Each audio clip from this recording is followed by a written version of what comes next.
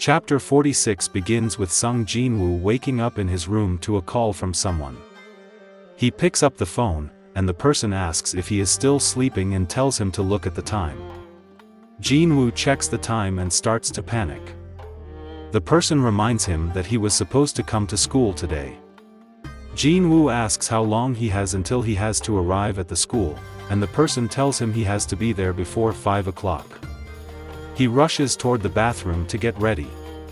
It was his sister who asked and told him that she expects to see him at school on time. Jinwoo, after taking a shower, decides to dress better as he is supposed to see his sister's teachers. The scene shifts, and we see Jinwoo arriving at a bank. He talks to the lady at the reception, telling her that he was there for a new debit card and to update his bank book. He hands her the papers, and after looking at the numbers, she is shocked as he has 1.4 billion in his account. She wonders how someone so young can possess so much money. She asks him what he does for a living, and Jinwoo replies that he is a hunter. She thinks that since hunters make a lot of money, he probably have a really high rank to have so much money. She tells him that their bank has recently released a new procedure for VIP customers, and it has been getting positive feedback from clients. She asks him if he wants to try it out, but Jinwoo tells her he is just there to update his account and is not interested. The scene shifts to the school, where he meets his sister, who is surprised to see him looking very well dressed. Jinwoo asks her what's wrong, doesn't he look good? She tells him he looks different, and Jinwoo replies by saying he was meeting her teachers. What was she expecting him to wear? A tracksuit and slippers? All the students are stunned to see Jinwoo as he makes his way through the corridor. His sister tells him he is really popular. She asks him if he has a girlfriend, and if not, she can introduce him to one of her friends. He pinches her face, saying, "Don't make fun of me." He arrives at the consultation room and enters, seeing a teacher who tells him to come in. She compliments him, saying she didn't know Jina had such a cool brother. Jinwoo thinks he graduated from this school, but this is the first time he has seen this teacher. She asks him to take a seat. She tells him he doesn't have to worry as Jina has a good personality and a kind disposition. She is a model student. The teacher asks Jinwoo if he knows that his sister is aiming for medical college. Jinwoo tells her he is aware of that. The teacher compliments Jina, saying her marks are good and her academic report is also good, so she thinks she can make it to a good medical school. She asks him not to put too much pressure on her. She tells him she is aware that Jinwoo is a hunter and asks if his sister develops any abilities, will he make her do hunter work as well? Jinwoo, with a serious expression, tells her no, he won't make her do any sort of hunting work. She gives a sigh of relief.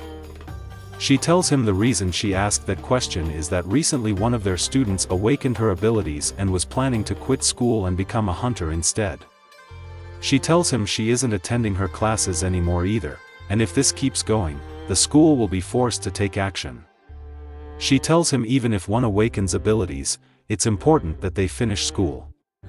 She says she doesn't know much about hunters, so she was asking him about it. Jinwoo asks her what rank the student received, and the teacher replies that she is of the lowest rank. Jinwoo thinks she is an E rank, and this student will die sooner or later if she continues on this path. The teacher tells Jinwoo that this student is Jina's friend and asks if Jinwoo can talk with the student and convince her to at least graduate first before becoming a hunter. Jinwoo is surprised to hear she is Jina's friend. The teacher tells him her name is Han Song. Jinwoo agrees to talk to her. The scene shifts, and we see a student going somewhere and being stopped by Jinwoo. He tells her Korea is small after all, as he recognizes the person. He tells her, as expected, it is you. She asks him why he is here. The girl asks Jinwoo if he is the hunter her teacher wanted to introduce to her. Jinwoo shows her a picture of Jina and asks if she knows her. She says that's Jina and asks if he is her brother. She tells him she even visited him in the hospital with Jina but didn't see his face while she was there. She says if he is Jina's brother, she understands that he is acquainted with the teacher, but Jinwoo tells her he isn't acquainted with her. She tells him she doesn't know what the teacher told him about her, but she isn't planning on going back to school and isn't planning to quit being a hunter either. Jinwoo asks if she is an E rank, telling her that normal attacks won't work on monsters, and she will need a weapon imbued with magic. Even if she manages to purchase one, it'll wear out quickly, and she will be forced to purchase another, saying it's not a profitable business and asking if she plans on fighting with her bare fists. He goes on to say that if she is planning on becoming a full-fledged hunter just because she made some money from their raid team, the girl stops him, saying enough with the lectures. As Jinwoo was also an E rank, Jinwoo thinks she is quite persistent, as he was in the past.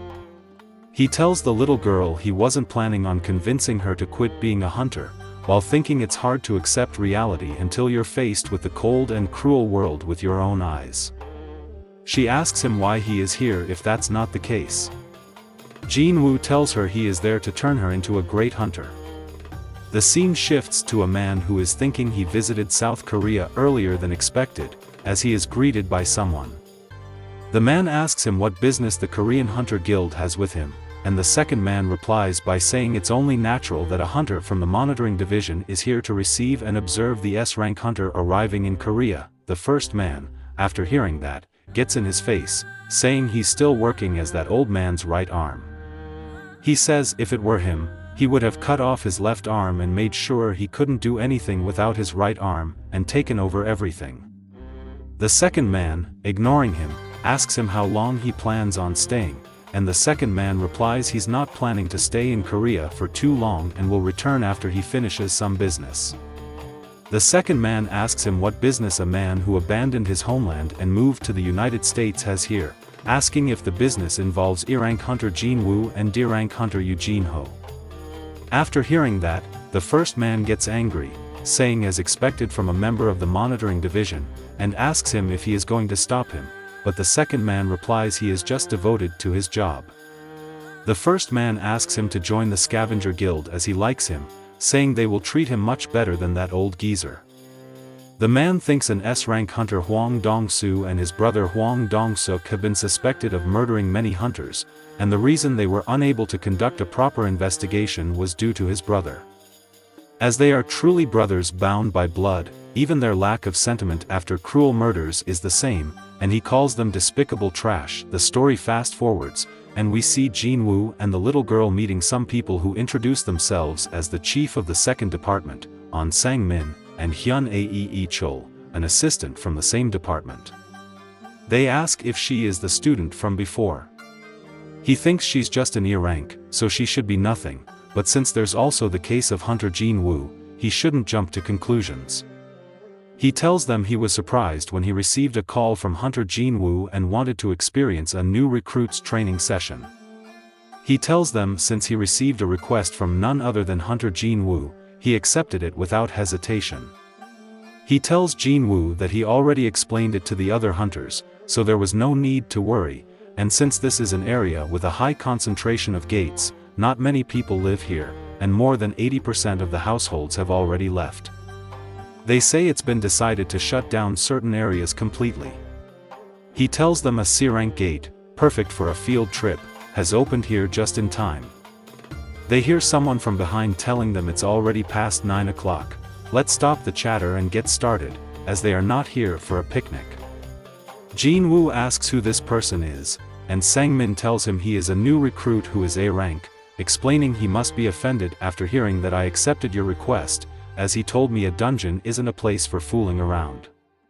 He goes on to say his name is Kim Chul, and as you can see, he's a tank. Sang-min tells Jinwoo that the team consists of 1 A rank, 7 B rank, and 4 C ranks, a total of 12 people.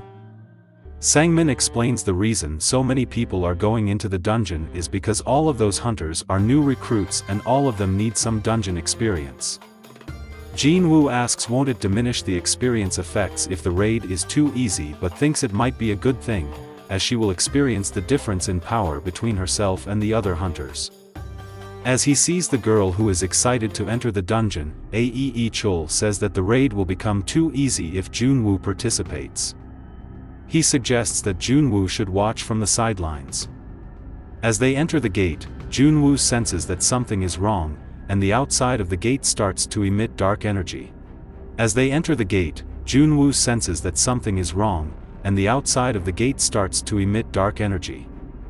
As the gate starts to fluctuate, Jinwoo thinks the sensation from the dungeon is completely different from before.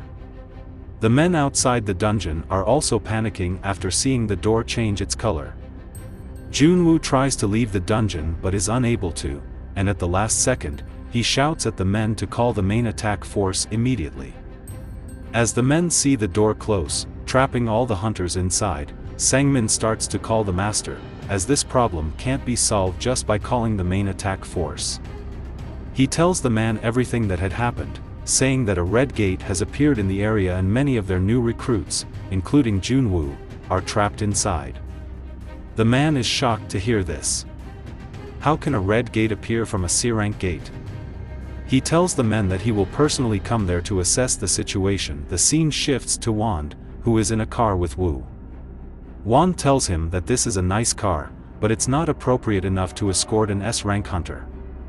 He asks him about his brother's funeral, and Woo tells him they couldn't retrieve his corpse, and that the funeral was done privately.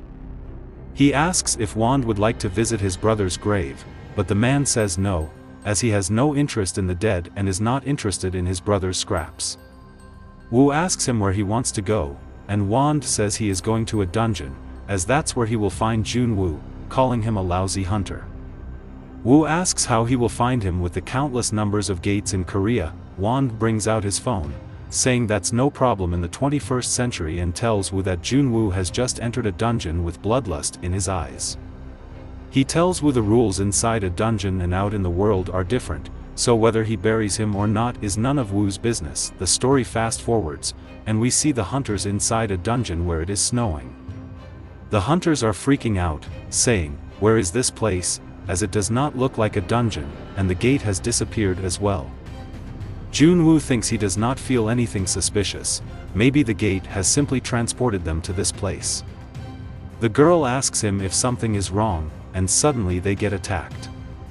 Jinwoo manages to catch one of the projectiles before it hits the girl, but one of the arrows hits one of the hunters, and everyone starts to freak out after seeing that. As they were ambushed, they looked at the location where the arrows were coming from and saw ice elves in the trees. Jinwoo wonders why he wasn't able to sense them, as they were not that far away. Outside the dungeon, the guild master has arrived at the location, and as he tries to enter the dungeon, he notices that the gate is shut off tight. He asks the men there if they have called the Korean Hunter Guild. They tell him they did, but they were playing dumb, claiming it was definitely a C-rank gate. The guild master gets angry after hearing that, saying red gates only appear in higher-ranked dungeons. He goes on to say that the energy coming from this gate was not of a C-rank dungeon, saying it is at least B-rank, or if they are unlucky, it could even be an A-rank gate. The men ask him if they should measure the gate with their own magical energy sensor, but the guild master tells them that the energy stops flowing out after the gate has turned red, so it is pointless to do that. He asks how many of their members have entered the dungeon. The men tell him there were a total of 12 people, an A-rank hunter designated as the captain and 7 B-rank hunters. The men ask him if the recruits will be fine. The guild master tells them the gate must be either B or A rank, and if they exclude the probability of S rank, that would put the entire country in a state of emergency. If it is a B rank, it will require 3 A rank hunters, but if it is an A rank gate, it will at least require 1 S rank or 10 A rank hunters. Therefore, if it is an A rank dungeon, we should consider all of them as good as dead, and if they are lucky, maybe 2 or 3 A or B rank hunters will return alive. Men get scared after hearing that, and they tell him there are 2 other people inside that gate who are not part of their guild. The master asks them who the person is. Chief-on tells him it is someone he has laid his eyes on recently. The guild master is surprised that someone piqued Chief-on's interest. He asks what the rank of that person is, whether it is an A or B rank hunter. Chief-on shakes his head, so the guild master thinks maybe the person is an S rank, but to his disappointment, the chief tells him it is an E rank hunter named Jinwoo. The scene shifts back to Jinwoo, who is concerned that their eyes are sharp, as they manage to single out and neutralize the two weakest hunters in the attack force. If this was 2 months ago, the arrow would have been aimed at him. One of the elves mocks Jinwoo, taunting him by making a sign, and that makes him angry. As he sees them run away from the location, Jinwoo says, "I'll kill you with my own hands." The A-rank hunter tells everyone that he's not sure how many of them have understood the situation, but they are inside a red gate, so they can't return until all of them are either dead or the dungeon opens. The hunters start to panic after hearing that, and the girl asks Jinwoo what a red gate is. Jinwoo tells her that it's a special gate that connects to another world, and once someone steps foot inside, the gate closes off completely, and nobody can enter the gate from the outside. The only way to escape this place is if they defeat the boss of the dungeon or the dungeon opens on its own. In other words, they are stranded. The A-rank hunter starts to introduce himself to the hunters, saying his name is Kim Chul. Now that they know this is a red gate, he'll take responsibility for their survival. He goes on, saying he will not prematurely claim that all of them will be able to return alive, as they have to wait countless months for the dungeon to open, so there is no guarantee that they will survive in this time. He explains that the red gate is at least B rank, and in a dangerous place like this, it will be difficult to manage a large number of people. That's why he has decided to form a separate team to clear the dungeon with him. Jinwoo, after hearing that, is surprised that they are planning on trying to clear this dungeon. The hunter tells them if they stay there, they will either die from the cold or get ambushed. Even if no one wants to clear the dungeon with him, he will go alone and ask who wishes to join him. Everyone agrees to join him, and Jinwoo thinks they will have a higher chance of survival by sticking with an A-rank hunter. But he starts to kick out some of the members from the party, saying he cannot bring anyone that's C rank or lower, as one day spent in a red gate is only an hour outside, and in the worst case, countless months can pass before the boss is killed or the dungeon is opened. That's why he can't bring any deadweight with him. He tells them all not to be disappointed, as if they manage to survive until they take down the boss, they can also return safely. As he is explaining everything to them, one of the high-rank hunters asks him if it is okay for her to switch sides. He tells her she can do as she wishes while thinking about who this woman is, as she is switching sides instead of sticking with the A-rank hunter. He asks if anyone wants to take her place, as there is a vacant spot in the team. One of the low-level hunters says he will take her place. As she walks by Jinwoo, she says that the A-rank hunter didn't notice the arrow coming, but Jinwoo did. She asks if he really is an E-rank hunter, as she suspects he is hiding his true power. The scene shifts to the men outside the dungeon, who are trying to figure out what to do in this situation. Chief On tells the guild master about Jinwoo, saying he is sure that Jinwoo has reawakened. The guild master asks him if he is sure, and it is not just speculation. The chief tells him it is, and the master says in that case, the only person I can put my faith in is Kim Chul. Another man, who is the chief of the first department of management, Ju Sung Chan, tells the master that Hunter Kim Chul's training results are very impressive, and he won't fall behind the current White Tiger Guild's main attack force members in a contest of strength. The master is relieved to hear that. He goes on mocking Chief On by saying, from the rumors that were whispered, an E-rank hunter with a possibility of being reawakened. Our Kim Chul is far superior compared to such a hunter with no foundation, and Chief On says, we'll see who's right when they get out. As they were talking, a car parks behind them, and a man comes out of it, saying, I heard that it was a C-rank gate. Did it turn out to be an A-rank gate? It was Huang who asked why the master of the White Tiger Guild was here. Everyone was surprised to see him there. The guild master asks him why he is in Korea. He tells him he stopped by to manage some business but didn't expect to see him there. But the master gets angry, saying, just answer my question. Why is a man who should be in the United States back in Korea and doing business in the White Tiger Guild's area? Huang asks the guild master if that lousy hunter entered the White Tiger Guild, but he doesn't know who he is talking about, so Huang tells him he was talking about the E-rank kid named Sung Jinwoo who has entered the gate. The master thinks, how does Huang know him? He approaches the gate, and after examining it, he asks if this is a red gate. We see Jinwoo, who was in the dungeon.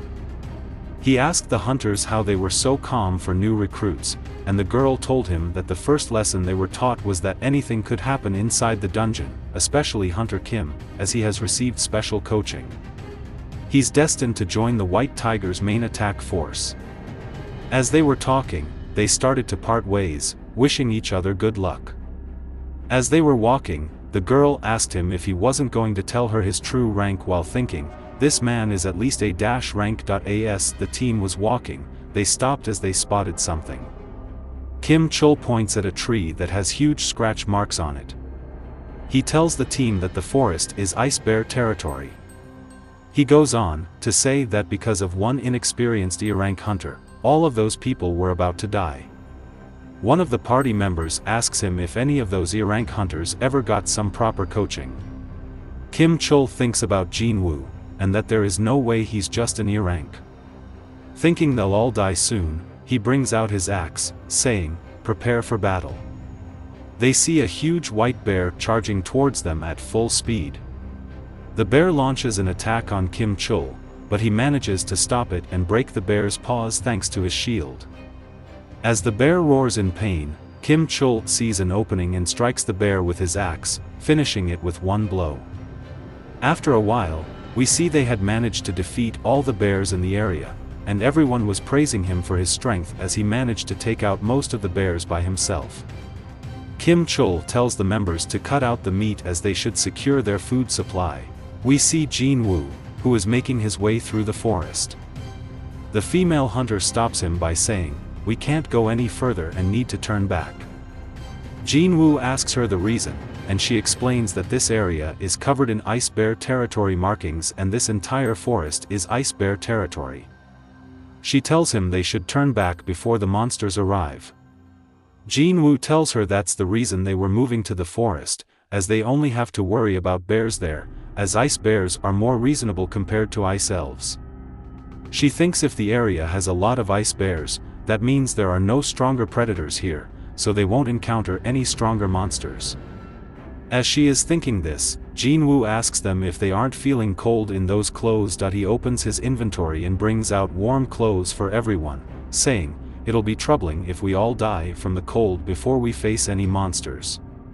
Everyone, after seeing this, was surprised, as spatial magic was limited to only 1 or 2 items, and he was able to summon so many.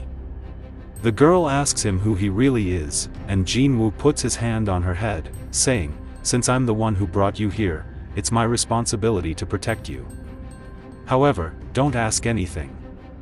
He tells the same thing to the rest of the members, not to ask him any questions and not to demand anything from him. As Jinwoo was explaining everything to them, he heard footsteps in the distance. It was an ice bear charging straight towards them.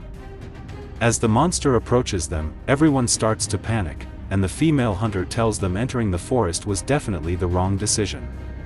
She tells everyone that she is going to distract the monster while all of them find an opening. Before she could finish, Jinwoo stopped her, saying, "I'll say this clearly, I'll hunt monsters just by myself." But the girl tells him that no matter how strong he is, that is still a high-ranked monster. As Jinwoo thinks, "I can't waste the experience that is standing right in front of me," and changes his title from the one who overcame adversity to Wolf Slayer and prepares to face the bear. The bear tries to hit him with its paw, but Jinwoo dodges it by jumping in the air. As he gets ready to strike the monster, he thinks, "If I add this title's effect to my current level, just by bare hands, I can defeat the beast and strike the bear right on the head." The hit was so strong it made shockwaves in the air as the bear almost got buried in the ground, leaving everyone stunned as to what they just witnessed. They look at Jinwoo with disbelief as he sits on top of the defeated monster, thinking, "It was just as I thought." Since the standard is higher, the experience gain is different. He notices he has leveled up. The scene shifts back to the men outside the gate, where the guild master was asking the reason for coming all this way to see an E-rank hunter. Huang tells him it was none of your business, saying it was just entertainment. The master tells him it is highly unlikely for him to survive, as this is a red gate. And past the gate, instead of a dungeon, it could be a desert over 60 degrees Celsius, a jungle filled with poisonous vipers and insects, or even an extremely cold snow area that could give you severe frostbite. Huang says he also wants to see what's beyond here. I get to see something so rare while just passing by, but this is quite troublesome, and I can't wait here until the dungeon opens. We see the hunters in the dungeon cooking some meat over a fire. We see their names: Myung Hwan, who was a C-rank hunter, Yoon Ki-jung, who was also a C-rank, and B-rank Park Hee-jin. As they sit by the fire, the schoolgirl starts to ask Jinwoo questions about his sister, saying, "Does Hina really do nothing but study at home?" They say she puts up dictionaries on the wall instead of wallpaper to memorize words while sleeping, but Jinwoo tells her she is just like you guys.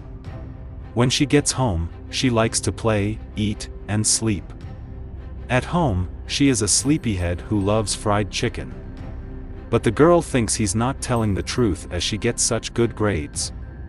Jinwoo tells her he can't believe it either, as they used to visit the arcade together as children. Myung and Hee-jin were also discussing that the number of bear ambushes had been decreasing, and Hee-jin told him that's because Jinwoo took care of the bears. As they were talking, Jinwoo started to get up, so they asked him where he was going. He tells them, "Since I ate, I'm going to exercise." They asked him why he needed to exercise as they were inside a gate. He tells them if he doesn't, there will be a penalty, and they all think he sure is strange.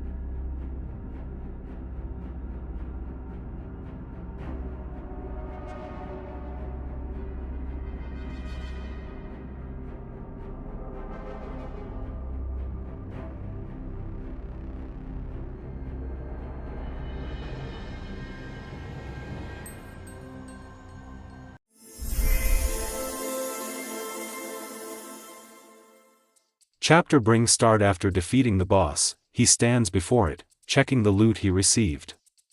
He had acquired the Demon Monarch's earring, Orb of Avarice, Vulcan's horn, and World Tree's fragment. He says, as expected from a boss-grade monster, the drops are excellent. He looks at the Orb of Avarice, which amplifies the magic effect to deal more damage. He thinks, this has an amazing effect, but it's too bad I can't use magic-type skills. He looks at Igris, who had brought him heads of defeated monsters, and kneels before him. But Jinwoo asks him not to do that, as Iron also did the same things after seeing Igris. As he drags the head of the boss monster towards Jinwoo, he thinks it was him who defeated that boss, but it was okay since Iron lent him his shield. After remembering that, he gets an idea. He looks over to the mages, who are celebrating their victory along with Iron. He asks them to stop paying attention to weird things and come over here. He hands the orb to one of the mages and orders him to shoot a fireball at a building. As the mage charges its attack, it is massive compared to before and deals more damage than before as well. He takes the orb and thinks there is no description saying he can't give this item to someone and thinks this will make magic-type hunters go crazy. The scene shifts back to the United States, where Huang has arrived at the bureau and is interrogating the man who came out of a dungeon. He tells the man he didn't expect such an interesting incident to develop the moment he arrived in Washington and says, a monster that can speak a human language. But the man tells him he was not a monster and if they doubt his identity, they can do a DNA test. Huang says no matter what, they need to stay alert since he came out of a gate, and the fact that a monster could be disguising itself as a human. He tells the man, "It'll be beneficial for you to cooperate with me as I am the one deciding whether you're a monster or a human." The man tells him he understands.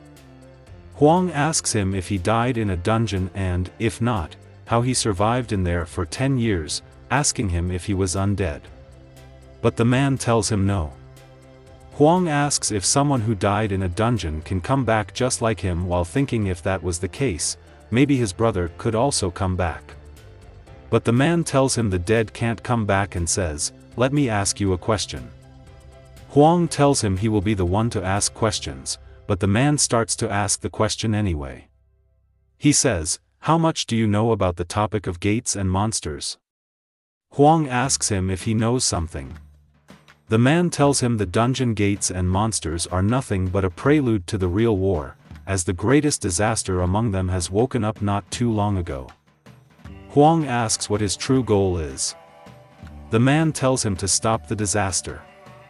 Huang asks what this great disaster is, but the man says he cannot say. Huang, with a grin on his face, says, "A human who came back to stop the disaster cannot reveal what the disaster is. Isn't it better for people to work together?" The man goes on to say that the numbers are nothing against his power, and even if sloppy people gather together, they'll just end up being used, and says Huang should know that since he is quite strong. Huang looks at him with anger after hearing that, saying, "How dare you look down on me?" He picks up the papers in front of him, saying there's no point in dealing with him anymore. He looks at the picture, thinking if his hair is taken care of, he will match it with his picture. But he didn't age that much despite rotting away in a dungeon for 10 years. That he tells the man his days spent as a hunter were splendid. He would have made a big sum of money in this current age, as there is a grading system in place, and at his level, he can live without worry. As he reads the rest of the details, he is shocked to see something. He asks the man, "You have 2 children. Do you remember your daughter's name?" The man tells him it's Sung Jina. Huang asks the name of his son, and the man replies son Jinwoo. Huang gets excited after hearing that name. The man senses bloodlust coming from Huang. The man asks him why he is acting like that after hearing his son's name, and Huang tells him, "I told you I'm the one asking questions." But the man, angry, says he needs to hear his answer. Huang says, "What if I don't answer?" The man says he will have to use force. Huang presses a red button on the table, thinking this must be a second chance given by the gods. He tells the deputy director, "This man is a monster. He will be attacking soon, and you should evacuate quickly." Huang says he just returned from South Korea and knows full well about his son's current situation. He tells him his son is dead and tells him he can directly hand his will to his son after he is done with him. The scene shifts back to the dungeon, where we see a lot of undead monsters and a large boss-like monster pointing toward Jinwoo as he is summoning his shadow soldiers. He tells them to open up a path ahead, and all of the soldiers start to charge into battle. The fight continues, and Iron and Igris effortlessly make their way through the army of undead. Jinwoo asks the undead boss if he is surprised to see how strong his soldiers are, as the monster looks towards Jinwoo, who is standing on a tombstone, and the monster gets scared after seeing the sight. Jinwoo asks if the undead also feels fear, but it doesn't matter as he slices the boss into pieces without breaking a sweat. The story begins with the defeated corpse of the floor boss named Metis. As Jinwoo sits on the pile of defeated enemies, he says, "This boss's magic was powerful, and he was able to control hundreds of more summons than I am able to. I wanted to turn him into my shadow soldier, but for some reason, shadow extraction is not possible on demon-type monsters." He looks at the necklace in his hands, which he acquired after defeating Metis. Now that he has 2 of the set pieces, he only needs 1 more. This equipment buffs his agility and intelligence by 20 points. Jinwoo thinks it's similar to leveling up 5 times. He sets his sights on the next boss of the dungeon in order to acquire the final piece, but he has already completed his quest of collecting 10,000 demon souls and has reached his limit. He decides to check out the rewards he gained from completing the quest. He received 20 bonus stats, a hidden reward, and the ability to choose any item from the shop. He wonders if he should choose one of the most expensive pieces of equipment from the store, as it may grant him an amazing ability. But then he thinks, I can obtain equipment just by running dungeons. I'm getting better equipment and weapons as the days go by. He considers that if he chooses something too rashly, he might end up selling it back to the store and decides to choose something he really needs. He chooses the cursed random box. He recalls that in the past, he was able to choose between a cursed box and a blessed random box, and from that, he obtained the key to this dungeon, which allowed him to level up and obtain rare items. Naturally, he is curious about the contents of the cursed random box. As the box opens, he receives another key, but the description of the item is not available. Jinwoo wonders what it is used for and decides to put it away in his inventory for the time being, thinking, I will find a use for it someday. The cursed random box is said to provide me with an item that I will need. After that, he accepts the second reward, which is 20 stat points. He decides to invest all 20 of those into intelligence. Lastly, he accepts the final hidden reward. As he receives it, he thinks he doesn't have high expectations after the cursed random box. It turns out to be instructions for crafting the holy water of life. The scene shifts to a burning building, where some firefighters are trying to extinguish the fire. We are shown some men talking about the destruction. One of them says, I heard that when an S-rank battle takes place, the nearby land will change, and everything will be reduced to ruins. But with this battle ending with only this much damage, it means that Hunter Huang lost before the damage got too serious. The story fast forwards, and we see Jinwoo in the hospital. He is there to check on his mother's condition. He sits next to her and brings out the scroll he had acquired during the dungeon raid. He looks at the description of the item, which states, a mysterious potion that can cure any disease with powerful magic. The effect will only take place when the entire bottle has been consumed. He looks at his mother, thinking, if this can cure any disease, that means I can save mom with this. He checks the requirements to create the potion. He needs the world tree fragment, which he already obtained after defeating Vulcan, the spring water of the echoing forest, which he obtained after defeating Metis from the 75th floor, and the final item, the purified blood of the Demon King. He thinks I haven't found the final item yet, but it's obvious where it is. I need to clear the dungeon to obtain the final item, and after that, I can save my mother. He prepares to go back into the dungeon to collect the final item, thinking, I raised my level by 16 while climbing the demon castle for a week, and now that I'm around S rank, I have nothing to be afraid of. The scene shifts to the Korean Hunters Association, where the assistant manager, Young, is talking with his colleagues about a recent incident in the United States, where 2 S-rank hunters destroyed an entire building. As they are talking, a man approaches the front desk. Young whispers to the woman at the desk, telling her, it'll be a pain, so just explain that he has to cover the cost and send him to the re-evaluation room. Young looks at the man's details. The scene shifts to the guild master of the White Tigers Guild, who receives a call regarding Jinwoo, who has come to re-evaluate his rank. The story fast forwards, and we see Jinwoo sitting in the waiting area of the re-evaluation room. As he looks around, he thinks, nothing has changed since the old days. He hears someone talking as the man explains, if someone ends up with the D rank or higher, they'll get scouted by the men standing in the hallway. He explains they're all from various guilds since small guilds don't have many hunters joining them. They wait here and try to attract hunters right after their evaluation. He goes on to say, it's better if you don't join those guilds, as small guilds frequently attempt dangerous raids and have a high death ratio. As he was talking, Jinwoo looked at the person who had just finished their evaluation. The person looked disappointed as the lady called for the next person to enter. The man gets up confidently, telling the others, don't be nervous. As long as you aren't placed at an E rank, you'll have no problem putting food on the table. Jinwoo looks at the man sitting next to him, who is muttering, I'll receive a down payment if I can get into a big guild. I can pay off my debt and live with my daughter like in the past.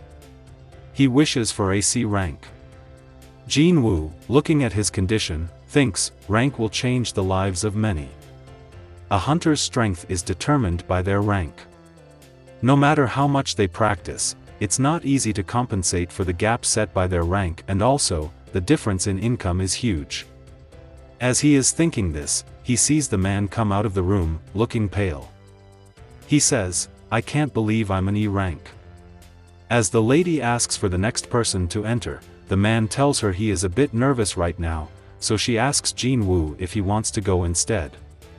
They enter the room, and she asks him about his details. She sees that he has already received an E rank and asks if he is being re-evaluated. She thinks, why is it always E-rankers who come back for re-evaluation? She asks him to place his hand on the black crystal. As he does, the crystal starts to change color, and after seeing the results, her expression changes. She says, there was an error, and asks him to put his hand on the crystal again. She asks him to place his hand on the crystal once more, saying, this has never happened before, and apologizes as she makes a fuss. Young comes to check on her. He asks, where's Chong Shik, and why are you working alone? She tells him Chong went on a washroom break. He says, that guy, leaving his post during the busy hour, and thinks, I'm also doing the same. He asks her what the problem is. She tells him there is something wrong with the detector. He looks at the detector while thinking, it's not just one or two people who delude themselves and waste their money on re-evaluation. But as he sees the screen, his expression changes. He asks the girl, how long have you been working here? She tells him it's been 6 months and asks if she did something wrong. But the man tells her to get Chong Shik over here immediately. She asks him why he is acting like that, and the man explains, this isn't an error. It's immeasurable. He asks her if she knows what that means. He explains their detector is incapable of measuring Jinwoo's magic power and says, this man is Korea's 10th S-rank hunter. The scene shifts to the outside of the building, where two men are talking about the recent Red Gate incident. It was Chief Woo Jin-chul, who was explaining the events of the Red Gate to someone. The man asks if it is true that Huang was connected to the Red Gate incident and that he was the one who defeated the dungeon boss and saved the hunters. But Wu tells him it wasn't Huang, as he witnessed the scene himself. The man asks if Wu knows about the person who cleared that dungeon. Wu tells him, I didn't remain on the scene until the very end, so I don't have exact details, but if I were to suspect someone. He stops mid-sentence, unsure. The man tells him, you certainly don't open your mouth until you're positive with the information. He then asks Wu about the discovery on the coast of Japan. Wu tells him they only found a corpse and still need to confirm if it can fly to the mainland without dying, adding, I'm sure that the guilds will be called up before that. The man replies, understood. The Hunters Guild will fully cooperate. The man tells him that Building B is rather loud today, but Wu replies, I don't hear anything. The man tells him, I'm a bit sensitive. Wu says, a new hunter is probably causing a ruckus due to his rank, and decides to go check. The man tells him, I'm also a bit curious. Wu thinks if he had sensed something. Due to his gentle impression, I almost forgot what kind of man he was. The scene shifts to inside the building, where Young asks Jinwoo if he can return after 3 days, as they need to get permission from the higher-ups to use a more precise detector. All the guild recruiters, upon hearing that, are shocked as they wonder if this man is Korea's 10th S-rank hunter. As they look behind them, they see the man from before entering the building. They recognize the man as Choi Jong-in, the guild master of the Hunters Guild, also known as the Ultimate Soldier. Jinwoo looks at the man, thinking, with his top-tier fire magic, they say he can effortlessly wipe out a building with a single spell. The recruiters wonder if it was already pre-arranged for Jinwoo to join the Hunters Guild. Wu looks at Jinwoo, thinking, he is an S-rank. Choi Jong looks at Jinwoo and tells everyone there is no need to borrow a detector, as he is an S-rank without a doubt. He introduces himself to Jinwoo as the representative from the Hunters Guild and asks him if he has a guild in mind. He offers to take some of Jinwoo's time to discuss the matter, but to his shock, Jinwoo declines without hearing his proposal. Choi Jong, confused, asks Wu if he forgot to introduce himself and wonders if he was being too forceful. He looks back, saying, he vanished without making a sound. He must be an excellent assassin-type hunter. As he is talking, he sees the guild master of the White Tiger running into the building. As he enters, he thinks, if Jinwoo joins the Hunters Guild, they will have 3 S-rank hunters and will stand alongside other top guilds all over the world. Choi Jong wonders what President Baek is doing there. Choi thinks there is a huge distance between the White Tiger building and the Hunters Association building. He must have transformed and run all the way here. As Choi leaves, he tells Beck, after seeing that man's attitude earlier, he's not someone you can easily win over. Beck thinks I was caught by that snake of all people. This just became complicated. The scene shifts to the hospital, where Jinwoo is sitting next to his mother, thinking, if I look at her, it seems like she'll open her eyes without any problem at any moment. He thinks about the disease that broke out after the gates started appearing. It's called eternal slumber. As he leaves, he tells her to wait just a bit longer, as he will save her. He says I need to get stronger. The mid-bosses were very strong, and I might have been defeated by the top-floor boss. As he is thinking that, he sees Woo standing in front of him. Jinwoo says, "We meet again." Woo tells him, the monitoring division's primary goal is to deal with humans instead of monsters.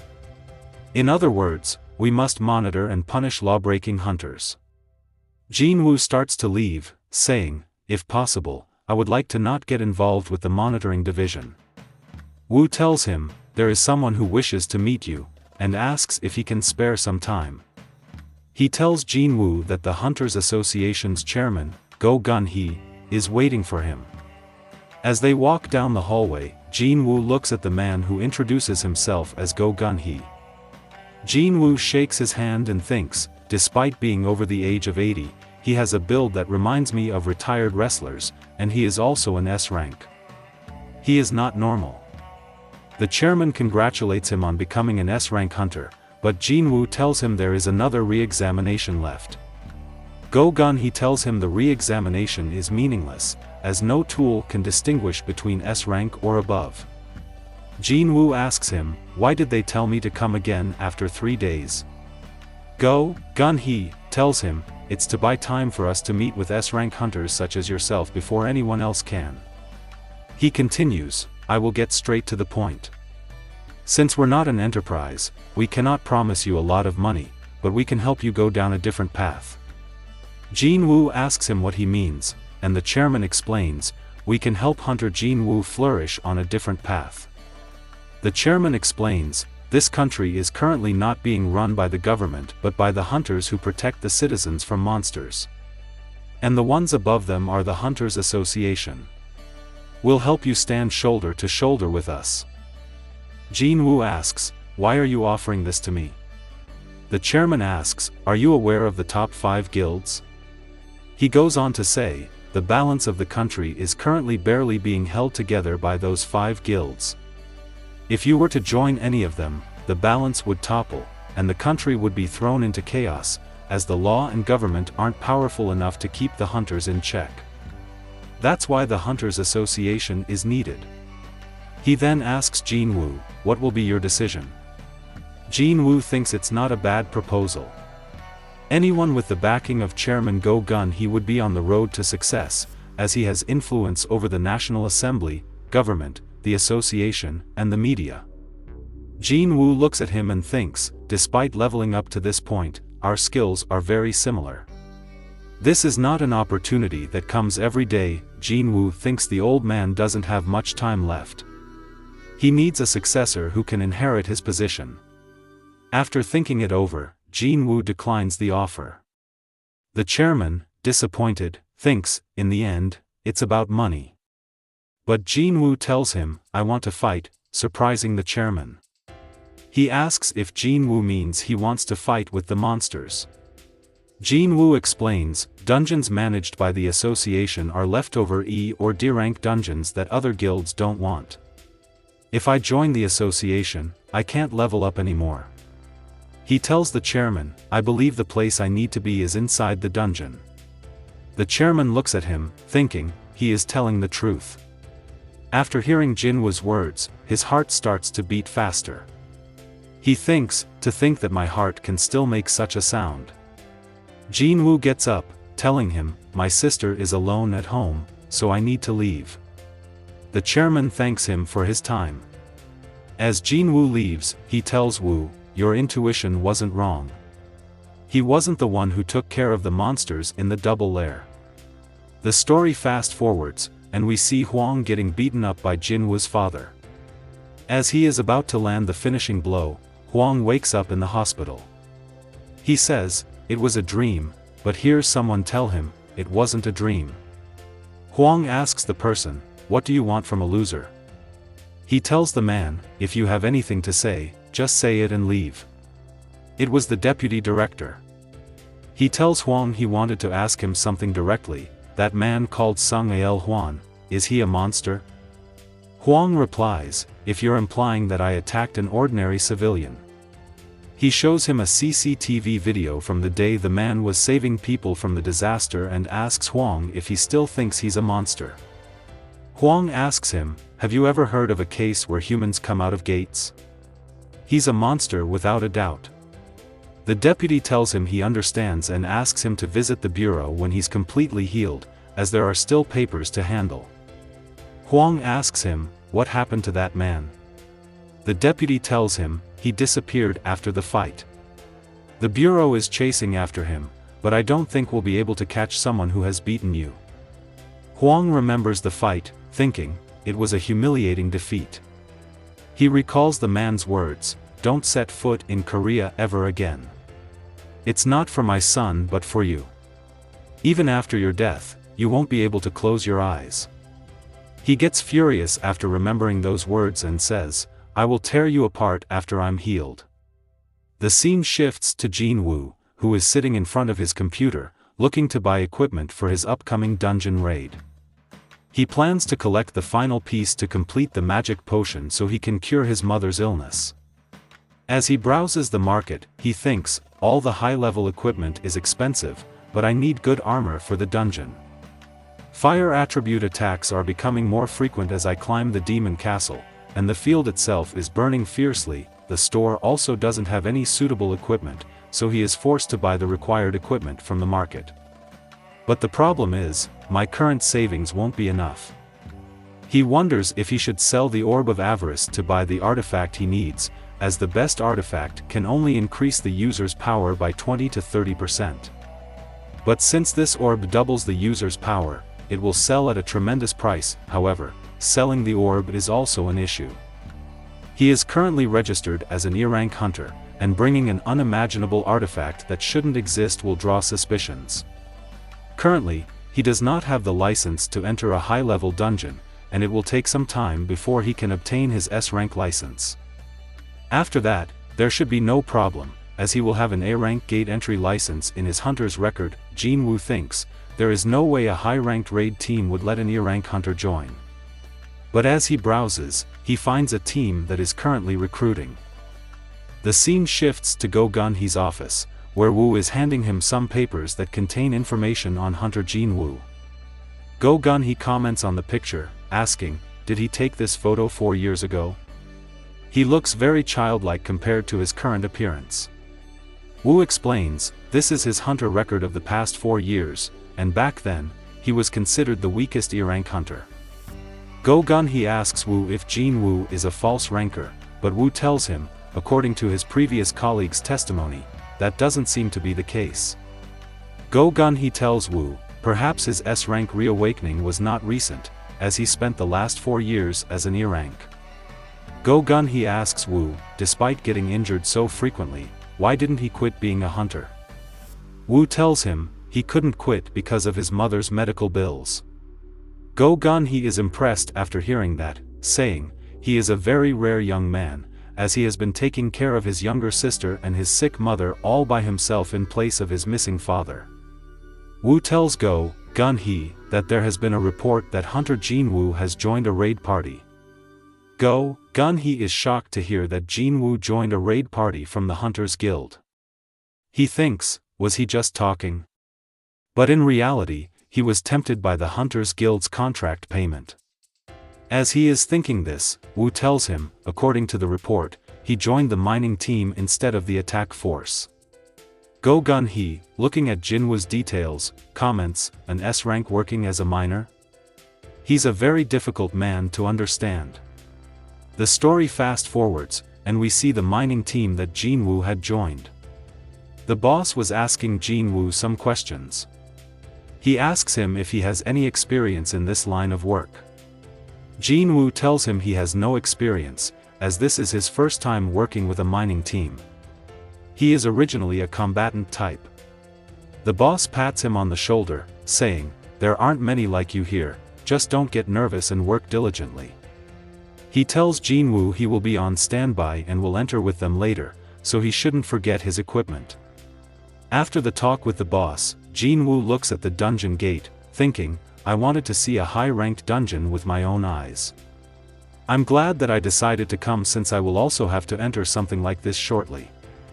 The scene shifts to the hunters inside the dungeon as someone comments that the dungeon this time is quite deep. It was Choi Jong-in who was leading the main strike force of the Hunters Guild.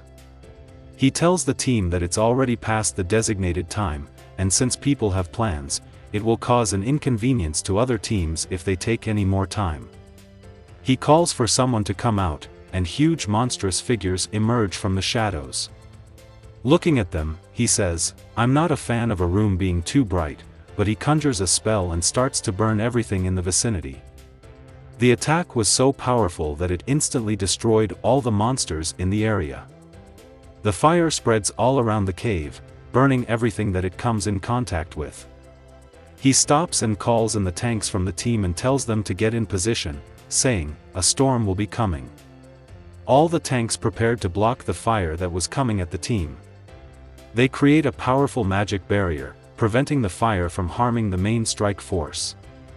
Choi tells the team that he took moderation into account, since we can't collect their corpses if they are roasted too well.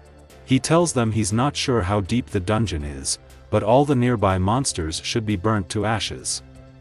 Hearing his words, the team members call him amazing, saying, "Whenever we see him, he is a tremendous force." Outside the gate, the mining team captain grows impatient, saying, "How long has it been since you said they're almost finished?" Chief On tells the man he's certain they're almost finished, and this is all for your team's safety, as it would be awkward if a monster appeared in the middle of your work because they rushed their job. Chief On asks the man, "How about we go for a drink after work?" But the man, annoyed, tells him he understands, so how about he leaves them alone. As they were talking, they heard someone shout, "The attack force is coming out. Everyone get ready, we'll be entering soon."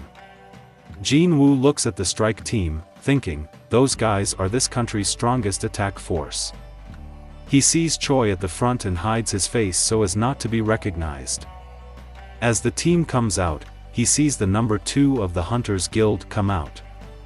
She is the Vice Minister of the Hunters Guild, the S rank, Cha Hae-in. He looks at her, thinking, how many women in the world have such energy? She is at least on Choi Jong-in's level, maybe even higher than that. She may be on a similar level to Go Gun-hee. As he is thinking, the girl turns her attention toward Jinwoo, thinking, "I just felt a strong presence.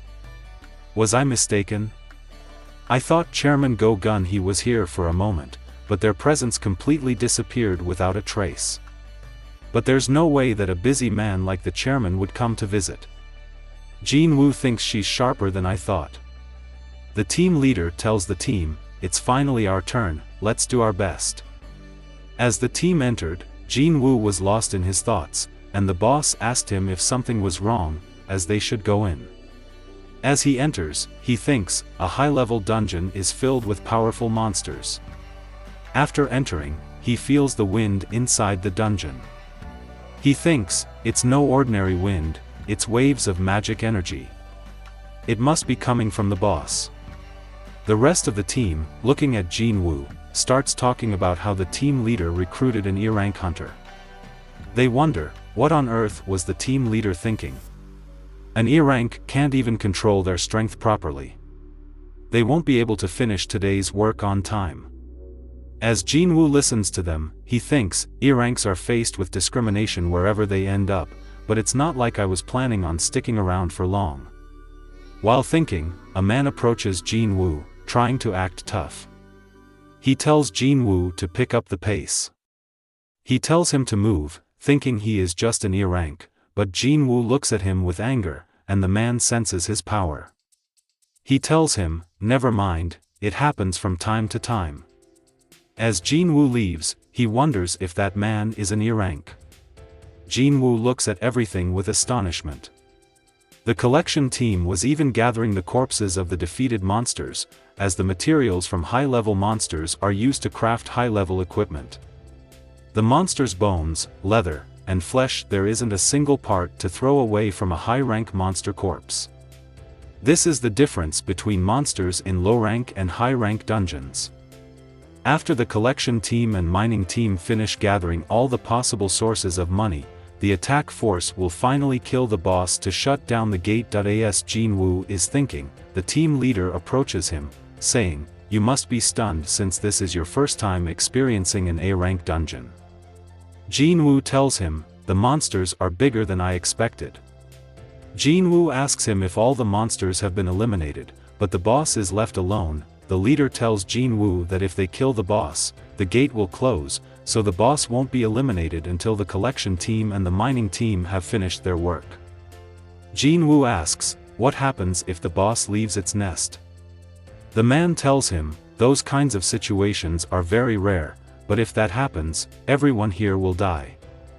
Jinwoo asks him, aren't you scared by the horrifying monster that looms behind your back? The man tells him, I've worked for the Hunters Guild for 3 years, and there has never been an accident. Jinwoo thinks to himself, ignorance is bliss sometimes. The boss may be dormant, but it's releasing enough magic energy to make one's body shudder. He senses the boss and thinks, this boss is levels above Vulcan and Metis. Choi and Cha-hei are impressive to be able to slay such bosses, but the perfectly organized A-rank raid team is just as impressive. As he starts to work, all the workers, along with the captain, are shocked to see Jinwoo, who has no experience in the field and is just an E-rank. They comment that his work rate and skills are not normal. After some time, the boss tells the crew to take a break, as it is lunchtime. He asks Jinwoo if he is coming, but Jinwoo tells the captain that he ate, so they should go ahead without him. After everyone leaves, Jinwoo puts his weapons down, thinking, I'm finally alone. I can't miss an opportunity like this. He starts to go into the dungeon, saying, I have 1 hour of free time. I'll just take a quick peek and come back. As he arrives at the location, he sees the boss standing in front of him. He thinks it's a giant-type boss. He felt its power, and it was much stronger than that of Metis. He summons his dagger, as he is strong enough to defeat the monster on his own. But he thinks, my inner conscience is telling me that this is wrong. Like, subscribe for the next part.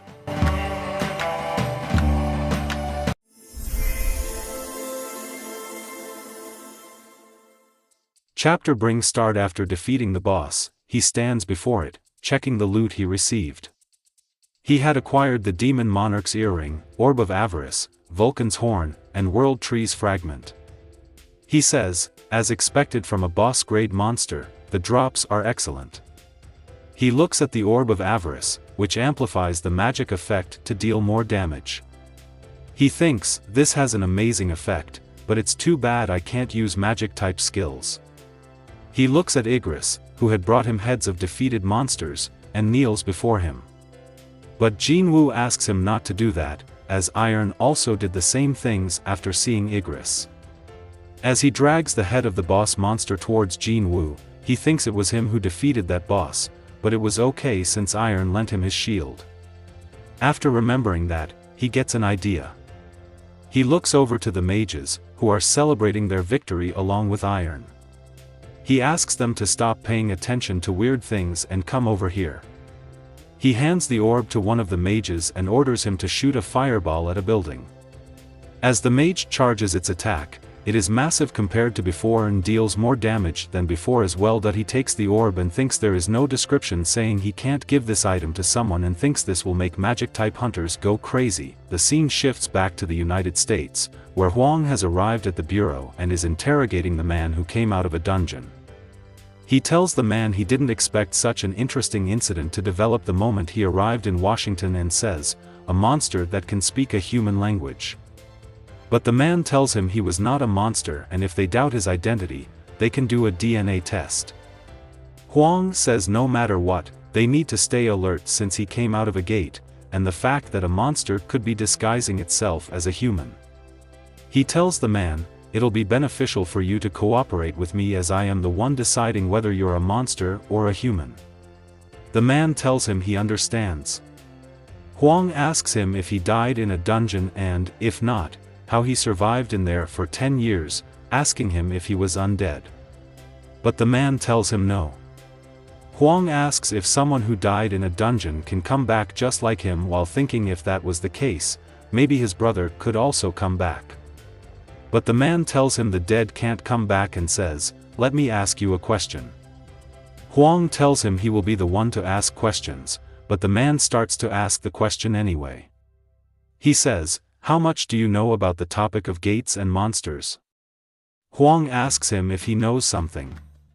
The man tells him the dungeon gates and monsters are nothing but a prelude to the real war, as the greatest disaster among them has woken up not too long ago.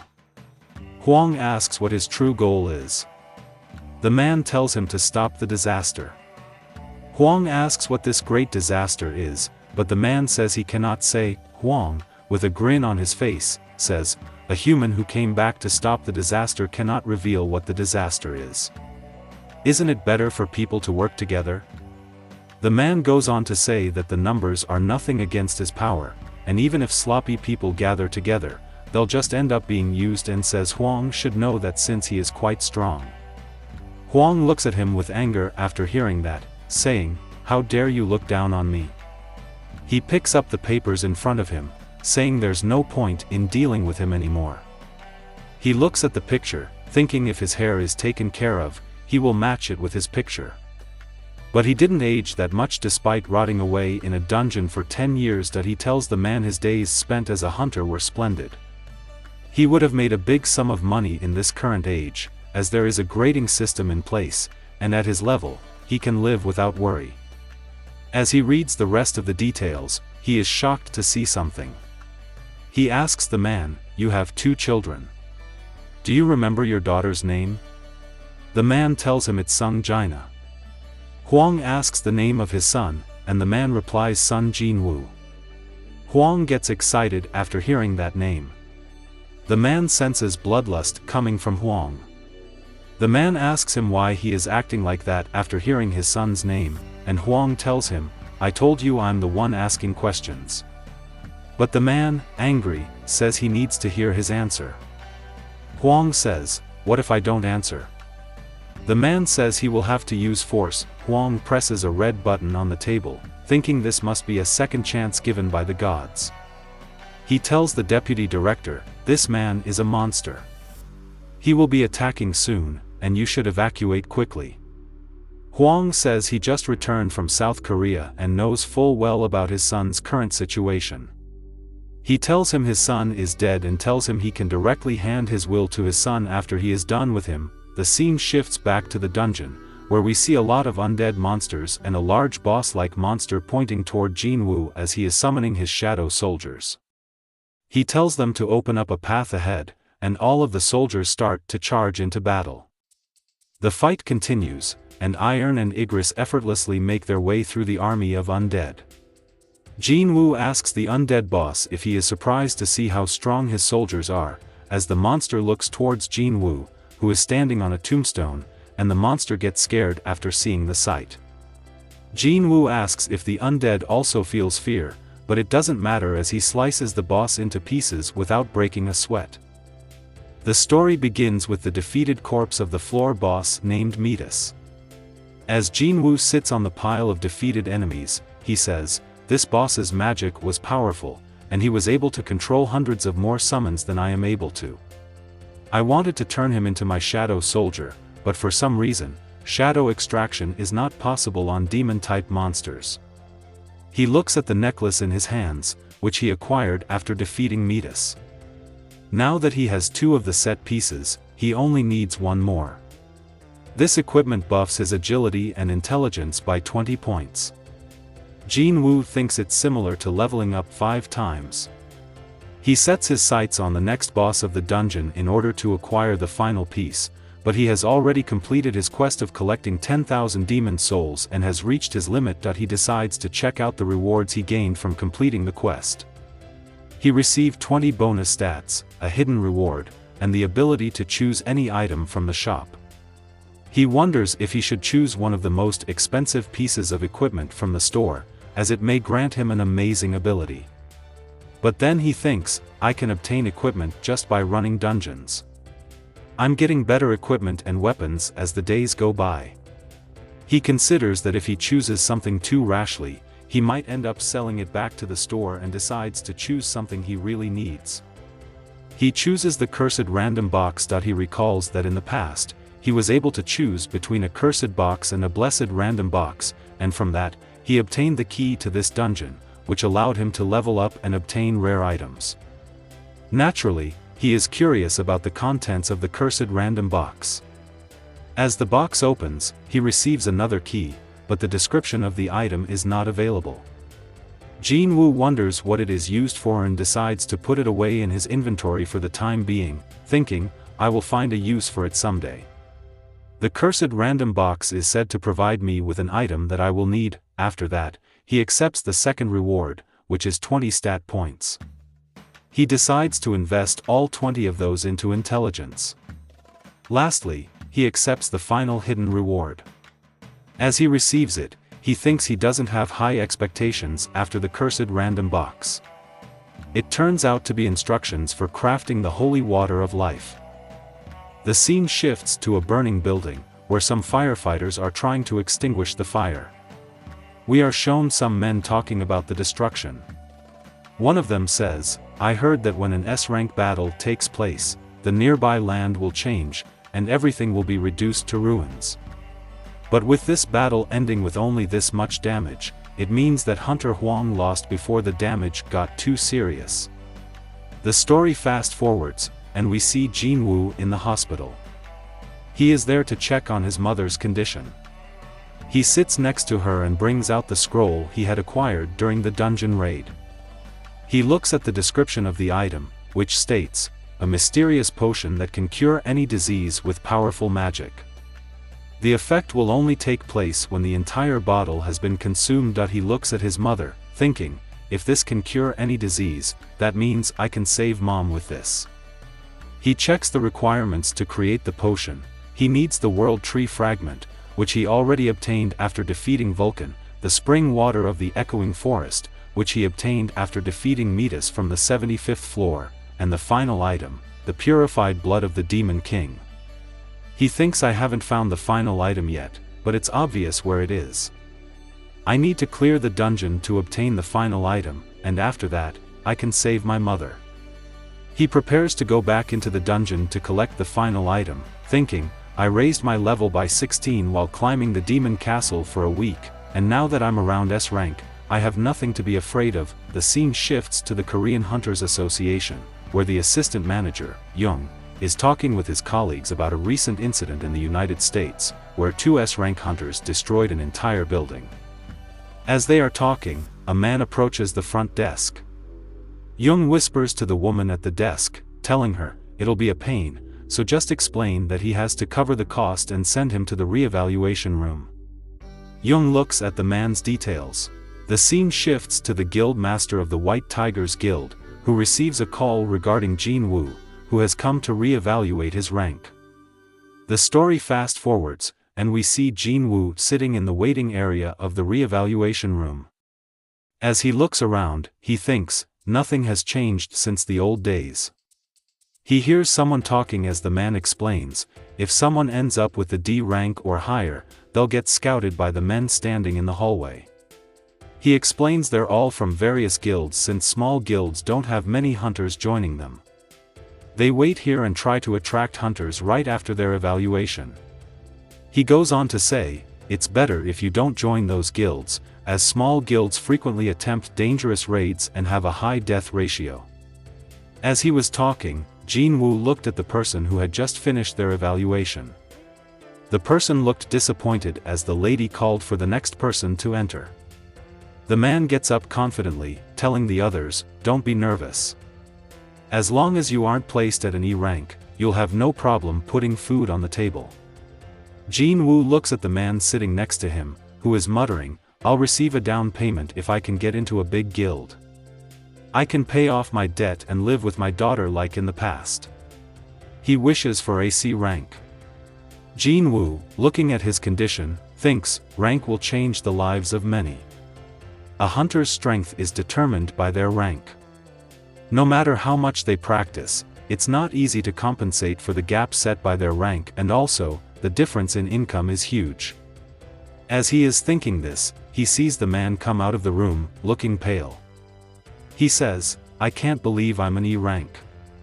As the lady asks for the next person to enter, the man tells her he is a bit nervous right now, so she asks Jinwoo if he wants to go instead. They enter the room, and she asks him about his details. She sees that he has already received an E rank and asks if he is being re-evaluated. She thinks, why is it always E rankers who come back for re-evaluation? She asks him to place his hand on the black crystal. As he does, the crystal starts to change color, and after seeing the results, her expression changes. She says, there was an error, and asks him to put his hand on the crystal again. She asks him to place his hand on the crystal once more, saying, this has never happened before, and apologizes as she makes a fuss. Young comes to check on her. He asks, where's Chong Shik, and why are you working alone? She tells him Chong went on a washroom break. He says, that guy, leaving his post during the busy hour, and thinks, I'm also doing the same. He asks her what the problem is. She tells him there is something wrong with the detector. He looks at the detector while thinking, it's not just one or two people who delude themselves and waste their money on re-evaluation. But as he sees the screen, his expression changes. He asks the girl, how long have you been working here? She tells him it's been 6 months and asks if she did something wrong. But the man tells her to get Chong Shik over here immediately. She asks him why he is acting like that, and the man explains, this isn't an error.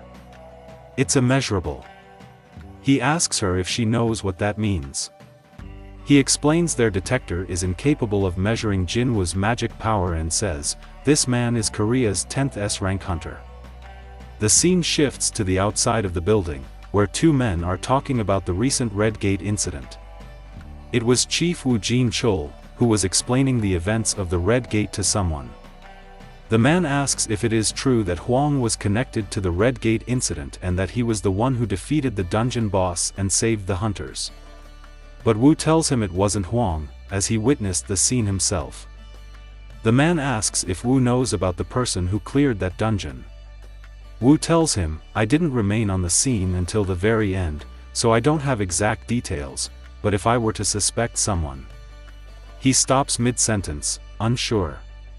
The man tells him, you certainly don't open your mouth until you're positive with the information. He then asks Wu about the discovery on the coast of Japan. Wu tells him they only found a corpse and still need to confirm if it can fly to the mainland without dying, adding, I'm sure that the guilds will be called up before that. The man replies, understood. The Hunters Guild will fully cooperate. The man tells him that Building B is rather loud today, but Wu replies, I don't hear anything. The man tells him, I'm a bit sensitive. Wu says, a new hunter is probably causing a ruckus due to his rank, and decides to go check. The man tells him, I'm also a bit curious. Wu thinks if he had sensed something. Due to his gentle impression, I almost forgot what kind of man he was. The scene shifts to inside the building, where Young asks Jinwoo if he can return after 3 days, as they need to get permission from the higher-ups to use a more precise detector. All the guild recruiters, upon hearing that, are shocked as they wonder if this man is Korea's 10th S-rank hunter. As they look behind them, they see the man from before entering the building. They recognize the man as Choi Jong-in, the guild master of the Hunters Guild, also known as the Ultimate Soldier. Jinwoo looks at the man, thinking, with his top-tier fire magic, they say he can effortlessly wipe out a building with a single spell. The recruiters wonder if it was already pre-arranged for Jinwoo to join the Hunters Guild. Wu looks at Jinwoo, thinking, he is an S rank. Choi Jong looks at Jinwoo and tells everyone there is no need to borrow a detector, as he is an S rank without a doubt. He introduces himself to Jinwoo as the representative from the Hunters Guild and asks him if he has a guild in mind. He offers to take some of Jinwoo's time to discuss the matter, but to his shock, Jinwoo declines without hearing his proposal. Choi Jong, confused, asks Woo if he forgot to introduce himself and wonders if he was being too forceful. He looks back, saying, he vanished without making a sound. He must be an excellent assassin-type hunter. As he is talking, he sees the guild master of the White Tiger running into the building. As he enters, he thinks, if Jinwoo joins the Hunters Guild, they will have 3 S-rank hunters and will stand alongside other top guilds all over the world. Choi Jong wonders what President Baek is doing there. Choi thinks there is a huge distance between the White Tiger building and the Hunters Association building. He must have transformed and run all the way here. As Choi leaves, he tells Baek, after seeing that man's attitude earlier, he's not someone you can easily win over. Baek thinks I was caught by that snake of all people. This just became complicated. The scene shifts to the hospital, where Jinwoo is sitting next to his mother, thinking, if I look at her, it seems like she'll open her eyes without any problem at any moment. He thinks about the disease that broke out after the gates started appearing. It's called eternal slumber. As he leaves, he tells her to wait just a bit longer, as he will save her. He says I need to get stronger. The mid-bosses were very strong, and I might have been defeated by the top-floor boss. As he is thinking that, he sees Woo standing in front of him. Jinwoo says, we meet again. Woo tells him, the monitoring division's primary goal is to deal with humans instead of monsters. In other words, we must monitor and punish law-breaking hunters. Jinwoo starts to leave, saying, if possible, I would like to not get involved with the monitoring division. Woo tells him, there is someone who wishes to meet you, and asks if he can spare some time. He tells Jinwoo that the Hunters Association's chairman, Go Gun-hee, is waiting for him. As they walk down the hallway, Jinwoo looks at the man who introduces himself as Go Gun-hee. Jinwoo shakes his hand and thinks, despite being over the age of 80, he has a build that reminds me of retired wrestlers, and he is also an S rank. He is not normal. The chairman congratulates him on becoming an S-rank hunter, but Jinwoo tells him there is another re-examination left. Go Gun-hee tells him the re-examination is meaningless, as no tool can distinguish between S-rank or above. Jinwoo asks him, why did they tell me to come again after 3 days? Go Gun-hee tells him, it's to buy time for us to meet with S-rank hunters such as yourself before anyone else can. He continues, I will get straight to the point. Since we're not an enterprise, we cannot promise you a lot of money, but we can help you go down a different path. Jinwoo asks him what he means, and the chairman explains, we can help Hunter Jinwoo flourish on a different path. The chairman explains, this country is currently not being run by the government but by the hunters who protect the citizens from monsters. And the ones above them are the Hunters Association. We'll help you stand shoulder to shoulder with us. Jinwoo asks, why are you offering this to me? The chairman asks, are you aware of the top 5 guilds? He goes on to say, the balance of the country is currently barely being held together by those 5 guilds. If you were to join any of them, the balance would topple, and the country would be thrown into chaos, as the law and government aren't powerful enough to keep the hunters in check. That's why the Hunters Association is needed. He then asks Jinwoo, what will be your decision? Jinwoo thinks it's not a bad proposal. Anyone with the backing of Chairman Go Gun-hee would be on the road to success, as he has influence over the National Assembly, government, the association, and the media. Jinwoo looks at him and thinks, despite leveling up to this point, our skills are very similar. This is not an opportunity that comes every day. Jinwoo thinks the old man doesn't have much time left. He needs a successor who can inherit his position. After thinking it over, Jinwoo declines the offer. The chairman, disappointed, thinks, in the end, it's about money. But Jinwoo tells him, I want to fight, surprising the chairman. He asks if Jinwoo means he wants to fight with the monsters.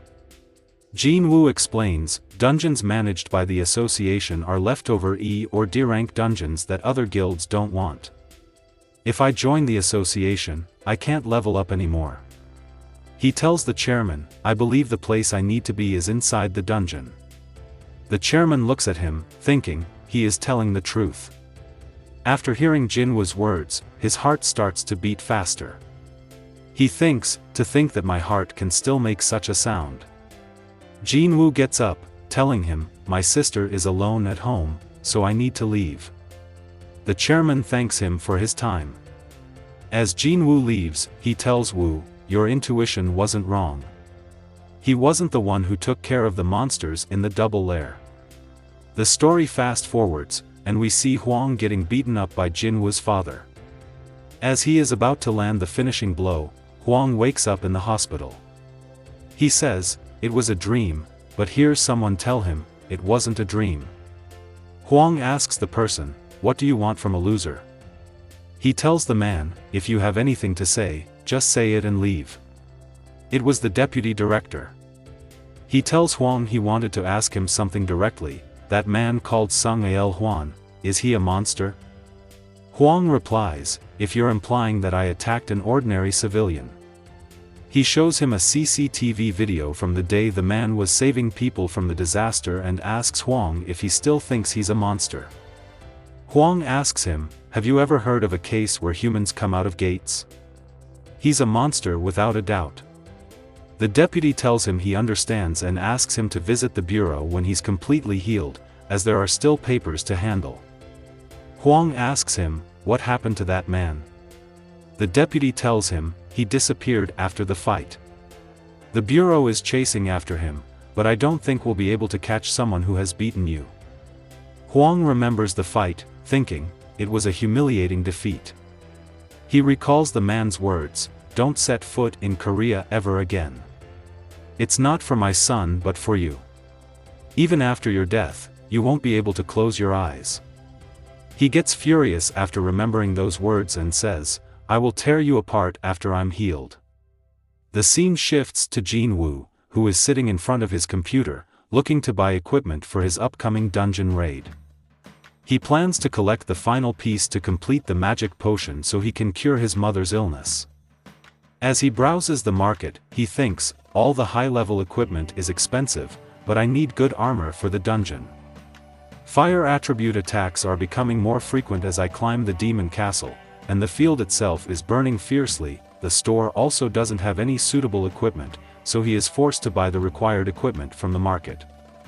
But the problem is, my current savings won't be enough. He wonders if he should sell the Orb of Avarice to buy the artifact he needs, as the best artifact can only increase the user's power by 20 to 30%. But since this orb doubles the user's power, it will sell at a tremendous price. However, selling the orb is also an issue. He is currently registered as an E-rank hunter, and bringing an unimaginable artifact that shouldn't exist will draw suspicions. Currently, he does not have the license to enter a high-level dungeon, and it will take some time before he can obtain his S-rank license.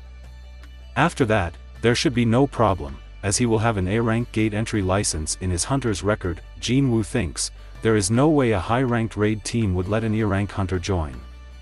But as he browses, he finds a team that is currently recruiting. The scene shifts to Go Gun-hee's office, where Woo is handing him some papers that contain information on Hunter Jinwoo. Go Gun-hee comments on the picture, asking, did he take this photo 4 years ago? He looks very childlike compared to his current appearance. Woo explains, this is his hunter record of the past 4 years, and back then, he was considered the weakest E-rank hunter. Go Gun-hee asks Woo if Jinwoo is a false ranker, but Woo tells him, according to his previous colleague's testimony, that doesn't seem to be the case. Go Gun-hee tells Woo, perhaps his S-rank reawakening was not recent, as he spent the last 4 years as an E-rank. Go Gun-hee asks Woo, despite getting injured so frequently, why didn't he quit being a hunter?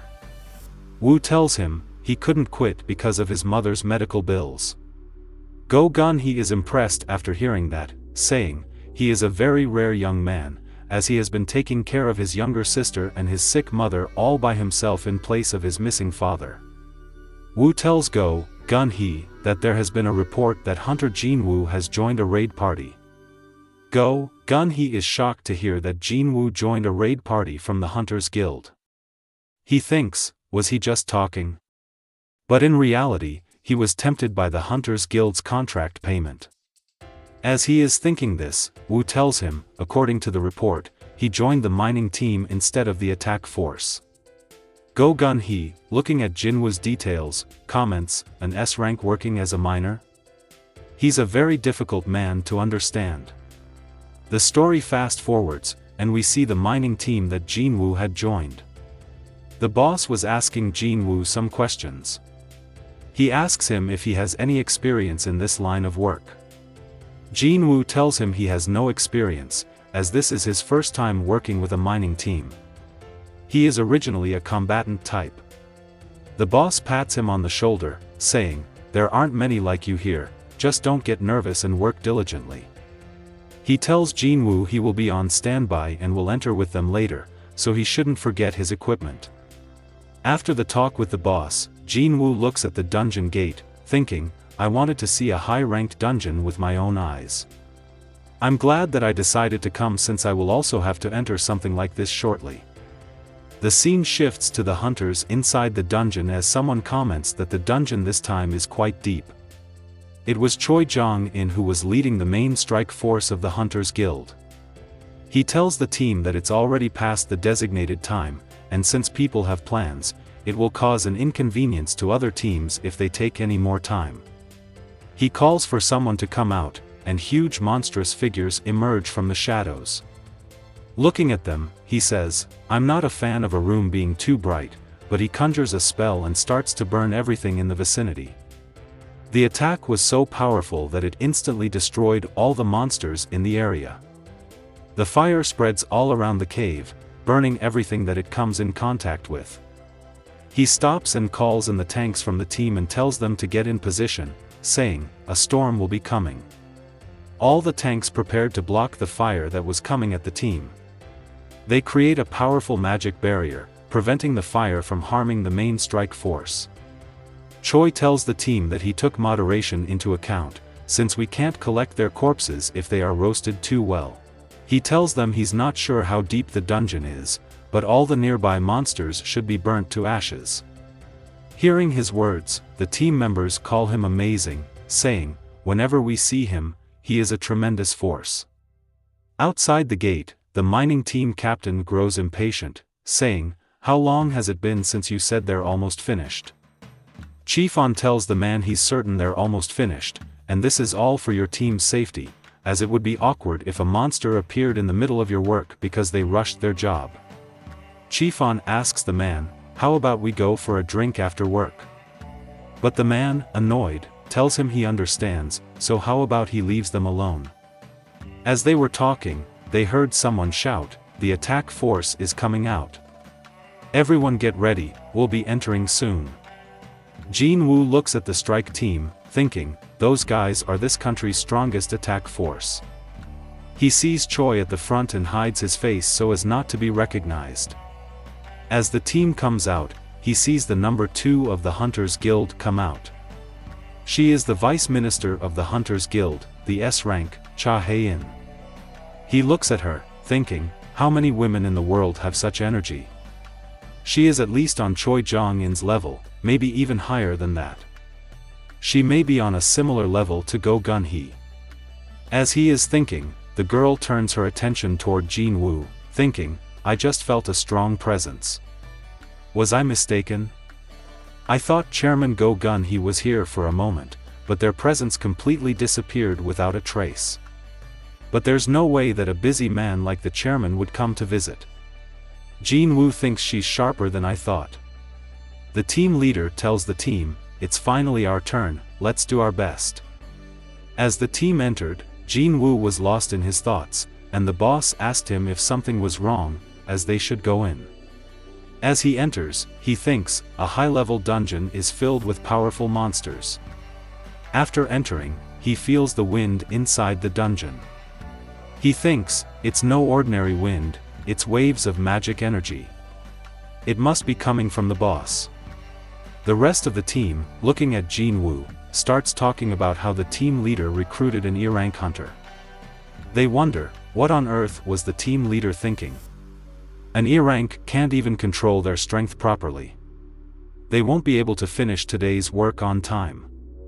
As Jinwoo listens to them, he thinks, E-ranks are faced with discrimination wherever they end up, but it's not like I was planning on sticking around for long. While thinking, a man approaches Jinwoo, trying to act tough. He tells Jinwoo to pick up the pace. He tells him to move, thinking he is just an E-rank, but Jinwoo looks at him with anger, and the man senses his power. He tells him, never mind, it happens from time to time. As Jinwoo leaves, he wonders if that man is an E-rank. Jinwoo looks at everything with astonishment. The collection team was even gathering the corpses of the defeated monsters, as the materials from high-level monsters are used to craft high-level equipment. The monster's bones, leather, and flesh, there isn't a single part to throw away from a high-rank monster corpse. This is the difference between monsters in low-rank and high-rank dungeons.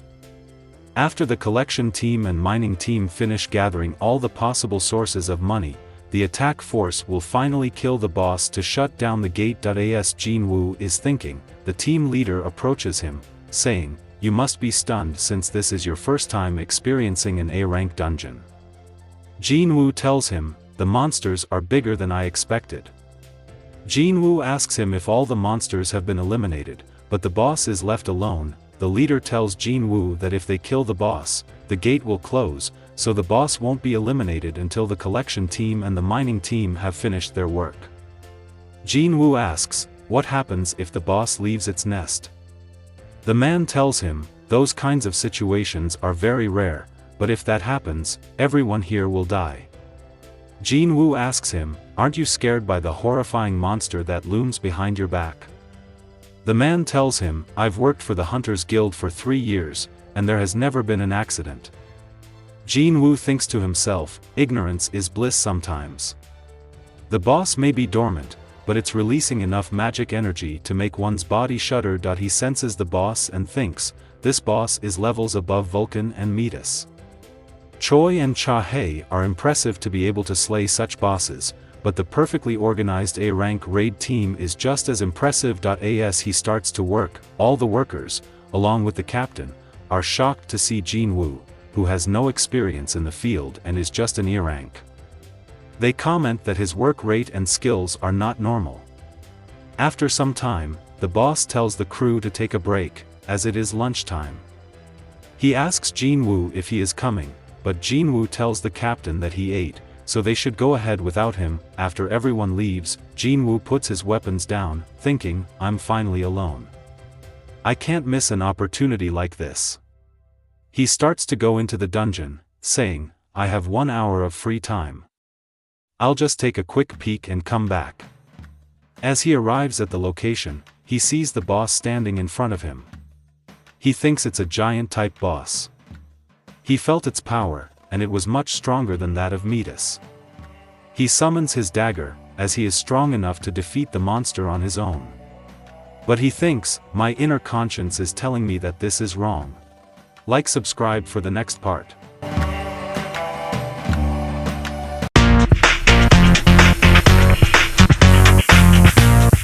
Next chapter brings start the. Jinwoo calms down and makes an excuse, saying he got lost and wandered all this way. The person behind him was Cha-hei. She recognizes him as one of the miners and tells him, the boss is in this direction, please move away. Jinwoo was impressed that she managed to sneak up on him without him noticing. He puts away his weapon, and Cha-hei is surprised as she thinks she is sure there is a weapon in his hand. She asks him to leave the place. If you pull aggro, that might mean the death of everyone inside.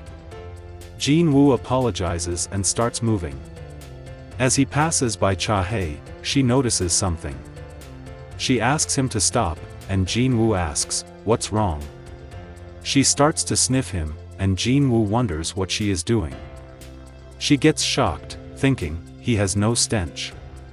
She grabs his card and asks if he is a hunter. She looks at the details and tells him, "It's nothing. Please take care going back, as this is a big dungeon." As he leaves, she wonders if it was because his rank was too low that he had no stench, but realizes it was a good smell. Unlike the other hunters, after a while, he leaves the dungeon as they have finished their work. The captain asks him if he got lost, and Hunter Cha tells him he is a lucky man, as it's rare to talk to her even once. He tells Jinwoo why Hunter Cha went on patrol. She's nervous that the boss might leave its nest. She always patrols, even during her break, as she is a very cautious lady. After hearing him, Jinwoo thinks the reason the mining team can laugh like this is that they never saw the boss or felt its power. It's understandable for attack force members to be anxious since they know how scary the boss is. Another man tells Jinwoo about Hunter Cha's special ability. She can smell a certain scent from hunters, and it's quite foul. That's why she was covering her nose with a handkerchief. Apparently, it's hard to breathe near hunters. After hearing that, Jinwoo understands why she asked him if he was a hunter and thinks about the leader of the Ice Elves, who also told him the same thing, that he can't hear the voices in his head in Jinwoo's presence. Cha also said that she couldn't smell him. Jinwoo wonders, not having a special smell like other hunters and no voices ordering monsters to kill me, is it because I'm a player? The scene shifts outside the dungeon, where Jinwoo, along with the other workers, were receiving their payment. Everyone was happy with Jinwoo's work as they managed to finish 2 hours ahead of time thanks to him. The captain praises him, saying, "I've met a lot of people while working on this job, and it's my first time meeting someone like you. You're very talented in mining." He tells Jinwoo, "I usually don't do this, but do you want to work under me by any chance? I will take good care of you." Jinwoo declines by saying, "I'm very thankful for your kind words, but I already have another job lined up." The captain says, "That's a shame," and asks if he is available tomorrow for work. Jinwoo thinks, re-evaluation is in 2 days, so is there a point in working as a miner again? He asks if the Hunter Guild is going to raid again tomorrow. The captain tells him they need to clear another A-rank gate tomorrow, but it will be the B team instead of the A team. Jinwoo wonders, do they divide their forces in half to clear A-rank dungeons? The captain tells him about the power of the Hunters Guild. The Hunters Guild is probably the only guild in Korea that can split their forces into 2 teams to clear an A-rank dungeon. After hearing him, Jinwoo asks where he should show up for tomorrow. Captain, happy with his answer, tells him he made the right choice and that he will talk to the person in charge and ask to double his pay, as it is worth it to double the pay of someone who can do the work of 5 men. The scene shifts to a restaurant where someone is complaining about the food. It was Jinho, who was drunk and talking with someone. The girl asks him why he brought her to this place. Her name is Yoo Soo-hyun, and she is Jinwoo's cousin. Jinho tells her the talk with his father went well, and she asks if he will be the guild master. But Jinho tells her he needs Hyung Nim's cooperation, and Hyun wonders who he is talking about. Jinho brings out his phone, shows her that Hyung Nim is avoiding his calls, and starts crying. He tells her that Jinwoo told him he wouldn't be able to be reached for some time, but it's been over a week already. There have been times when he hasn't picked up his phone for 3 or 4 days, but a week is too much. Hyun gets creeped out after hearing that and asks him if he is in a relationship with that person. Her attention goes toward the news, where Lee Min-sung, an actor, is being interviewed. He tells the interviewer he has to wait until his rank evaluation since the shooting hasn't finished yet. Jinho looks at her, asking why she is changing the topic out of nowhere. He told her about the man, as he would get his rank evaluated in 2 days. But Hyun replied, saying, that's all for the show, as he already received an A rank, and he's just doing this for attention. She calls him an attention hog, saying he is famous for advancing on women and that he even flirted with her juniors in modeling. After she was done talking, she snatched the phone from Jinho's hand, saying, is this all you wanted to talk about? She tells him she is busy and that the call is going through, handing him the phone. They greet each other, and Jinwoo asks him about his talk with his father, asking if he was able to convince him to make Jinho the guild master. Jinho tells him that's what he wants to talk to him about and asks if he can come over tomorrow if he has some free time. Jinwoo tells him he will be available in the evening. Fast forward, we see Hunter Cha calling someone, asking for information on Hunter Jinwoo, who was working with the mining team today. She thinks there is no way he got lost and somehow ended up in the boss room within that vast dungeon. She wonders if he is a spy from another guild. The man asks her if she is talking about the E-rank hunter affiliated with the association. She asks the man if he knows him, and the man replies, saying Master Choi has requested the same thing. Cha asked him if he knew the reason, but the man told her he was not sure. He tells her he did his best to gather what information he could, but the association has put a lock on his data. For a non-highly ranked hunter, this was his first time seeing such a high level of security on a hunter's data. She hung up the phone, thinking something was up. She wonders why he is different from all the hunters she has met before, as he was the first person who smelled nice. The scene shifts to Jinwoo, who is meeting up with the mining team. As he looks at all of them, he feels everyone is very happy to see him. They tell him, let's do our best today as well. After seeing how welcoming everyone was, Jinwoo feels happy as he goes with the team. He thinks, I had forgotten this feeling for some time. The atmosphere here is reminding me of several memories. After they are finished with the work, a man from the strike team approaches them, asking if there is someone who wants to come with them as a porter, as their original porter didn't show up today. All the workers look at him, wondering if he is asking someone from the mining team to be a porter, as there are strong guys from the collecting team who can carry heavy loads. Someone from the collecting team, after hearing that, comments, his men had to work non-stop for 3 hours, on top of skipping dinner to finish their work on time, and this is all due to the mining team finishing their work too early. The captain thinks they did manage to finish the work early thanks to Jinwoo. The captain tells the man that there is no way for anyone to accept his offer, as they would hesitate even if it was a B-rank dungeon. Acting as a porter for an A-rank dungeon is asking too much. It's not a place for low-rank hunters, and compared to mining, the risk is just too high. He tells him, the majority of them are D-rank, and there are even some E-rank hunters. Even a scratch would be enough to kill them. As he is talking, they hear a voice saying, I will go. As they looked at the person, it was Jinwoo, shocking everyone. They try to stop him, saying, an A-rank dungeon is no place for an E-rank hunter, as powerful monsters are waiting inside that dungeon. They tell him, you are still young with a bright future ahead of you, and you shouldn't risk your life like this, but Jinwoo tells them he will be fine. He thinks, it will be a good opportunity to learn how the high-rank guilds fight in a dungeon. One of the workers tells the man, he started working with us yesterday, he must have raised his hand without knowing. The man asks, what's that man's rank? The worker tells him, he's E-rank, so they should look for someone else, but the hunter says, we'll take him. The man introduces himself as Sun Ki-hoon, saying he will be leading today's raid. As they start to leave, Sun Ki asks Jinwoo if it is too heavy, thinking he doesn't seem to be struggling. Jinwoo tells him he is all right. As they approach the gate, Jinwoo notices that the gate is even bigger than yesterday.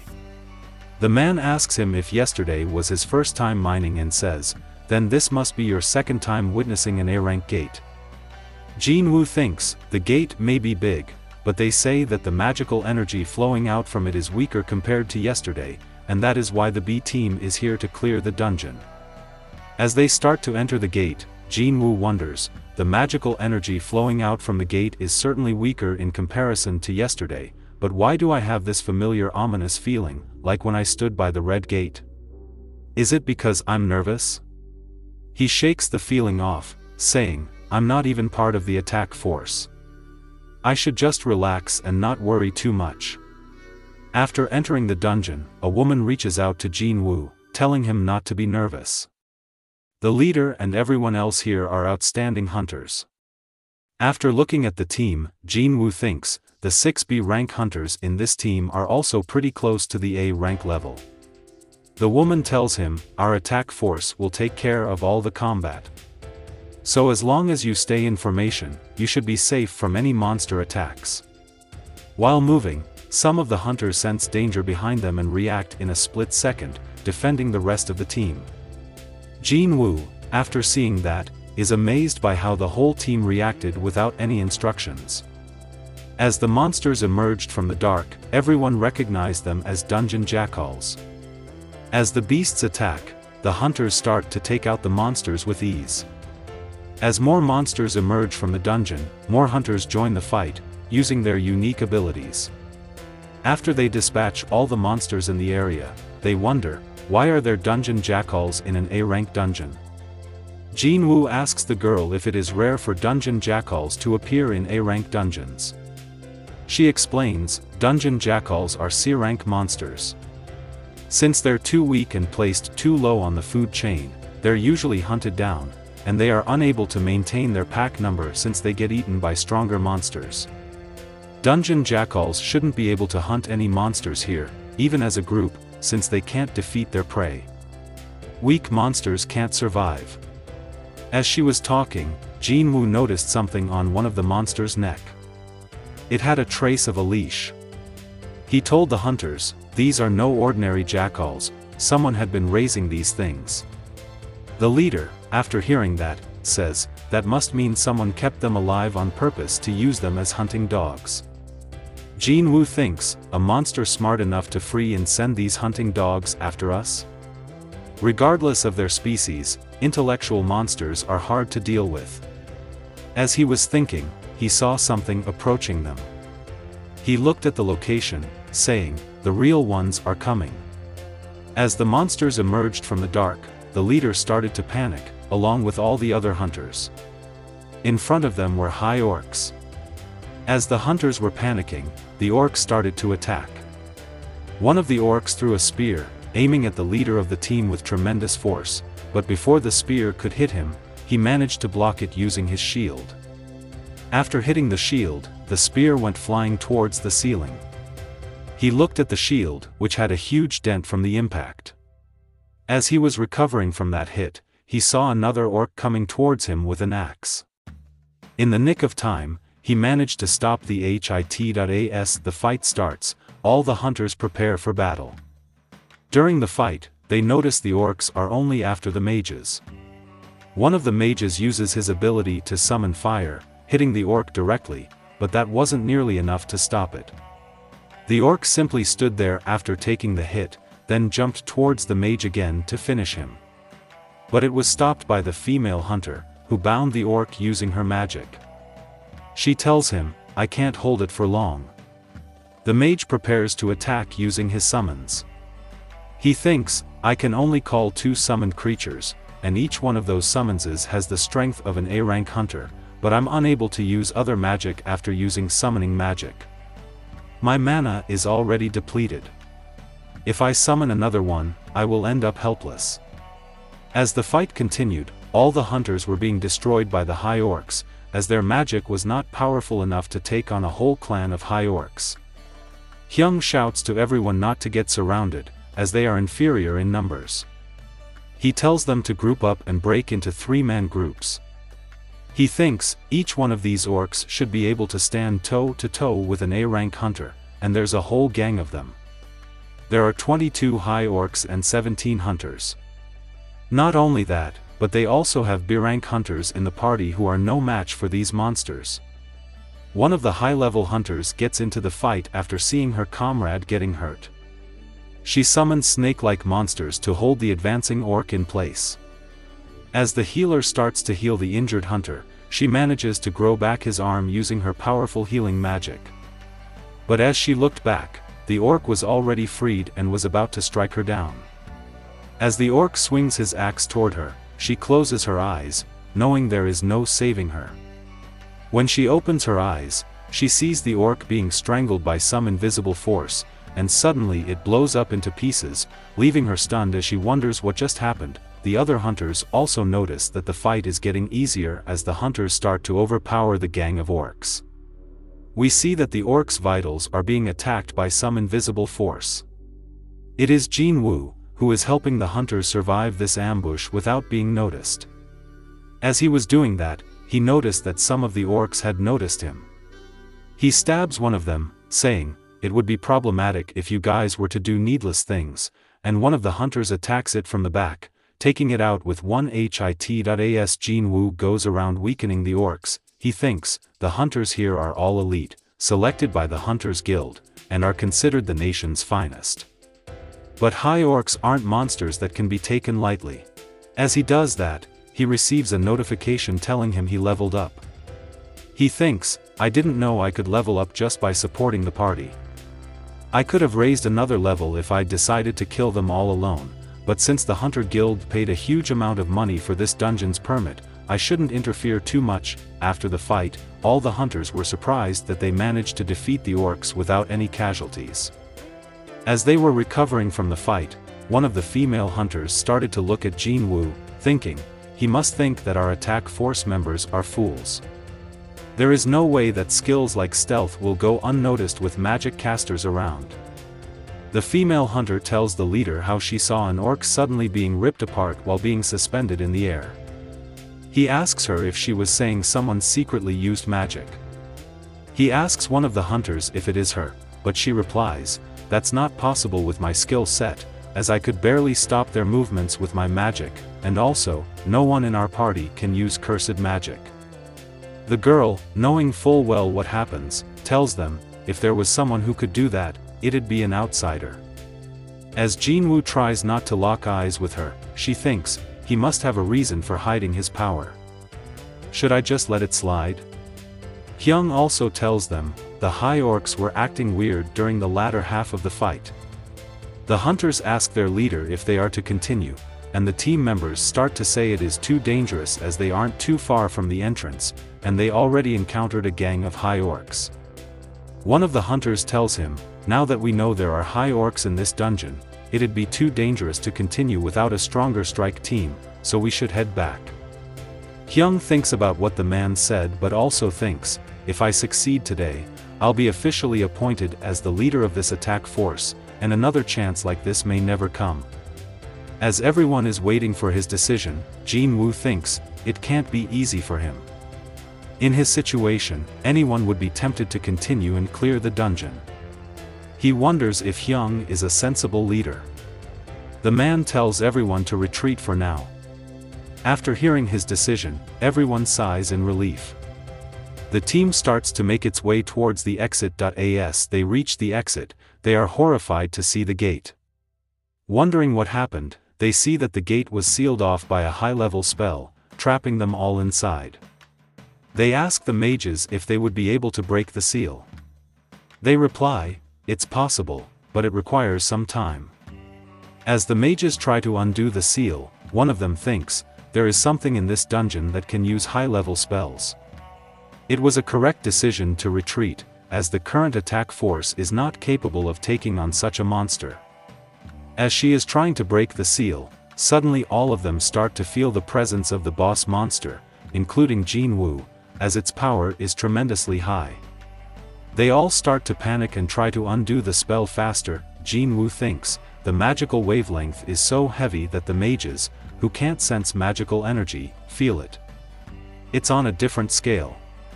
Suddenly, all the mages start to cough blood as a dark aura surrounds them, and they all fall to the ground. It was curse magic that was only targeting the mages.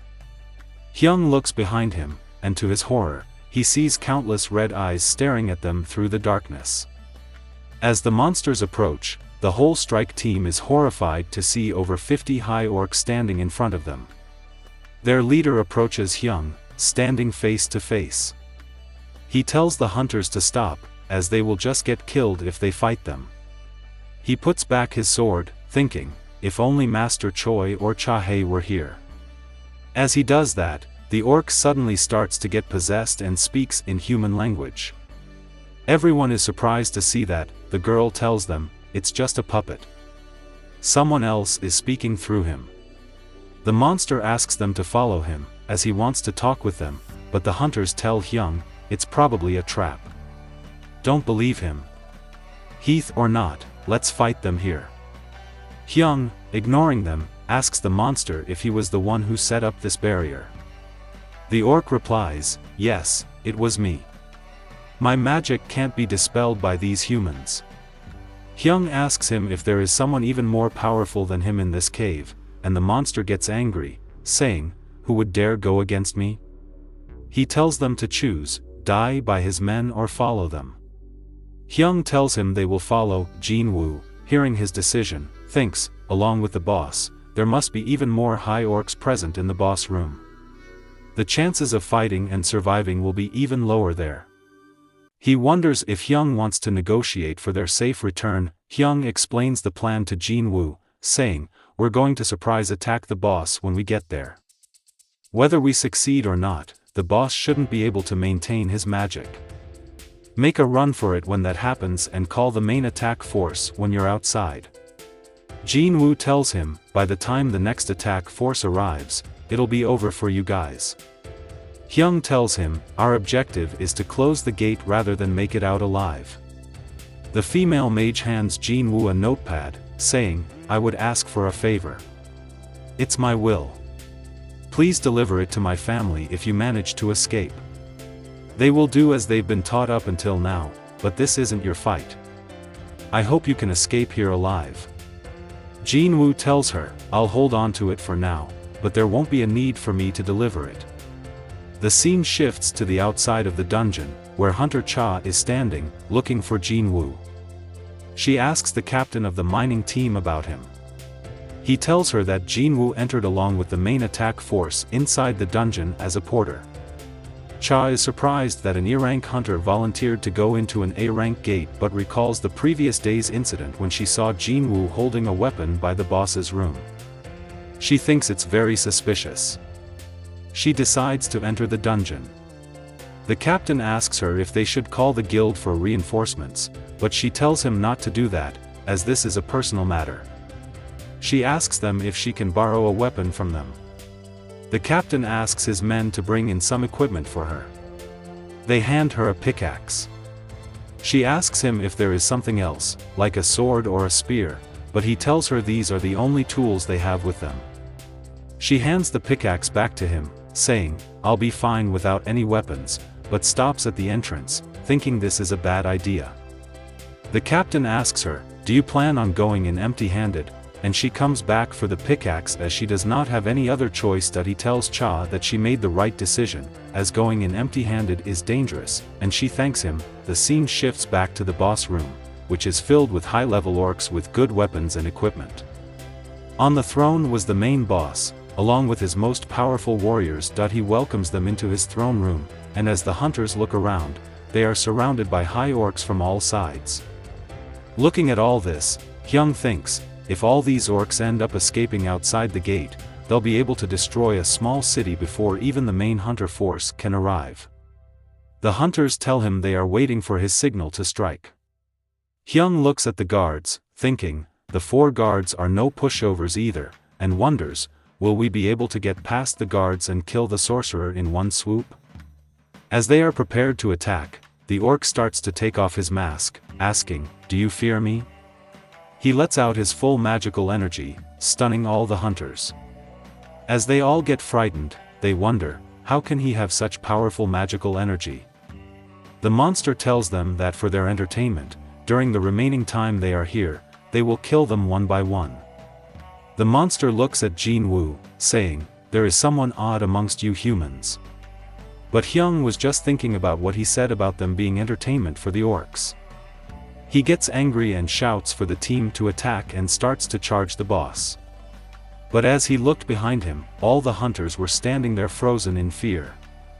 He decides to attack the boss himself, but the boss summons a giant ice shield in front of him, knocking Hyung back. As he gets back up, the boss calls him a foolish human and uses his gravitation magic on him. He lifts him in the air and throws him back to the ground. Before Hyung could recover, the boss picks him up again and throws him at the ceiling. The hunters look at the scene in horror but are unable to do anything. Before the monster can finish him, Jinwoo saves Hyung as he lies there beaten and bruised. Jinwoo tells him, "This dungeon is the Hunters Guild's property. I can't just interfere, but your attack force is about to be wiped out." He tells Hyung he wants to ask one thing from him: "Can I kill all the monsters present in this room?" As he is asking for his permission, one of the guards charges Jinwoo, but he easily stops him in his tracks using his ability and throws him hard at the ground. He asks Hyung again if he can kill the monsters in the room. Looking at Jinwoo, Hyung asks him to please help them. The boss, after witnessing how easily Jinwoo took out his guard, tells him, "You have quite an amazing talent for a mere human." He asks Jinwoo how long he thinks this will last against all of them. Jinwoo tells him, "I've never felt such powerful energy before." After hearing that, the boss gets happy. Jinwoo tells him, "This is a terrible matchup for you," as he summons his shadow soldiers. The mage, who was able to use summoning magic, is surprised to see the number of soldiers Jinwoo can summon at a time as the room fills with his shadow army. The scene shifts back to the outside, where Woo, along with some other association members, arrives at the location. They were suspicious of why Jinwoo decided to come work here as a miner, and not only for 1 day but for 2. He meets up with the captain of the mining team and asks him about Jinwoo. The captain asks if everything is okay, but before he can answer, another miner from the back starts to bad-mouth Jinwoo, saying, "He probably killed someone, as when he stared at me and grinned, I thought his eyes would devour me." But Woo, ignoring him, asks where Jinwoo is. The captain tells him he is inside the gate. He explains that the porter didn't come to work that day, so Jinwoo took his spot and went inside with the attacking team. The captain asks Woo what the problem is, as Hunter Cha was also here earlier looking for him and followed him through the gate. After the talk, they start to go back, but suddenly Woo feels something. It was the energy coming from the dungeon. They take out the measuring equipment to see the reading and are shocked to see that this is one of the most dangerous dungeons, even among the A-rank gates. Woo thinks there shouldn't be an issue with 2 S-rank hunters in there, but will go inside immediately. While inside the dungeon, Cha was making her way towards the boss room. She sees a pile of dead orcs in her way and wonders, how did they manage to win against these numbers? But after sensing the energy from the boss, she thinks, none of them would be able to survive against something like that. The scene shifts to Jinwoo, who is getting ready to fight. The boss taunts him by saying, "Are you trying to pick a fight with my warriors with only that many soldiers?" Jinwoo tells him not to look down on them too much, as it'll be disastrous. He casts his newly acquired ability, which makes the shadow soldiers fighting above the caster's shadow more powerful, increasing their stats by 50%. The boss orders his army to destroy them, and the orcs start to charge toward Jinwoo. Iron uses his taunting cry, but the orcs are too powerful, and it has no effect on them. He gets angry and swings his axe, taking out multiple enemies with one strike. Igris also manages to take out multiple enemies without any issue, but the orcs keep on coming, and Jinwoo starts to take them out. As the hunters witness him fight, they wonder, why did he hide his abilities and decide to work as a porter? Jinwoo thinks that except for Igris, Iron, and Tank, the rest of his shadows are around the level of B-rank hunters. They are destroyed easily a few times just from trying to kill one high orc, so he decides to cut down their numbers as soon as possible. Suddenly, a fireball goes by him and hits the shadow soldiers, destroying them all in one hit. It was the boss who had summoned a dragon's head. He asks Jinwoo, "Why are you acting so arrogant with useless puppets like those?" Jinwoo tells him, "You are the arrogant one. As long as I have mana, they will keep regenerating." The boss tells him, "Even if they can regenerate, you will be consuming your mana, and it will run out before you can finish off my warriors." But Jinwoo jumps toward him, saying, "You'll be dead before that." The boss summons his shield and tells Jinwoo, "It's useless. The longer you spend wasting your time on me, the faster you'll lose your soldiers." Jinwoo replies by saying, "You shouldn't be worrying about me running out of mana, as I have a few strong guys on my side." The boss tells him, "Then I'll destroy all of you at once," and, using his ability, destroys all the shadows in the arena. Jinwoo thinks he is stronger than Vulcan and Metis. Metis was able to control thousands of undead but had weak defense. But this guy has outstanding defense and powerful spells. He opens his inventory, pulling out a mana-restoring potion. The boss looks at him with anger as Jinwoo uses the potion, saying, "I'll finish you off quickly. It'll be an interesting spectacle." He uses his shadow authority and turns all the defeated orcs into his shadow monsters, surprising the boss. Jinwoo tells him, "There are still a lot of them left. They will all soon turn into my shadows, including you." After seeing this, the monster wonders, is he the MO? Before he could say the words, he started to glitch, and both sides started to clash again. The boss starts to lose control, saying, "Whenever we open our eyes, a single order kept whispering in our head, 'Hunt down the humans.' So, we don't need a reason. We must obey the order." He orders all of his guards to cut them into pieces and offer them to him. Jinwoo asks, "Is this a battle between the generals?" as Iron was fighting one of the guards. They were both giving it their all, but Iron was superior. He overpowered the orc and headbutted him. Before the orc could recover, Iron finishes him with his axe. Meanwhile, Igris was attacked by two of the guards at the same time, but he easily overpowered both with his swift skills and speed. As he defeats one of the guards, he throws the second one into the air, and Iron, seeing the opportunity, hits him with his axe, launching him further up. A paw appears behind the orc. It was Tank, who hit him so hard that he gets buried in the ground. Jinwoo tells the boss, "My generals were superior." The boss was surprised to see how his strongest warriors were defeated so easily. The rest of the hunters decide to join in the fight after seeing Jinwoo take on the whole orc army, but they are attacked by the boss's spells. The boss tells Jinwoo, "The audience shouldn't intrude onto the stage, and I will no longer let you run your arrogant mouth in front of the great Kargakan." He casts a bunch of spells at Jinwoo, but Jinwoo just stands there, unfazed. Thanks to his skill, longevity, all the debuffs were removed from his body. Jinwoo, with confidence, tells the boss, "Didn't I tell you earlier?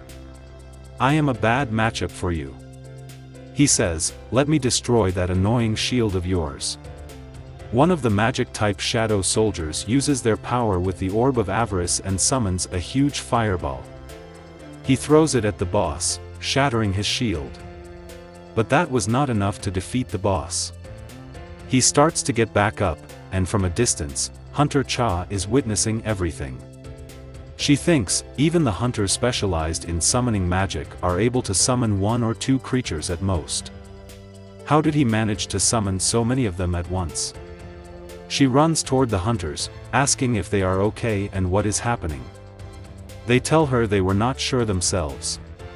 While the boss, furious, gets to his feet and starts to conjure up some spells to increase his physical abilities, all of a sudden, he turns into a giant, and Cha asks everyone to run away. The boss tells Jinwoo that he is going to crush them like insects, but Jinwoo stands there, unimpressed, and tells him, "I have bad memories with giant enemies.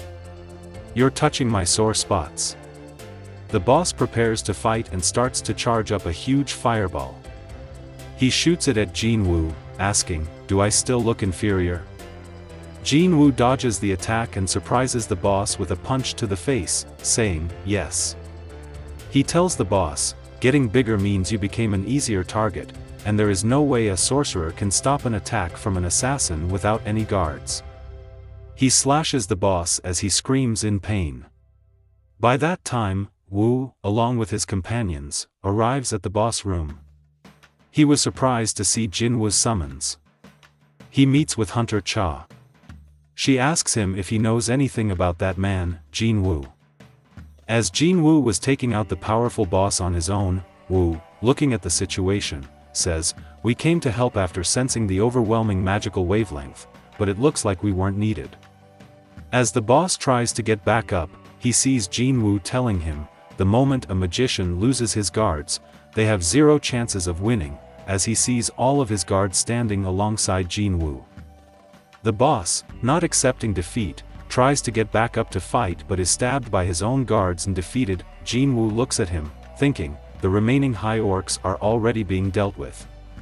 He wonders if he should collect the drops now, but decides not to do that, as this dungeon is the property of the Hunters Guild. Instead, he uses shadow extraction on the defeated boss. As the boss starts to get back up, he fails to realize that there are other people over there watching everything. He gets up and kneels in front of Jinwoo. He thinks, this is the first time seeing this kind of a monster. In the past, I only saw normal rank, elite rank, and knight rank. He tries to remember the name of the boss but is unable to, so he decides to name him Tusk. As he sends back all his summons, he sees Wu standing behind him, surprised. He wonders how he is going to explain everything to him. The hunters ask him, how were you able to do those things? Jinwoo, confused, thinks he needs to get out of this situation, and suddenly he gets surrounded by Wu and his companions. They tell everyone, the association is in charge of supervising Hunter Sung Jinwoo, and this affair is a top secret matter that can't be revealed to the public. Once we leave the dungeon, we will provide you with an adequate explanation, but please remain silent about the scene you've witnessed here. Hyung was also back on his feet. He asks, if you truly have that much strength, then the current situation isn't that strange. I won't ask why you volunteered as a porter. He thanks him, as they survived because of him. Jinwoo returns the notepad to the female hunter, saying, since you survived, how about you deliver this to your family yourself? As they start to go, Cha looks at them with confusion. The female hunter asks her, why were you holding a pickaxe? Cha asks her, did I look weird? The hunter responds, to who? But Cha tells her, never mind. And part ends. Thanks for watching, please like and subscribe. Welcome back to part 5 of Solo Leveling. Chapter 76 begins with Jinho sitting in a restaurant, waiting for Jinho. He looks agitated and thinks, my fate is decided based on Hyung Nim's decision, as he is supposed to convince him to join his father's guild. As he is thinking, he sees Jinwoo coming into the cafe. He looks at Jinwoo and notices that his clothes are all messed up, so he asks him what happened. Jinwoo tells him he stopped by a dungeon along the way. As they sit, Jinho starts to explain the reason for calling Jinwoo to meet him. He explains everything from the day he was negotiating with his father. He tells Jinwoo how Go Myung Hwan came in during the negotiation and told his father about the Red Gate incident. His father then placed a condition that Jinho needed to convince Jinwoo to join their guild, only then would he make him the guild master.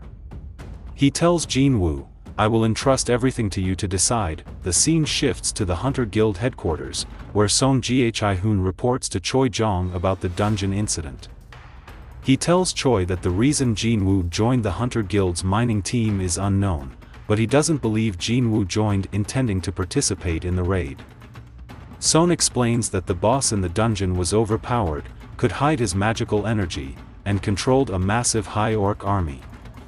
This was not an enemy their B team could handle alone, so Jinwoo, who had intended to simply watch as a porter, had no other option but to intervene. Choi, concerned, thinks about a hunter capable of summoning multiple creatures at once, with agility like an assassin-type monster, and the ability to add slain enemies to his forces. On the surface, he's this strong, Choi wonders. But if he has more hidden abilities?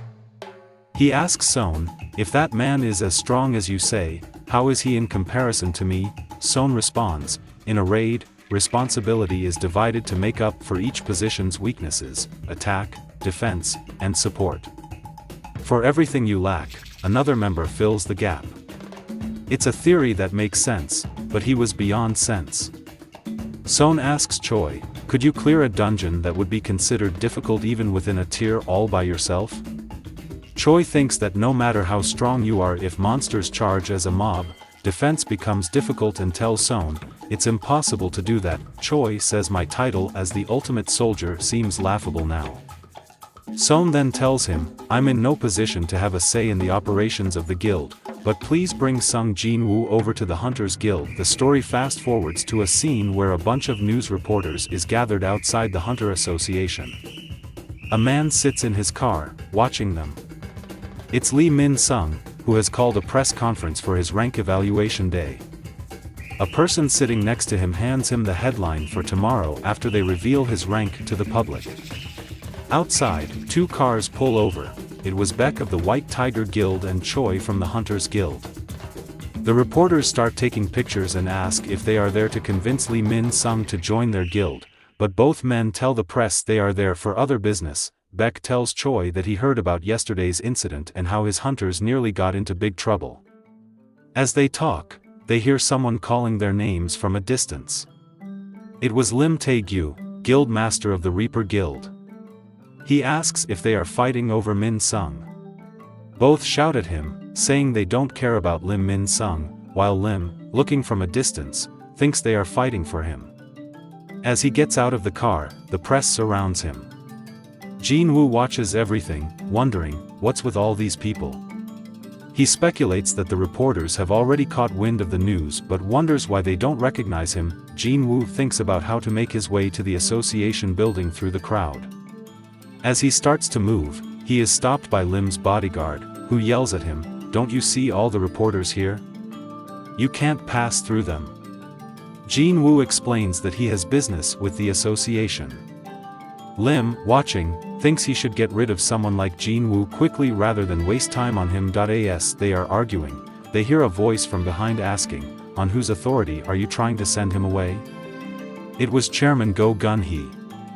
He tells them that Jinwoo is their guest and reminds Lim who allowed him to hold the press conference there. As they walked back in, the press wondered who this man was, as the chairman personally escorted him inside. Lim, furious, says, "How dare he ruin my debut?" He orders his bodyguard to find out who this big shot is. The man, watching Jinwoo leave, wonders how he is going to fix the situation and thinks it's best to stick to the schedule and start the evaluation. With a smile on his face, he tells the press to wait for a moment as he goes to discuss the day's schedule with the association. When he tries to enter the building, he is stopped by Woo and his companions. Lim asks why they are blocking the door, and Woo tells him that another hunter is undergoing an evaluation and until it's finished at 11 o'clock, no one else is allowed to enter. Lim checks his phone and says, "I have my rank evaluation appointment at 11, and the reporters are already here. Let me through." He tells Woo that the chairman allowed him to hold a press conference, but Woo calmly replies, "If your appointment is at 11, you can enter then." Lim tries to threaten him, saying, "I'm Lee Min-sung. My father is Eugene Architecture's Vice President Lee Won-kyu, one of the association's biggest sponsors. Shouldn't you be catering to me, considering the amount of money he donates?" Woo, confidently, tells him, "Yes, I can," shocking Lim. He angrily asks, "Who do you think you are? Are you saying that Hunter is that amazing?" Woo, annoyed, takes off his glasses and says, "If I were to tell you, would Mr. Lee Min-sung be able to handle the consequences?" Meanwhile, inside the building, Jinwoo walks with the chairman. They see the two guild masters who are waiting to meet him.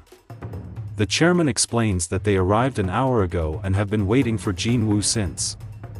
He tells Jinwoo that he is the first S-rank hunter in 2 years, and since Choi witnessed Jinwoo's power firsthand, he must be feeling anxious. They arrive at the evaluation room, where another man greets Jinwoo and explains that they need to assign him a class.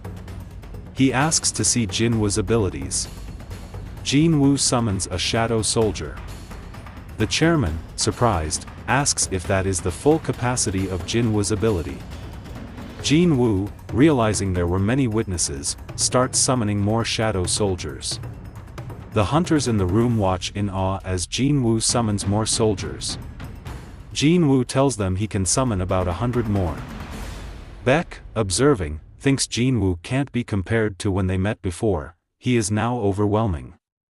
As Jinwoo comes out of the room with his S-rank license, he is stopped by Chow and Beck, who asks him if he can spare some time.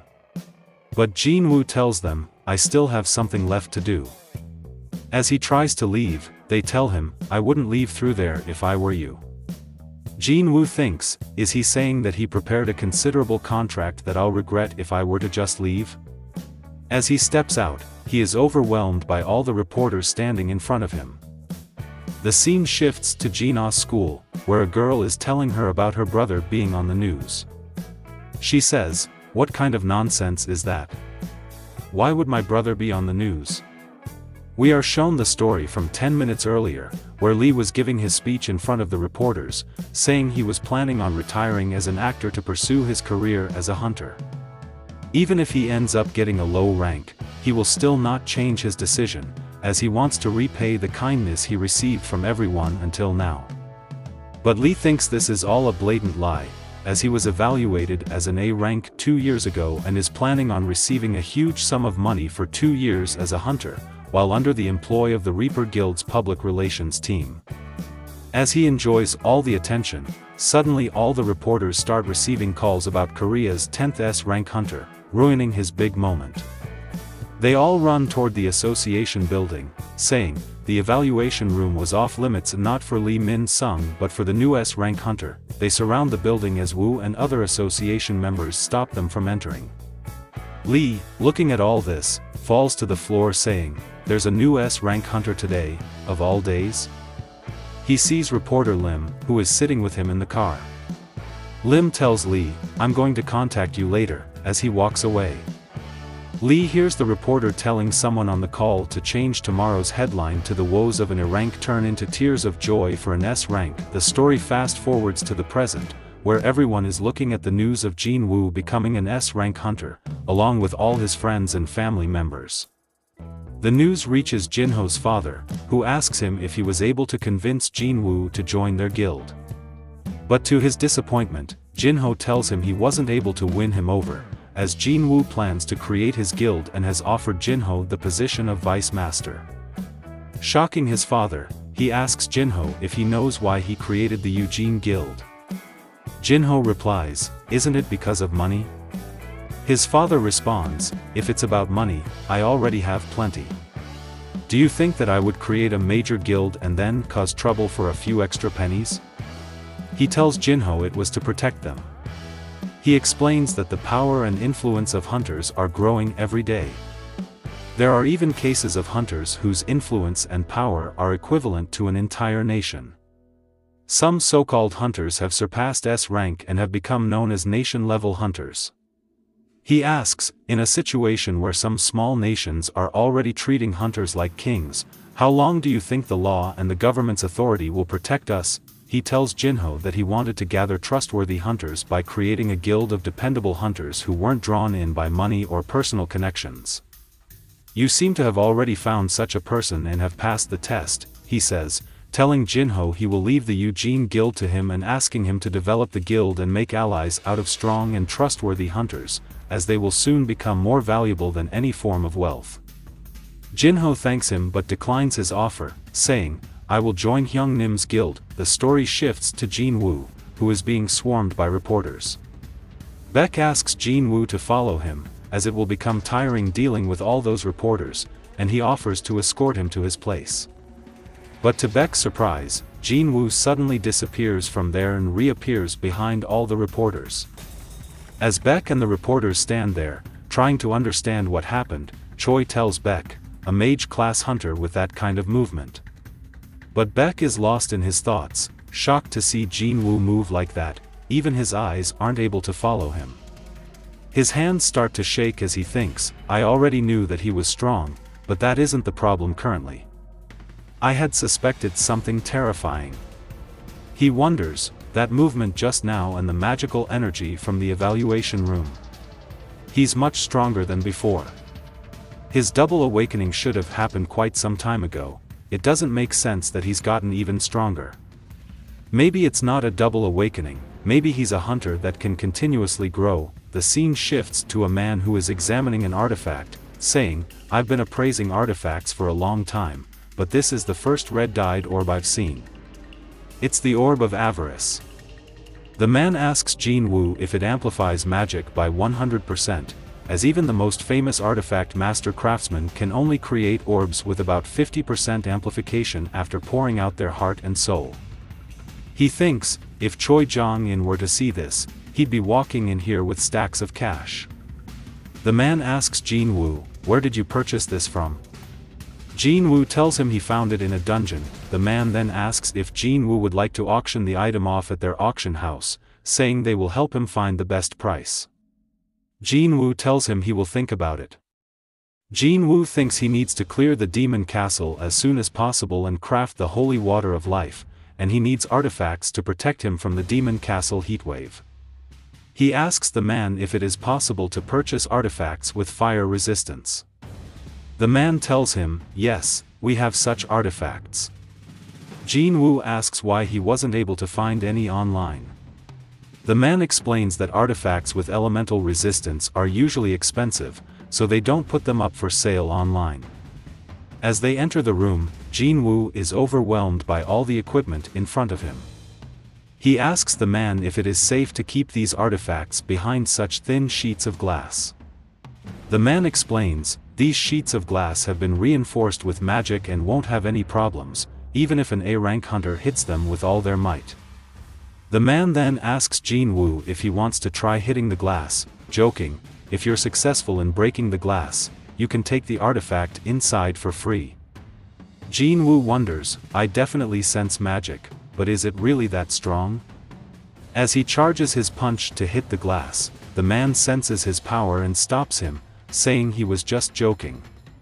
If Jinwoo were to break the glass, veteran hunters would come rushing in, as the auction house has a contract with the Hunters Guild for security. As the man explains this to Jinwoo, he thinks, wasn't this man a mage-class hunter? How can his spirit be so brazen? Jinwoo then asks if there are any daggers he can check out. Another man asks him to follow him so he can show him the weapons in their collection. As Jinwoo walks with the man, the first man looks at the crack in the glass and wonders, when did this happen? He realizes Jinwoo managed to crack the glass without even touching it. As Jinwoo looks at the daggers in the collection, he notices that the weapons in his inventory are far better compared to the ones in front of him. He asks for the price and is surprised to see how expensive they are. He thinks the stats of this dagger are similar to Risaka's Fang at best. He hands the man his weapon and asks, "How much is this dagger worth?" The man looks at it and says, "I can sense the detailed craftsmanship on this one," and tells Jinwoo, "It'll go for at least 100 million." Jinwoo, shocked after hearing that, thinks, "A dagger that I purchased for 2.8 million gold from the store is worth so much. If I can sell the store-bought equipment for that much, it means I won't have to sell the Orb of Avarice after all." The scene shifts to Beck, who is sitting in his office, thinking, "A hunter who can continuously grow, is that possible?" He wonders, "My eyes, while in beast form, can accurately determine someone's abilities, and Jinwoo was weaker than me during the Red Gate incident." As he realizes it, he says, with that kind of ability, he would create his guild instead of joining someone else's. The story fast forwards, and we see reporters along with Chief On and his assistant gathered outside Jinwoo's house. Chief On wants to try and convince Jinwoo to join the White Tiger Guild. They notice Jinwoo's sister in the window, who is telling Jinwoo that the reporters haven't left yet. As she gets spotted, she drops down, not wanting to attract more attention. Jinwoo asks her if he should go down and ask them to leave, but she tells him not to do that, as he is already being trashed on the internet. Asking them to leave will only make it worse. Jinwoo asks what she is talking about. She explains, "Because you left without paying any attention to the reporters, so leaving them alone for now would be better." As they were talking, they heard a knock at the door. Jinwoo got angry that they were knocking on their door and said, "I'll go talk some sense into them." He opened the door, and to his surprise, it was Jinho, who was crying because he got kicked out of the house. Jinwoo asked him, wasn't he living alone? Jinho replied, "The villa I was living in was under my father's name, so I was hoping it would be possible for me to stay over at your place for a while." But Jinwoo closed the door. His sister asked him, "Who was that?" "Do you know that person?" Jinwoo responded, "I've never met that man in my life." The scene shifted to Jinho's father, as his wife was telling him he was being too harsh on him. He replied, if he wanted independence, he should have done it with his strength. But before he could finish, he started to feel dizzy. He looked at his wife and said, "I'm seeing double," and fell to his knees. The scene shifted back to Jinwoo, who was concerned about his sister as he was planning on leaving for the dungeon to clear it, so he could craft the potion to cure his mother.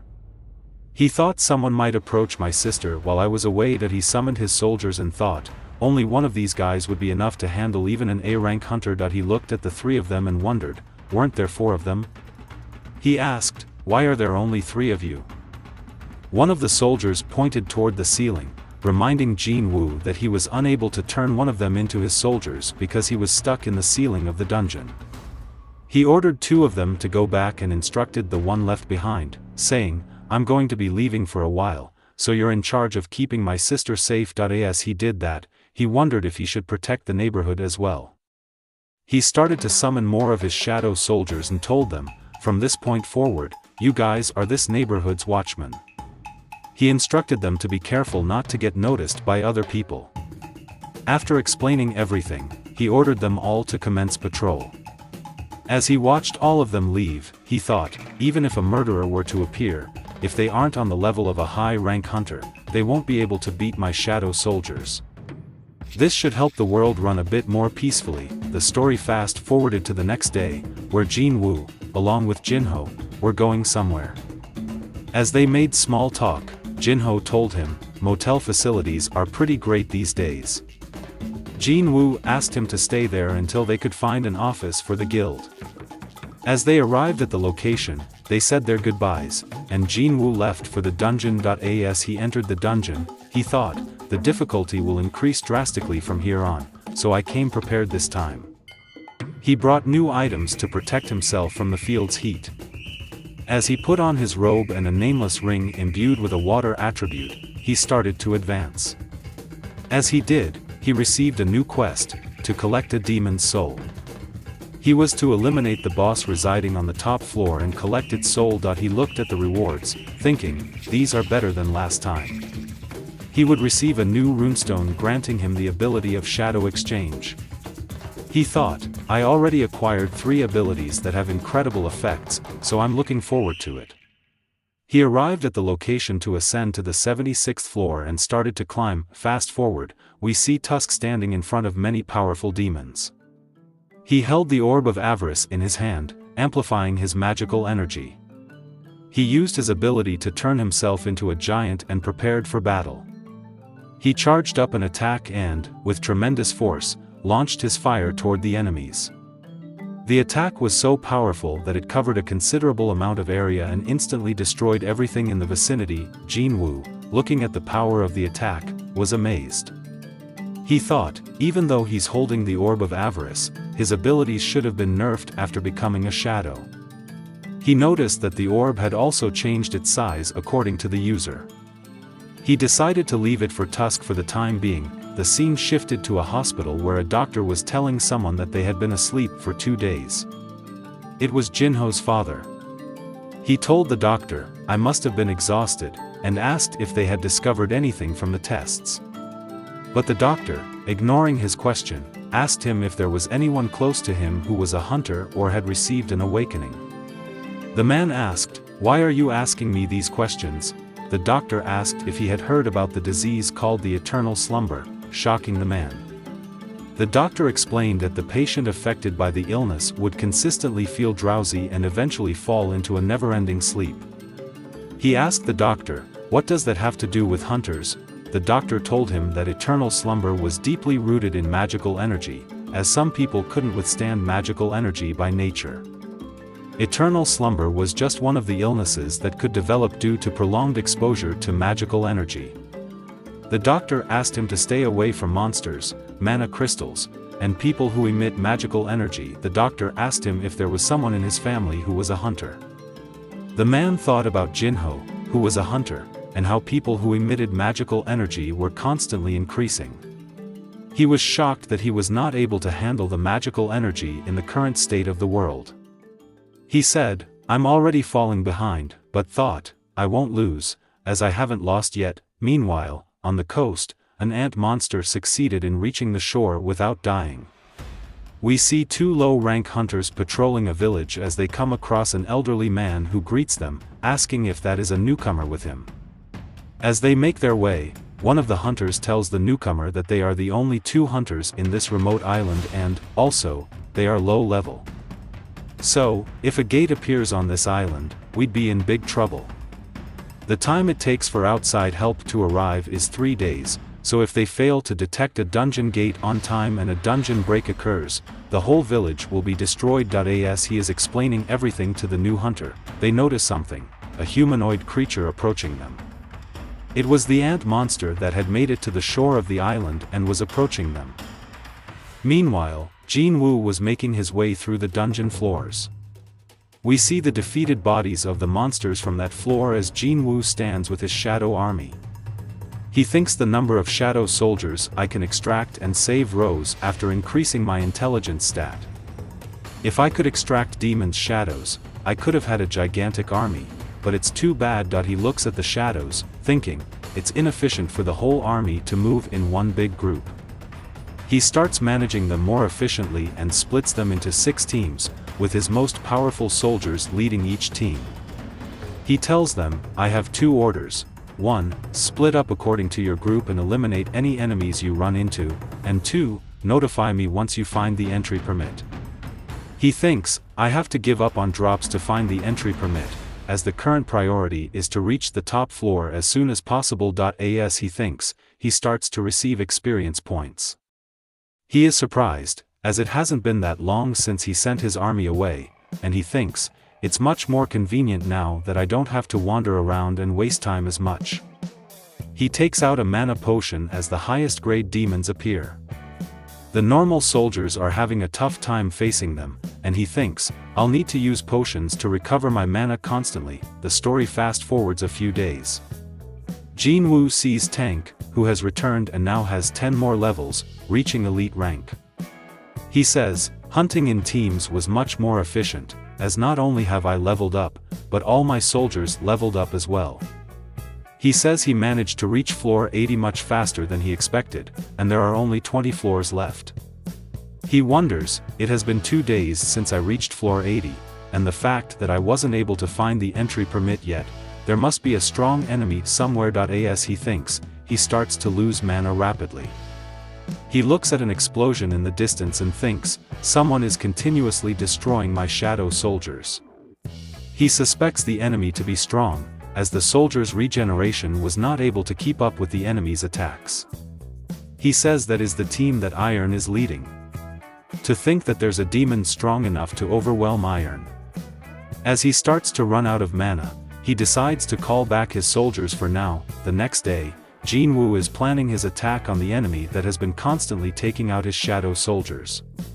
He has noticed a pattern, the enemy is only attacking the low-level soldiers and ignoring the teams with stronger soldiers.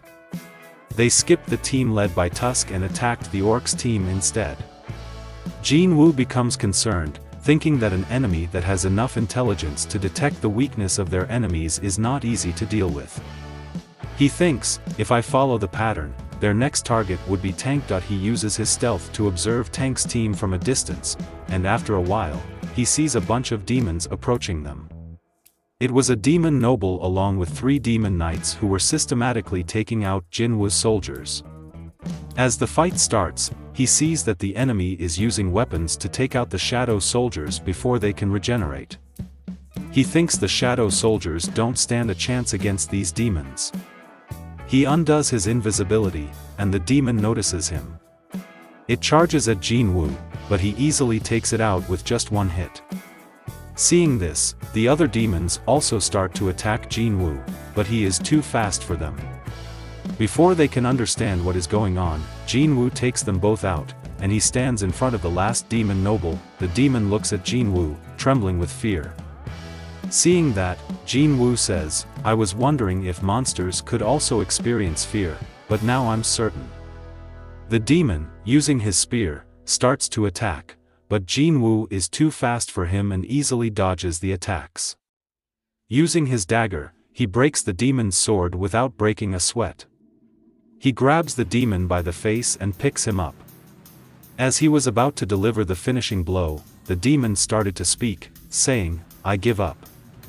Jinwoo stands there in shock. He thinks that everyone seems to be speaking the human language these days. He notices something about the demon's voice. He rips off the mask, and behind it is a female monster who tells Jinwoo, "I'm sorry. We were in the wrong. Please spare my life." Jinwoo, looking at her in disbelief, says, "You attacked my soldiers, and now you're asking for forgiveness?" She tells him, "I committed a grave sin, but in my defense, we have to protect this area. We can't just sit still and let some basta. I mean, a person runs wild and kills other demons like ants. Please forgive me." Jinwoo, after hearing her words, asks, "Is it okay for you to beg for your life to the person who killed your men?" She tells him, "A knight must protect their master. I'm sure the knights will be happy if I'm safe." Jinwoo, after hearing her answer, thinks, "I've never met such a selfish human, no, a demon before." He turns around, saying, "I don't want to stab her with that human-like appearance." The girl, seeing an opening, prepares to attack Jinwoo. As she strikes, a shield suddenly appears between her and Jinwoo, stopping her attack. It was Tusk, who used his hymn of protection to stop the hit. Jinwoo asks her, "What do you think you're doing?" The girl, on the ground, asks for his forgiveness, saying, "If you spare my life, I'll give you whatever you want." Jinwoo thinks, is she shameless or just optimistic?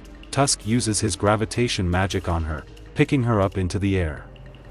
Jinwoo asks her about the entry pass to the next floor. The girl, terrified, tells Jinwoo, "The entry pass is being protected by our clan. If you bring me back home unharmed, I can give you the entry." Jinwoo thinks demons are protecting the entry pass.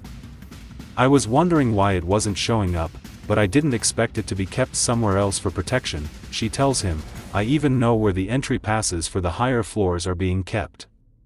I can guide you to them if you can guarantee the safety of my life and my clan." Jinwoo tells her, how tempting, but thinks, the problem is whether I can trust this girl or not. That he starts to get close to her face, and the girl starts to blush, wondering what he is doing. But suddenly, she starts to sweat as fear consumes her, as Jinwoo has activated bloodlust. He asks her if he can trust her, and the girl tells him she isn't lying. "I'm telling you the truth," she says. Jinwoo, after hearing that, starts to move, saying, "If you can give me the entry pass, I'll leave this place quietly." He stops and looking at her asks who she is. The scene shifts back to the island where the insect monster was taking out all the civilians, as there was no one strong enough to stop it. The monster had mutated and gained the ability to fly, and after regaining its strength, it started to make its way to its next target. Meanwhile, the girl was introducing herself to Jinwoo, saying, "I am Lady Essel, eldest daughter of the Raider clan." As she was going to tell him about her clan, he stopped her, saying, "That's not what I was asking about." He thinks about how he should ask the question in order to get a straight answer from a monster. He asks her, "Do you constantly hear voices in your head to kill humans?" The girl, confused, started to think.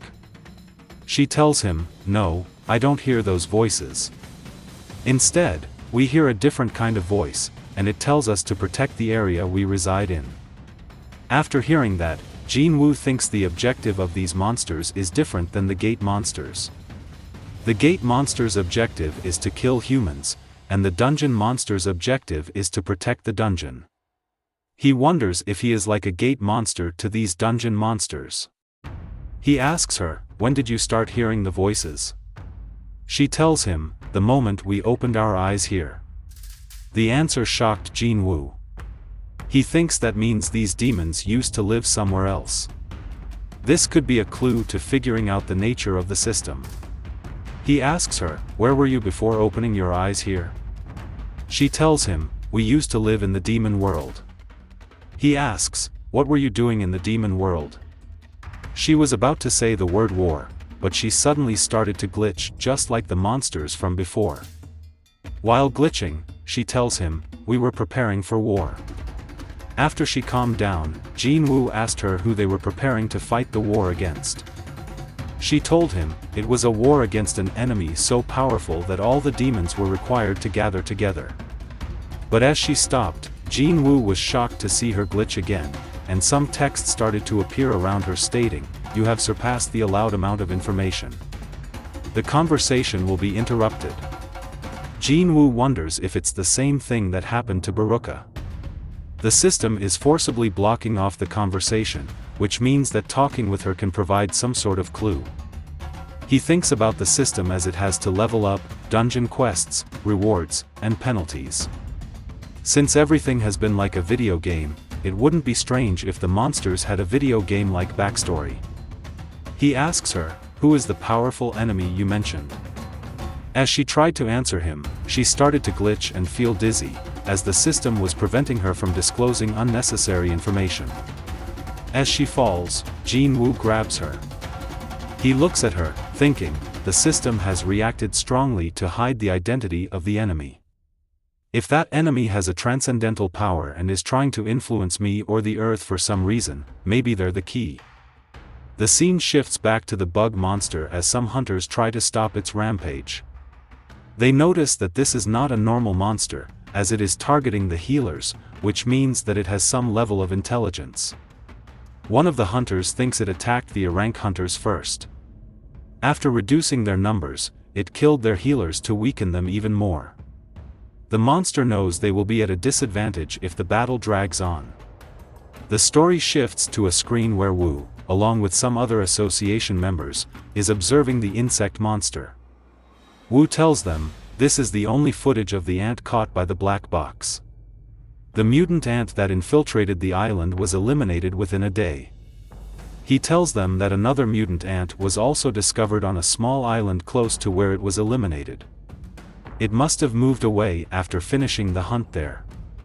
He tells them, thanks to the hunters who were able to notify the Japanese Hunter Association on time, they were able to eliminate the threat before the situation escalated. Wu brings out the report containing detailed information on the incident. He tells the members that the casualties amongst the hunters were 4 E rank hunters, 1 D rank healer, and 1 C rank leader. The only reason they were able to defeat the monster was because an A rank hunter had joined the fight. Before the monster was taken out, it had already killed 294 civilians, and the number of dispatched hunters was 108. He explains, the reason for sending in so many hunters was because the ant was able to fly and could sense danger and escape. The association members were concerned. Japan is one of the most advanced countries in Asia in terms of the hunter system. If Japan had this many casualties, what would happen if the mutant ants were to fly over to South Korea? Korea also has a lot of islands, and they can't afford to monitor all of them. After hearing all the reports, Chief Go-gun he tells the association members, the island that was attacked is 150 kilometers away from Jeju Island. If the ant can fly that far, that means it can at least fly to Mokpo. After hearing that, the whole room started to panic, saying, we do not have the manpower like Japan to dispatch hunters to every island, and even if we were to dispatch 1 or 2 low-rank hunters, they would just become food. After hearing their concern, the chairman started to think about who would help South Korea in a situation such as this. He wondered if China or Russia would assist them if the situation got out of hand, as the United States refused to help the first time when the S-rank gate opened. After the meeting, as the chairman was walking, he was stopped by Wu, who tells him, I have some important news that I didn't disclose during the meeting. A certain group of individuals contacted us through a confidential back channel. The chairman asks him who the person is, and Wu tells him, it was Huang from the Scavenger Guild. He wishes to tell you that he would cooperate in the Jeju Island raid. The chief tells Wu, how completely transparent. Wu agrees, as his target is obviously Hunter Jinwoo, and tells the chief that due to his conflict with Hunter Beck during the Red Gate incident, they requested that his entry visa be denied. He tells him there was another person who contacted them, it is a nation-level hunter. The story shifts to Essel, who is regaining consciousness. She gets up, not remembering anything, saying, "When did I fall asleep?" She looks at Jinwoo, who tells her, "I guess there's not much camaraderie between demons." He points towards the pile of monsters, saying, "All these were trying to attack you while you were unconscious." Essel, after hearing that, asks him if he really protected her while she was asleep. She gets up, thanking him. She tells him, unintelligent demons do not consider intelligent demons as one of their own. But Jinwoo, ignoring all that, asks her, "How far is this entry permit?" The story fast forwards, and we see a huge castle surrounded by flames. As they enter, Jinwoo wonders if it's a demon castle within a demon castle. Meanwhile, Essel asks the guard about her father. He tells her he is in his throne room and asks her who the person behind her is. She tells him he is an important guest, so they are to be on their best behavior. As they enter the throne room, Essel tells her father that she brought a guest with her. However, her father, after seeing Jinwoo, starts to freak out, asking, "Just who did you bring in here?" Essel tells him an honored guest. His father shouts at her, saying, "What kind of an honored guest pushes in with an army at his back?" Essel gets scared after hearing that, as his father explains there is a hidden army in the darkness on which he treads. Jinwoo, after hearing that, thinks he can perceive that much. As he gets surrounded by the guards, Jinwoo stays calm, saying, "I made a promise with Essel. I just need the entry scroll, and after that, I will leave quietly." The demon, looking at him, thinks he is the person who has been speeding up the levels, slaughtering demons at an unbelievable rate. As he assesses the situation, he thinks they may be noble, but as ranks go, they are of the weakest, at above 20th place. As he recalls how Vulcan and Metis met their ends at his hands, he asks Jinwoo if he will really leave if they give him the entry permit. Jinwoo tells him there is one more thing that he needs. He grabs Essel, saying, "I want to borrow this kid." Thinking Essel said she knows where all the entry permits are, he needs her to guide him to them. As he looks up, he sees her father furious at him. He wonders, did I say something wrong? Part 5 ends. Hope you like it. Subscribe for the next part. Welcome back. Solo Leveling Part 6. And we see the three of them sitting together, eating. The demon asks him if he is okay with just the entry pass and a guide. Jinwoo thinks he must have misunderstood him when he said he wanted to borrow Essel. He agrees to his terms, asking, "You won't put my daughter in danger, correct?" Jinwoo thinks, a monster that worries for his daughter? He tells him, "I will keep my promise." He signals to his servant to bring the scroll to Jinwoo. He looks at it, thinking it really is the entry pass. He gets up, asking Essel if she was able to leave right away. She tells him yes, and Jinwoo receives a notification telling him that the demon noble has requested a party. As he reads the details, he sees that there is a system to share experience with the party members, so he asks Essel not to interfere in a battle, as he will take care of it himself. After they ascend to the next level, Jinwoo asks Essel if she is fine with not riding her horse. She tells him only the party members can access the movement magic circle, so she can't bring her horse with her. She starts to take off her bag, asking Jinwoo to stop for a moment. She takes out a bottle of wine, saying, "This is the alcohol that the head of the Garshur clan loves." She explains that her father prepared items that each of the clan heads would appreciate, but Jinwoo asks her why. She explains, "If we bring these with us, the negotiations will go more smoothly." Jinwoo stops her mid-sentence, asking, "What negotiations? Are you guys friendly with the Garshur clan by any chance?" She tells him no. The clans have always disputed over ranking back in the demon world, but they're not someone we're hostile with. Jinwoo tells her in that case it's fine and asks her to wait here. It won't take long. As he starts to make his way towards the castle, the scene shifts to the Hunter Association building, where the chairman is in the middle of a conversation with someone. It was the nation-level hunter who was asking them about the whereabouts of Jinwoo. But the chairman tells him his location is currently unknown, as he is very elusive, so their monitoring division is having a bit of a hard time locating him. He tells the chairman that he heard about the incident with Hwang, how he came to South Korea and caused some sort of ruckus.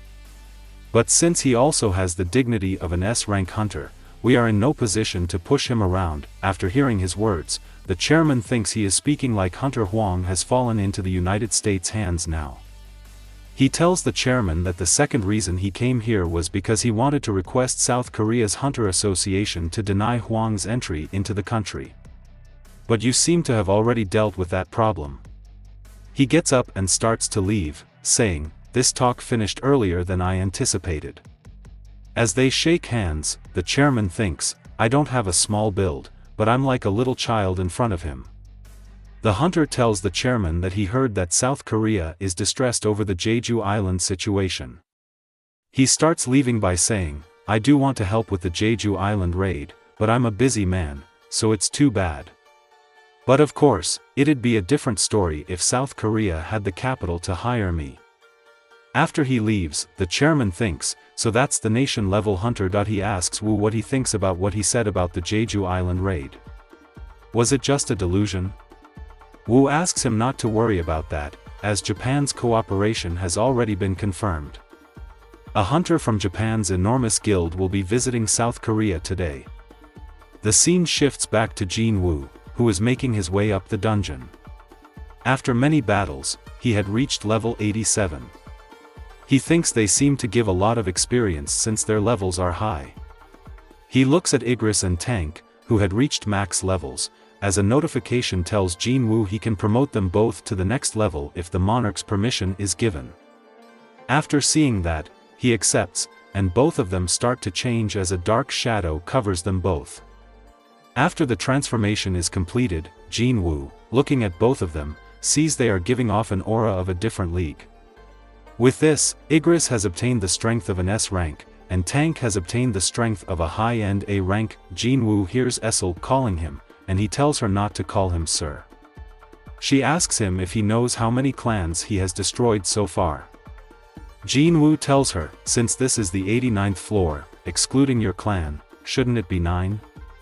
She tells him starting from the 90th floor, each one will be supervised by clans of highly ranked nobles, and all of them are in a completely different league. So, if he can persuade them, they might just hand over the entry passes to him just like her clan did." After hearing that, Jinwoo asks her, "If I was weaker than your clan, would you have negotiated with me?" He tells her, that's how it is, and reminds her what she said, that there's always been a fierce competition between the demon clans due to ranks. "I'll boost the Radis clan to first place," and Essel tells him her clan is called Raider.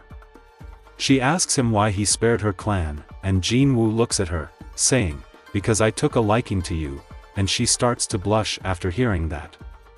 While Jinwoo was thinking, just like with Jinho, am I somehow compatible with people that have clumsy personalities or something? Essel, looking at Jinwoo, thinks, he took out rank 5 Rikadu clan and even rank 4 Paido's clan, and wonders if other humans are as strong as Jinwoo. After finishing all the monsters, Jinwoo thinks about the difference in power between S-rank hunters.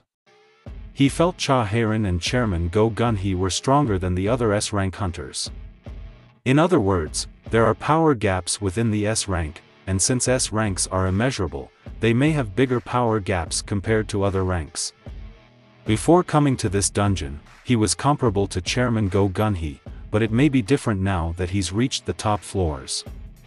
He tells Essel that she can go back now, as from this floor onwards, he'll take care of it himself. She asks him why he is saying that. Was she no longer useful to him? But Jinwoo tells her, "You've done well until now," and thanks her. As he was thinking, what an interesting girl, even to the end, she tells him she wants to follow him as she wants to see the results of his work. He tells her to do as she pleases, and they start to ascend to the next floor. The scene shifts to the airport, where Japan's S-rank hunter arrived in South Korea. As they stop, he notices something. He tells his assistant that there is someone strong here at the airport. She thinks, someone stronger than Hunter Goto? No way. No such person would be at a place like this. A man approaches them, apologizing because he arrived late due to the crowd. Go-to tells him it is okay and asks if something is going on in the airport. The man explains that a hunter from the United States came to South Korea on personal business, so it's nothing to worry about. As they walk, Go-to wonders if it has something to do with the current situation. After arriving at the chairman's office, Gun-hee, looking at Go-to, thinks he is the only hunter who can rival Lu Jiang in Asia. We are told that there are currently 21 S-rank hunters in Japan, and 11 of them are part of Go-to Ruji's guild, called Draw Sword. Unlike the structure of South Korea, with 5 different guilds competing with each other, a single guild possesses all the authority there. The chairman thinks there is no question that Go-to Ruji's guild is the biggest one in Asia. After the guild in China, the female introduces herself as Hainkua, saying, "I will be in charge of translating. I will relay Goddessen's words from here on out." She tells the chairman that due to the disaster that occurred a few days ago, they have decided that they can no longer neglect Jeju Island. Hence, they promise their full-fledged support to South Korea. Go-to tells the chairman, in short, "The reason why I came here is how about we unite and create an allied force composed of elite hunters." The chairman asks if he is saying that he would like to create an allied force and attack the ant colony. Go-to answers yes. The chairman tells him that he knows Japan's top hunters are excellent, but it's too dangerous to enter Jeju Island. Go-to, after hearing that, signals his assistant, saying, "Since it's an S-rank gate, we have prepared a suitable plan for it." They hand them the data, saying each ant is as strong as an A-rank hunter, but they have a fatal weakness: it's their lifespan. The ants have a lifespan of 1 year. In other words, if we can eliminate the queen, all the other ants will die naturally after a year, and Jeju Island will be free of their presence. The chairman, after hearing the plan, thinks only eliminating the queen seems more reasonable than eliminating every ant on the island, but getting rid of a single queen ant is no different from eliminating thousands of soldier ants. He asks Go-to if he is aware of the fact that ants are willing to die for their queen. Go-to explains that they will have to break through a defensive line of thousands of ants, but the tides will change if all of them were to leave their ant tunnel. They asked him how they were going to do that. Go-to tells them it happened a total of 3 times in the past when the South Korean hunters landed on Jeju Island. On all 3 occasions, the ants left their tunnel and swarmed the hunters. Go-to tells them that 10 of the 11 S-rank hunters in my guild, including myself, plan on participating in the upcoming Jeju Island raid. He starts to explain the plan, that he, along with his S-rank hunters, will take on the role of drawing the soldier ants' attention, while the South Korean hunters take care of the queen ant. The chairman, after hearing the plan, thinks if 10 S-rank hunters were to draw in the attention of the ants, only the queen and a few guards would be left in the tunnel. Go-to further explains that their S-rank hunters will split into teams and launch an attack from all directions. The ants will rush to the location of their attacks, leaving the queen vulnerable. After that, the South Korean S-rank hunters will infiltrate the island through a helicopter, eliminating the queen and leaving the island in the same helicopter. The chairman, after hearing the whole plan, thinks there's a possibility, but why is Go-to Ruji willing to support them to the extent of bringing along all his S-rank members except for one? While Go-to is thinking, every nation-level hunter has a record of clearing S-rank gates, and during the raid, there will be national interest just from the emergence of national-level hunters from Japan. Since it's an S-rank gate, 10 members will participate to be on the safe side. The danger must be minimized. Also, South Korea should have no reason to refuse this proposal. It's not the right path, but it can't be helped to become a national-level hunter. After hearing the whole plan, the chairman thinks that compared to Japan, South Korea only has 8 S-rank hunters, excluding myself and Min Byong-hoo, who has retired. There are only 6 hunters that can participate. He tells Go-to that this diversion tactic can't be used with only South Korean hunters. He wonders if it is possible for their S-rank hunters to successfully kill the S-rank dungeon's boss. It might be possible for Jinwoo, the man who took care of an A-rank gate's boss by himself, can cooperate with other S-rank hunters. The chairman tells Goto that after reviewing the data, they will submit a concrete operation plan. The scene shifts back to Jinwoo, who, along with Essel, was making his way towards the boss of the dungeon. As they reached the 100th floor, Jinwoo noticed something in the air that was flying towards them.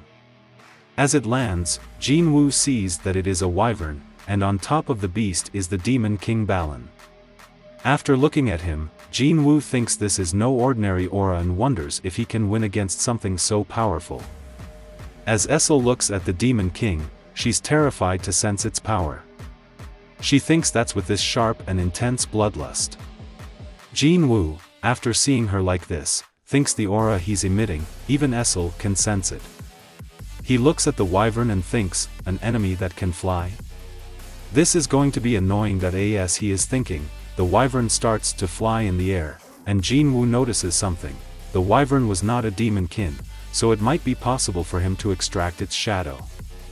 As he is thinking that, the demon king uses his ability, Hell's Army, and a lot of doors start to appear from the ground, and an army of demons emerge from the gates. Suddenly, the whole area gets filled with demons. Jinwoo, after looking at them, thinks demon knights and generals are at least A-rank monsters, and just from a glance, I can see more than 1,000 demons. He wonders if it is finally starting. Essel asks Jinwoo what they should do. As the demons start to charge towards them, Essel gets scared seeing so many demons and wonders what Jinwoo is thinking. He tells her, not yet. As the demons get close, he uses his domain of the monarch and summons his soldiers, and all the demons start to get pierced as weapons emerge from the ground. Essel looks at everything with amazement as Jinwoo's shadow soldiers emerge from the ground. As some of the monsters manage to reach Jinwoo, Tank, along with Iron, Igris, and Tusk, stop them all in their tracks, taking out all the advancing demons with ease. Tusk uses his skill, Hyam of Combustion, and takes out multiple enemies with one hit.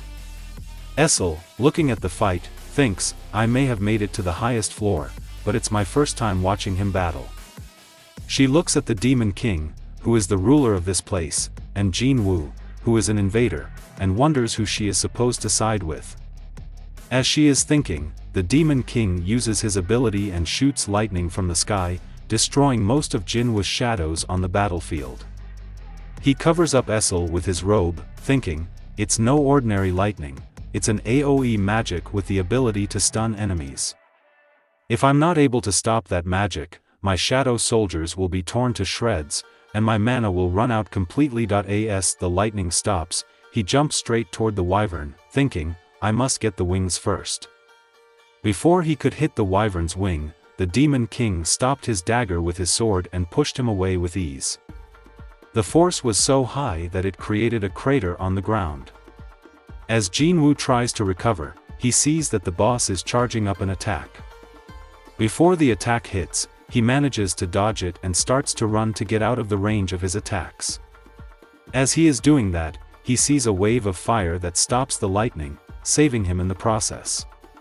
It was Tusk who managed to stop the attack. He saw the opportunity to change the trajectory of the fire, hitting the wyvern in his wing, and bringing it, along with the Demon King, to the ground. Jinwoo, looking at this, thinks, guess giving the orb to Tusk ended up being worthwhile. As the Demon King gets to his feet, he sees Jinwoo, who tells him, you've finally come down. I was getting pretty tired from looking up. The Demon King starts to approach Jinwoo. As he gets close enough, he uses his skill and shoots an attack toward Jinwoo, but Tusk, using his Hymn of Protection, stops it. Meanwhile, Jinwoo thinks, I'm gradually losing mana. He's not giving me any chance to replenish. The mana consumption for regenerating high-ranked soldiers is even greater, but that doesn't mean I should avoid receiving their help. He summons his strongest shadows, saying, I must finish this fight before my mana is completely drained. As Iron tries to attack with his axe, the Demon King, using his fist, breaks it into pieces and stabs Iron, taking him out of the fight.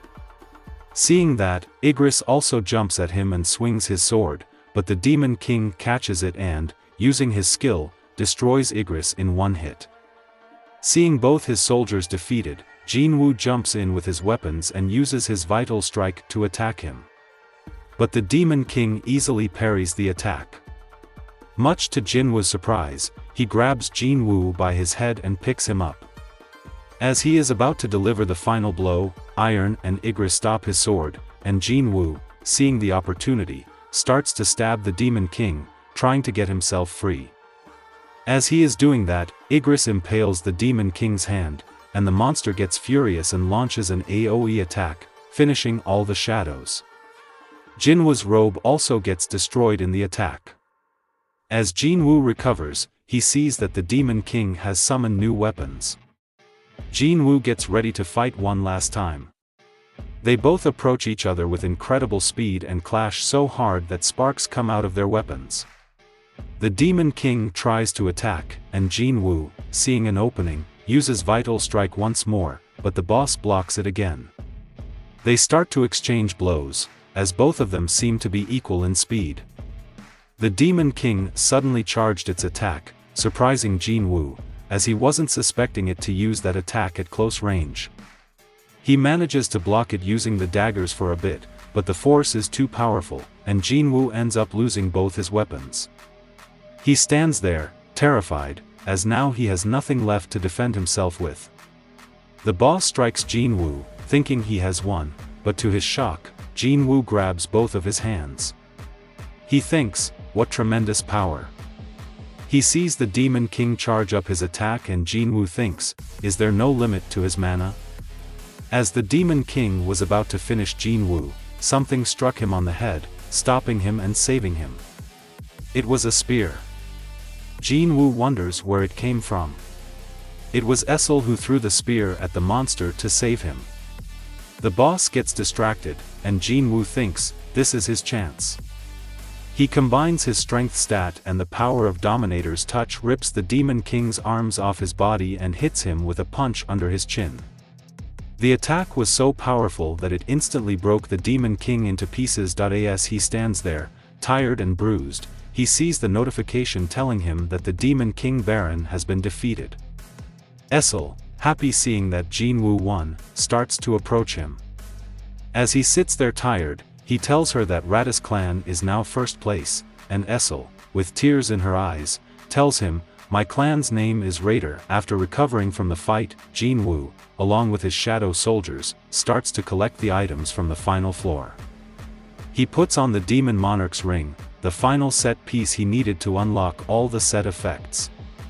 He thinks, while holding the purified blood of the Demon King, this is the main thing, as now I can craft the holy water of life, and that may save my mother. As he begins to craft the potion, he sees a notification telling him that the success rate and the number of items crafted will depend on the crafter's intelligence stat. As a countdown begins, Jinwoo thinks, if I had known about this beforehand, I would have spent all my stats on intelligence. Essel encourages him, saying, it'll work out fine since it's Sir Jinwoo. As the countdown stops, Jinwoo sees that the crafting is successful. As he has acquired 6 holy waters of life, he looks at the ingredients and sees that he lost a bit of blood of the Demon King and the World Tree's fragment, but the spring water of the Echoing Forest is completely gone. As he looks at the potion, he wonders if this can cure his mother. I want to go back to the hospital right away and check it out. As he is thinking, he sees Iron, who was dragging the wyvern towards Jinwoo, as he had forgotten about it. Jinwoo praises him, saying he's also getting quick-witted. He uses his shadow extraction on the wyvern, and Essel is surprised to see Jinwoo's ability. He tells her that he can't turn demons into shadow soldiers, but it looks like it's possible for wyverns. The system asks him to choose a name for the soldier, and Jinwoo tries to remember its name. Essel thinks Jinwoo is quite poor at remembering names. He decides to name it Kaisel. Essel tells him, with this wyvern, we'll be able to return to Raider in no time. But Jinwoo is lost in his thoughts, thinking, do I have to go down the floors one by one? I want to be quick. He remembers he still has to collect the quest rewards, and Essel was telling him there will be a banquet when we return to my clan. As he receives the rewards, he sees the runestone that will grant him the ability of shadow exchange. As he uses it, he receives a notification telling him that he can exchange locations between the user and the selected shadow soldier. He thinks it's an unbelievable skill, as this is teleportation. He tells his soldiers that they did great work and asks Essel to return to her clan alone, as he is in a hurry. He tells her that the Adi's clan was located on the 80th floor, it's too far away to just go back to get rewarded. He says his goodbye, saying, "I'll see you again if I get the chance," as he teleports back. The soldier he switched places with gets confused as to how he got there. He summons his wyvern and starts to make his way towards the hospital. Meanwhile, Wu was explaining the research results of the Japanese Hunter Association to the chairman. It was the recording of the Japanese satellite's magic detection camera that was recorded during the first, second, and third raid attempts. After seeing the results, the chairman confirmed that Goto Ruji was right, the ants certainly do leave their nest, except for the queen and her guards. The chairman thinks the fact that the appearance of these ants is always changing is proof that they're evolving with each generation, and the lifetime of each generation is roughly a year. He asks Wu, what's the possibility of the ants returning to their nest earlier than expected? Wu tells him they'll be using a jamming signal. He explains these ants can communicate with each other using their special wavelength, and Goto Ruji plans on disrupting them with a jamming signal. So, they only need to worry about the queen and her guards. As they were talking, the chairman suddenly sensed a magical wavelength. Wu asks him what's wrong, and the chairman asks him, "Did you not sense that energy?" The scene shifts to another place where someone else also felt that energy. Someone asks the person, "Did you also sense that?" And the second man replies, "I may have retired, but my rank didn't drop." It was Beck, who was sitting with someone, drinking. The man tells him Choi and Cha must be at each other's throats over their shares in the Hunters Guild or something. It was the retired S-rank healer Min Byong who was telling Beck to smile a bit or he will get old quickly. As they make small talk while drinking, Beck thinks, along with his sense of humor, Min Byong is a bit of a weird guy. He's the first S-rank hunter to retire with all 4 limbs intact. Not only is he the first, but he's also the only one. Min Byong asks Beck if he is planning on going to Jeju Island, reminding him that's the place where they saw Eun Suk Hyung die. Beck tells him that's the reason he was going, as if they leave the ants alone, the entirety of Korea will end up meeting the same fate. Min Byong, after hearing his words, tells him, "I refuse to go, and if you were here to convince me, you would only be wasting your time." Beck tells him, "I'm here to see you just in case since I don't know when I'll be able to see you again."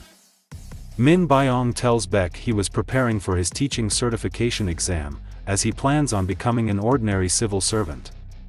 He tells Beck about Eugene Architecture recruiting talented hunters to create their guild. He was also contacted, they offered him the guild master position. He goes on to say that ever since I've retired, it hasn't been just Eugene Architectures, I've received countless sweet deals, but I declined all of them, as places where blood is spilled aren't meant for me. That's why I'm taking the teaching certification exam and ask, won't subjects like Korean history be fitting? Beck asks him why Korean history of all things. Min Byong tells him he already knows, I love historical dramas.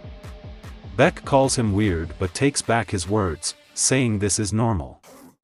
Min Byong tells Beck, won't it be great if wars would only stay in history books? After hearing his words, Beck thinks, that's right, you're the normal one. Hunters are the abnormal ones, as the only thing in their minds is hunting monsters. The story shifts to the hospital, where Jinwoo arrives with the magic potion. He looks at his unconscious mother, thinking, if I screw up here, I might not be able to reverse it, as she might not be able to swallow the holy water of life at all.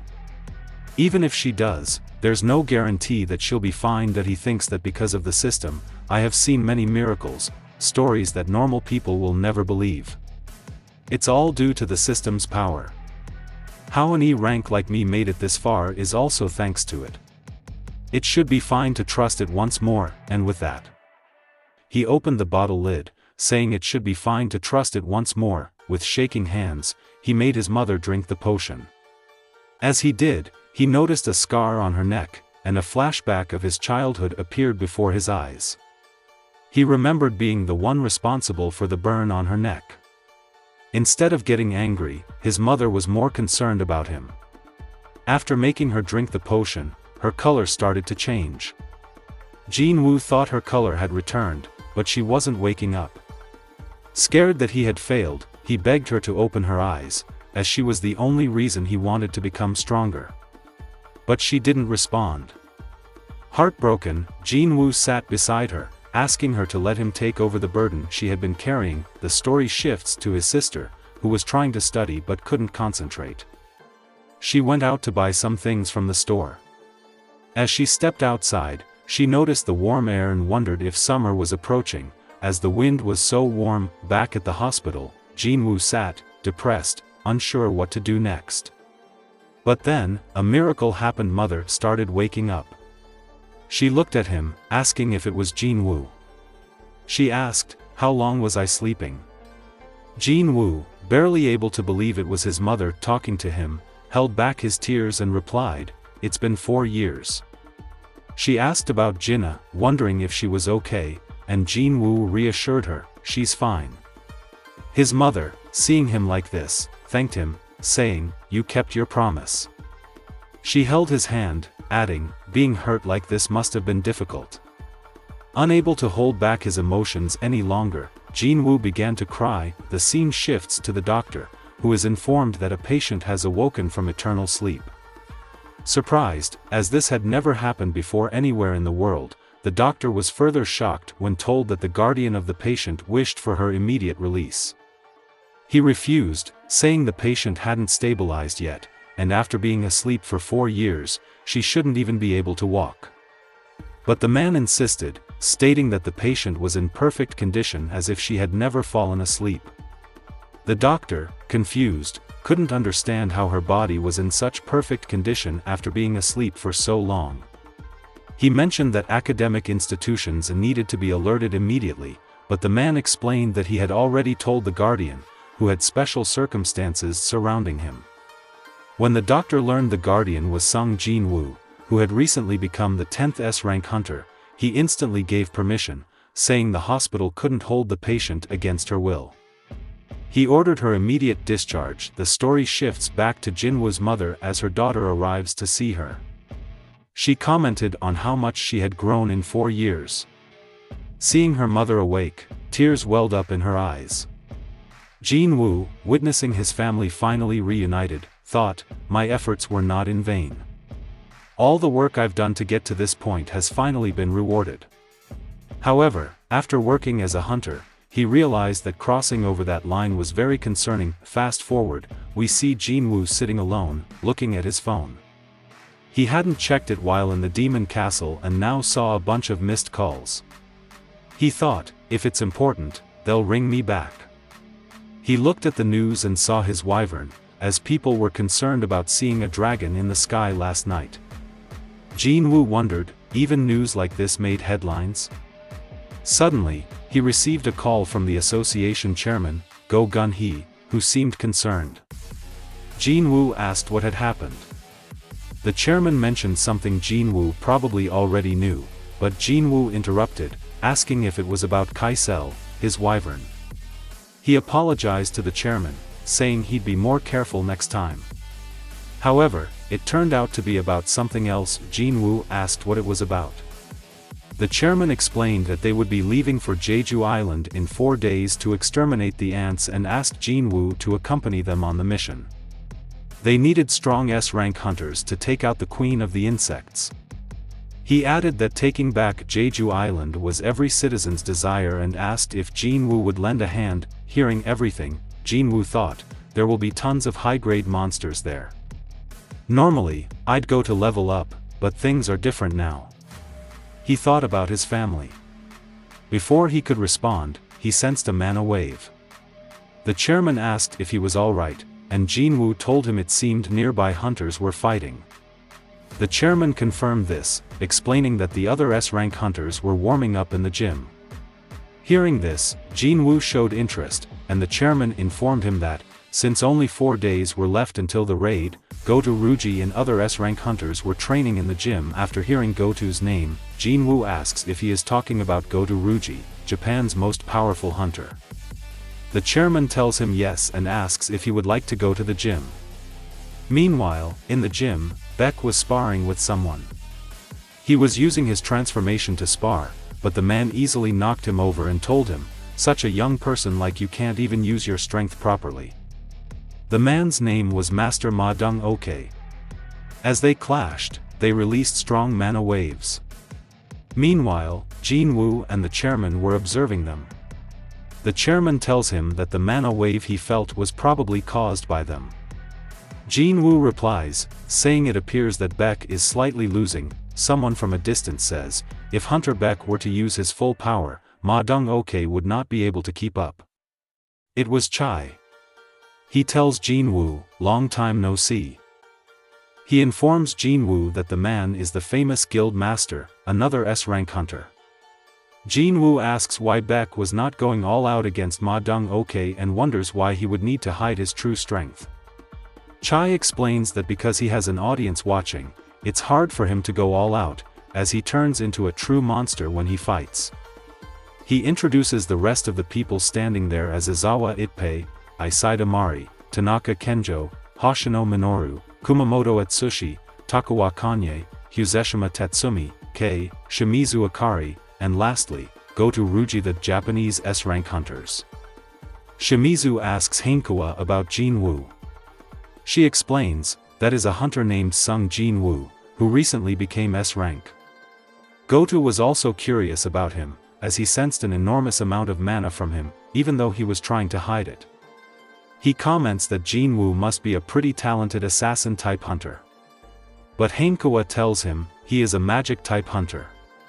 Goto responds that there is no way, but he is told that it's officially confirmed information. Taikyu from the Reapers Guild, along with Cha, notices Jinwoo as well.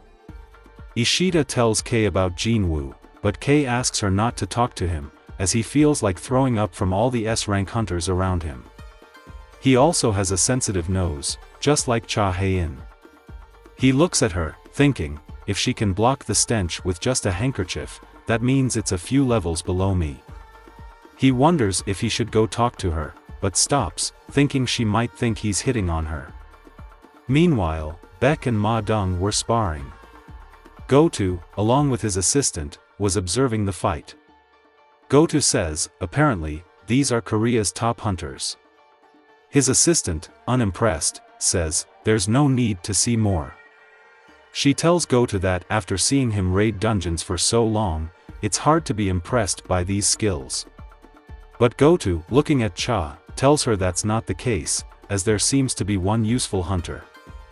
He thinks, Cha Hae-in and Go Gun, these two are sufficiently skilled, rivaling our best members. As he is lost in thought, they are approached by someone who overheard their conversation. The person asks them if they said that Korean hunters aren't good. He tells them that he learned Japanese in high school as his second language. The woman asks him who he is, and his assistant gets offended after hearing that. He introduces him as boss Park Jong-soo, guild master of the Gizadon Guild, and an A-rank hunter. But Hankawa, unimpressed, tells him, I have never heard of him. The assistant starts to shout, saying, our guild is one of Korea's top 5 guilds, and we have recruited more A-rank hunters than any other guild. Park Jong-soo tells him to stop bragging. She asks him if, as Korea's A-rank hunter, he is also planning on participating in the Jeju raid, as she has heard that only S-rank hunters were participating. Goto, looking at all the commotion, asks her what conversation she is having. After hearing they aren't participating, she tells them, that's a relief, as they can't leave a bigger role to an A-rank. Goto, not understanding what they are saying, tells her, if you're being rude, stop it there. As Park Jong-soo started to leave, he commented, what would a translator that followed someone else all the time know about it? She gets angry after hearing that and asks him if he wants to confirm it. She introduces herself as an A-rank hunter from Japan, taunting him by saying, "There's no way you'd lose to a hunter that only tagged along for translation." Park Jong-soo, after hearing that, tells her, there's a limit to how much you can underestimate someone, and starts to leave. But Haemkawa asks him if he is a non-combat type hunter. Jinwoo and Choi were looking at them. Choi tells Jinwoo, this will be a bit of fun. As they prepare to face off, Park Jong-soo tells her the rules: whoever snatches the other person's wrist wins. The person that gets their wrist grabbed loses. Haemkawa thinks, trying to attack by throwing a fist and then getting caught would be the end. After looking at him, she asks if that was his ready position. Park Jong-soo tells her, don't worry about me. She thinks he must be confident in his speed and runs toward him with inhuman speed. As she gets close, she tries to grab him, but he is too fast. She gets angry, thinking, that arrogance crush it right now. As she tries to grab him, she gets pushed back. Park Jong-soo tells her, this isn't hitting. I just slightly pushed you. You should know the difference. She tells him she can't understand dialects too well, saying, trying to act cool in that pose isn't cool, as you managed to rip your trousers. Seeing him distracted, she moves in to finish the competition but is shocked to see that he managed to grab her wrist. Park Jong-soo tells her, it's slow, translator. She was trying to understand what just happened, and Park Jong-soo told her she was the type to hide behind tankers, as she had less experience in an adult's fight. He tells her, there have been a lot of problems arising in Korea, and even if you hate it, you have to fight and even kill another person. People, unlike monsters, don't move simply. They calculate the next steps to avoid getting killed. If I had a knife in my hand, it would have been your neck, not your wrist. After the fight, Goto thanks him for the show. It was an amazing match, he says. He asks Haemkawa if she can deliver his words to everyone. He tells everyone to deepen their trust in each other. He proposes a similar duel, with the same rules as just now, between the S-rank hunters. The chairman thinks they want to see their skills and gives permission, but on the condition that non-combat type hunters like mages are excluded. Beck proposes that they add one more rule: other than touching the wrist, knocking the opponent onto their back is also a win, and the match will be a group instead of one-on-one. Haemkawa translates the rules to Goto, and he agrees while thinking that grabbing the wrist is favorable to an assassin-type hunter. They select the teams: Beck, Ma Dong-ok, Cha, and Taikyu from the Korean team that will compete against Tanaka, Hoshino, Kumamoto, and Tawada, the Japanese S-rank hunters. As they prepare for the duel, Jinwoo thinks that Goto won't be participating, believing that he wants to determine their skill level by observing from the sidelines. It's a good thing I came, as it's rare to see a battle between S-rank hunters. As both teams face off, Tanaka Kenjo, looking at Ma Dong-ok, thinks, I can already tell how strong Ma Dong-ok and Beck are from their earlier fight, but I feel like Beck may still have something up his sleeve. Meanwhile, Takawa looks at Cha, thinking, if it's a 4-4 battle, that must be my opponent. But Taikyu is not happy about this, thinking, I hope they go easy on me. Ma Dong-ok uses his ability to turn into a giant, and seeing that, Tanaka gets happy, saying, a man's gotta be simple like that. As their fists clash, shockwaves ripple around them. Hoshino runs towards Taikyu with inhuman speed. Seeing this, Taikyu thinks, he must be confident in his speed. I'll be at a disadvantage in close-range combat. He begins to gather mana around his hand, saying, creating distance is my specialty, and so are long-range attacks. As he throws his projectiles, Hoshino manages to dodge one just in the nick of time, but the rest of the projectiles head toward the other hunters from the opposite team. They dodge them, but as the projectiles hit the arena, they begin to break apart. The chairman, after seeing the damage, thinks, this training facility was built and fortified using the greatest magical gems available. An average hunter wouldn't even be able to make a dent in this room's foundation, yet these guys have made quite a mess in just a few seconds. Letting these young ones participate in this battle is quite regretful. Meanwhile, Beck is getting ready to fight Kumamoto. His opponent thinks, Beck, being one of the most powerful S-rank hunters, would just grab my arm, he will most likely break it. I won't be following the rules about only targeting their arms or back. As he teleports behind Beck, he says, I follow only one rule, and that's the survival of the fittest. As he's about to strike, Beck dodges and moves out of the way. Beck looks at Kumamoto, thinking, I felt bloodlust just now, but why did he hesitate? Maybe he's scared. Kumamoto thinks, I hesitated again. I'm not cut out to be a hunter. Part 6 is end. Thanks for watching. Don't forget to like and subscribe. Welcome back to the new part of Solo Leveling. Please do not forget to like and subscribe. Beck reflects, I guess he's not very aggressive, and recalls his conversation with Min Byong, wondering, was I wrong to think all hunters want to fight? It seems Goto wants to test the Japanese hunters by using us to see if they're prepared to fight against the ants. He starts to transform, saying, if you want to use me as a test for him, just a little, I'll fight seriously. Kumamoto, seeing his transformation, thinks, his eyes changed, he's terrifying. I need to run. As Kumamoto thinks that, Beck is already running towards him. Kumamoto dodges, and Beck tells him, you're more of a coward than I thought. Shame, your reawakening should have made you one of the strongest among all the S-rank hunters. Looking at the fight, Park Jong-soo tells his assistant, they're all monsters. My fight from earlier is pretty much child's play compared to these guys. The assistant reassures him, your fight was super cool as well. Suddenly, Beck hears an explosion behind him. He looks back and sees Tanaka, who has pinned Ma Dong-ok to the ground, eliminating him from the competition. Taikyu has also been eliminated by Hoshino Minoru, who managed to grab his wrist and pin him to the wall. Beck, seeing two of his teammates eliminated, prepares to take on Tanaka, Hoshino, and Kumamoto. He asks them, do you think it's easier to defeat me compared to Cha Hain? You're underestimating me. Meanwhile, Cha and Takawa are fighting, and Cha is easily overpowering her. Takawa, looking at Cha, thinks, I thought she was only fast, but that's not it. I can't read her attack pattern.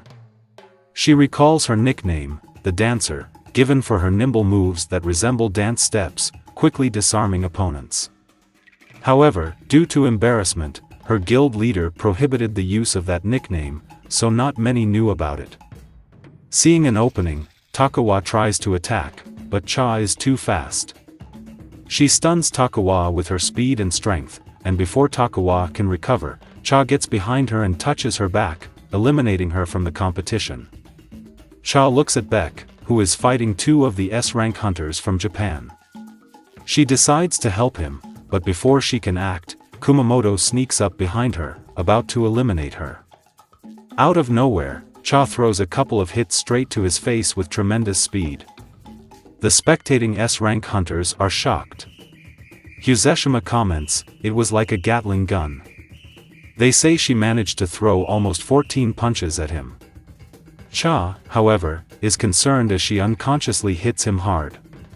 Kei, looking at Kumamoto, says, he's pissed, and when that guy gets angry, his personality completely changes, and he loses all reason. Shimizu adds, he doesn't remember anything after the fight is over. In this form, he can clear a B-rank gate on his own. Goto, observing this, tells Hankawa, if anyone on the Korean team is about to get seriously injured, stop him immediately. I'm only trying to test them. Hankawa, saying, if you think we need to stop him, it's probably best to stop him now, as we can't afford to compensate for the damage that's about to occur. As Cha falls, she sees Kumamoto about to end her. Cha is completely defenseless, but as the final blow is about to land, Kumamoto is shocked to find someone blocking his hit. It's Jinwoo, who effortlessly stopped Kumamoto. Jinwoo says, I know it's a competition, but your bloodlust is a little too much. I hope you don't mind me intruding. But Kumamoto, after seeing this, gets even more furious and tries to attack him. However, Jinwoo grabs his hand and pins him to the ground, putting him in a submission hold. Goto, seeing how easily he took out one of their strongest S-rank hunters, asks Kumamoto if she is certain that man is a mage-type hunter. She tells him that's what the official sources say and that it will be faster to confirm it for himself. Jinwoo tells Cha that it would be best to say the Korean team has lost this competition because Hunter Beck has been caught as well, and she was the only hunter left in the competition. She would have been eliminated if Jinwoo hadn't intervened. Hankawa approaches Jinwoo, telling him, Mr. Goto wishes to converse with you. He asks Jinwoo if it would be alright to have a one-on-one fight. Jinwoo, looking at him, thinks, that aura around his body. I can clearly understand his intention. He wants to test my skills. I don't know what he's up to, but this is the perfect chance to test my skills after the fight in the demon castle. Goto looks at him, smirking, and gets angry, saying, how dare you laugh in front of me? Hankawa tells Goto that Hunter Jinwoo has accepted. However, he has one condition: he will only accept if Goto fights him at full power. Goto accepts the challenge, saying, since the S-rank healer, Sumizu, is here, nothing too serious will happen. He tells Sumizu to please heal the injured, and afterward, heal him as well, prematurely announcing his victory after hearing that, all the hunters talk about Jinwoo. Ma Dong-oke says, that's the 10th S-rank hunter I've heard about. He's full of spunk, challenging Goto Ruji like that. Cha wonders if he'll be alright, but remembers his fight with the orcs from the A-rank dungeon. Looking at her concerned face, Beck asks if she is fine with all these hunters near her. She tells him, you told me you know Hunter Sung Jinwoo. Shouldn't you try to stop him? Beck replies, that would be the normal response, after all, his opponent is Goto. She asks him why he's letting him do this if that's the case. He tells her, don't you feel weirdly excited? If my assumption is correct, then Hunter Jinwoo might just be stronger than Goto. As they start to duel, Goto instantly launches an attack on Jinwoo, but Jinwoo manages to dodge it, thinking he attacked as soon as the match started. Goto, looking at Jinwoo, says, you're telling me he's a mage-class hunter? That's a funny joke. Quick yet soundless movements, even if you manage to fool others, you can't trick me. He prepares to attack Jinwoo, saying, I'll make you show me more of your power until you've shown me everything. Jinwoo, sensing his mana, thinks, he isn't like the other S-rank hunters. He's far stronger than any of them. However, it's not like I can't dodge his attacks. Goto, seeing how easily Jinwoo was dodging his attacks, gets furious. Izawa asks Tanaka, shouldn't we stop this match since Goto is going all out? The Korean hunters are also astonished, saying it's hard to follow their movements with the naked eye. Meanwhile, Cha thinks that Jinwoo isn't just holding his own, he's pushing Goto to attack without even pausing for a breath. As they clash, Goto gets even more furious that he isn't able to land a single hit on Jinwoo. He thinks, if I don't go at full power, I won't even be able to land an attack, and decides to go full power, saying, I'm going to kill him. He manages to scratch Jinwoo on the face, and a notification shows up, telling him, immense bloodthirst has been detected. As Jinwoo is distracted, Goto lands a direct hit on him, but as the dust settles, they all see that Jinwoo manages to grab Goto's hand, stopping the attack. Jinwoo thinks, if I just keep messing around, an emergency quest could appear, like with Hwang Dong-suk or Kang Tae-shik. He adds, if I was even a little slow, I would have lost my ear. Meanwhile, Goto, looking at the situation, thinks, what monstrous strength. He could have grabbed my wrist, but instead, he caught my hand. He asks Jinwoo, are you messing with me? Jinwoo replies, I don't understand what you're saying, but this match would have ended if I grabbed your wrist. But even you wouldn't want this to be over now, would you? Hearing his words, Goto loses it and plans to kill Jinwoo using his full power. The other hunters notice their intentions. Both of them start charging toward each other, but just as they're about to collide, Baek and Cha manage to stop Jinwoo in his tracks. Hoshino and Kei stop Goto before things get even more out of hand. Goto, using his ability, manifests an ice wall between them, preventing any further movement. Baek tells Jinwoo, "End this match. That person has to lead the Japanese group in a few days. If anything were to happen, we wouldn't be able to take responsibility." He tells Hankawa, "Since the atmosphere seems a bit heavy, we'll end the practice match here," and she agrees with him. After calming down, Baek asks Jinwoo if he broke his arm, but Jinwoo tells him he's fine. Ma Dong-ok also comes to praise Jinwoo, saying, "Fighting against the ultimate Goto yet leaving with only a scratch, you're not normal." He tells him, "Our guild has many mage-class hunters. We are lacking those with physical prowess." He asks Jinwoo if he'd be interested in joining their guild if he doesn't find any to his liking. Choi, from a distance, tells him that Jinwoo is a mage-class hunter. After the conversation, Jinwoo thinks he may have overreacted a bit. "With this, I understand the other hunters' abilities." He looks at the hunters and thinks that even though they are S-class hunters, they are unable to notice the shadow soldiers hidden in their shadows. Even Goto is unable to sense them. He tells Chairman Go Gun-hee, "You asked about the Jeju Island raid." Meanwhile, Hankawa sees Goto, who is sweating in disbelief as he realizes how strong Jinwoo is. Fast forward, we see Baek sitting in his office, thinking about the fight between Goto and Jinwoo. He wonders if his intuition was right. Jinwoo can get stronger and how much he's worth. He thinks trying to recruit Jinwoo is useless. However, there are still multiple ways to connect with him. It's time to initiate Plan B. He receives a message with the list of hunters who were to participate in the Jeju Island raid. As he looks at the list, he is shocked to see that Jinwoo's name isn't among the hunters who were selected to raid the island. The scene shifts to Goto, who is on a call with someone and is reporting about the skills of the hunters from South Korea. The man is Sugimoto Raisi, the final S-rank hunter and the guild master of Draw Sword. He tells Goto that no matter how strong the Korean S-rank hunters are, they are still no match for Goto. But Goto is concerned after the incident with Jinwoo and tells Sugimoto he isn't sure about that. He tells him the hunter's name is Jinwoo, a Korean hunter who recently reawakened as an S-rank. Sugimoto tells Goto that, strangely, his name isn't on the list. He explains that he took a look at the Korean hunters that will be attending the raid.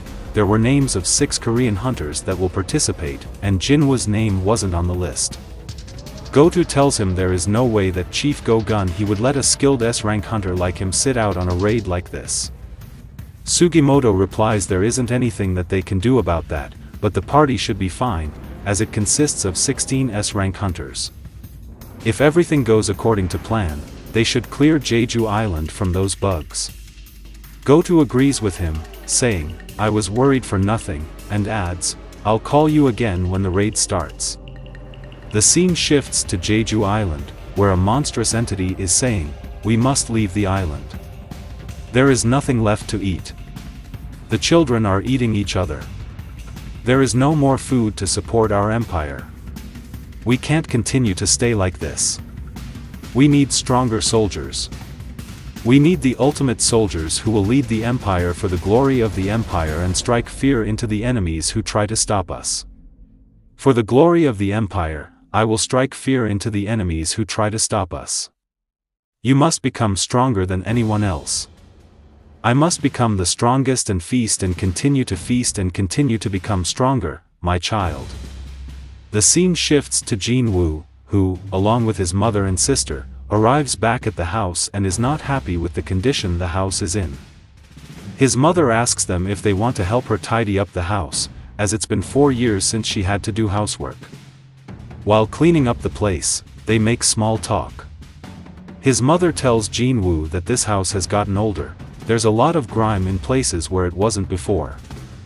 Jinwoo tells her it's the house they've been living in since they were kids. His mother picks up an old photo of them and asks Jinwoo if he heard anything about his father during the time she was asleep. Jinwoo tells her he didn't hear anything while thinking, "I can't tell my mother that I was a hunter just like my father," and there is a reason why she doesn't want to move out of this old apartment. Even though I make more money than anyone can ever imagine, there's still a reason why I continue to live here and pay rent for this place. It's because my mom is still waiting for my dad, who went missing. She still hopes that maybe he will find his way back to this apartment. My mother still needs me, so I can't leave for the raid to Jeju Island. The story shifts to a reporting station, where a person is explaining everything to the civilians about the ants living on Jeju Island and how rapidly they are evolving and becoming more human-like. Some of them can walk on 2 legs and use the rest of their front limbs as arms. Their heads have also shrunk, making them more nimble, and they have gained the ability to fly. After hearing everything, everyone gets concerned that those things can now fly across the sea and reach them, saying this might be the last chance for the Korean-Japanese joint raid team to defeat them. Some of the officials start to trash talk about Jinwoo on live air, saying, "I can understand why most hunters would want to run away after seeing an ant like that." Another female tells the reporters that there is also a retired hunter who is courageous enough to participate in this raid. Meanwhile, Jinwoo is looking at everything on his phone. He thinks, although I don't care for hate comments, I'm more worried about how this will affect Jinna. As he is walking, he receives a call from Jinho, who tells him he moved out of that motel, thanks to his mother, and is living in a new place now. He tells Jinwoo he found a place for the guild office and thinks he might like it, and asks him to come visit the place when he gets some time. As they arrive at the location, Jinho tells him if they were to create a guild, the first thing they need is an office. He explains to Jinwoo that not only is this place big, but it is also located near his house. Jinwoo asks him if he doesn't think that this place is a little too big for 2 people.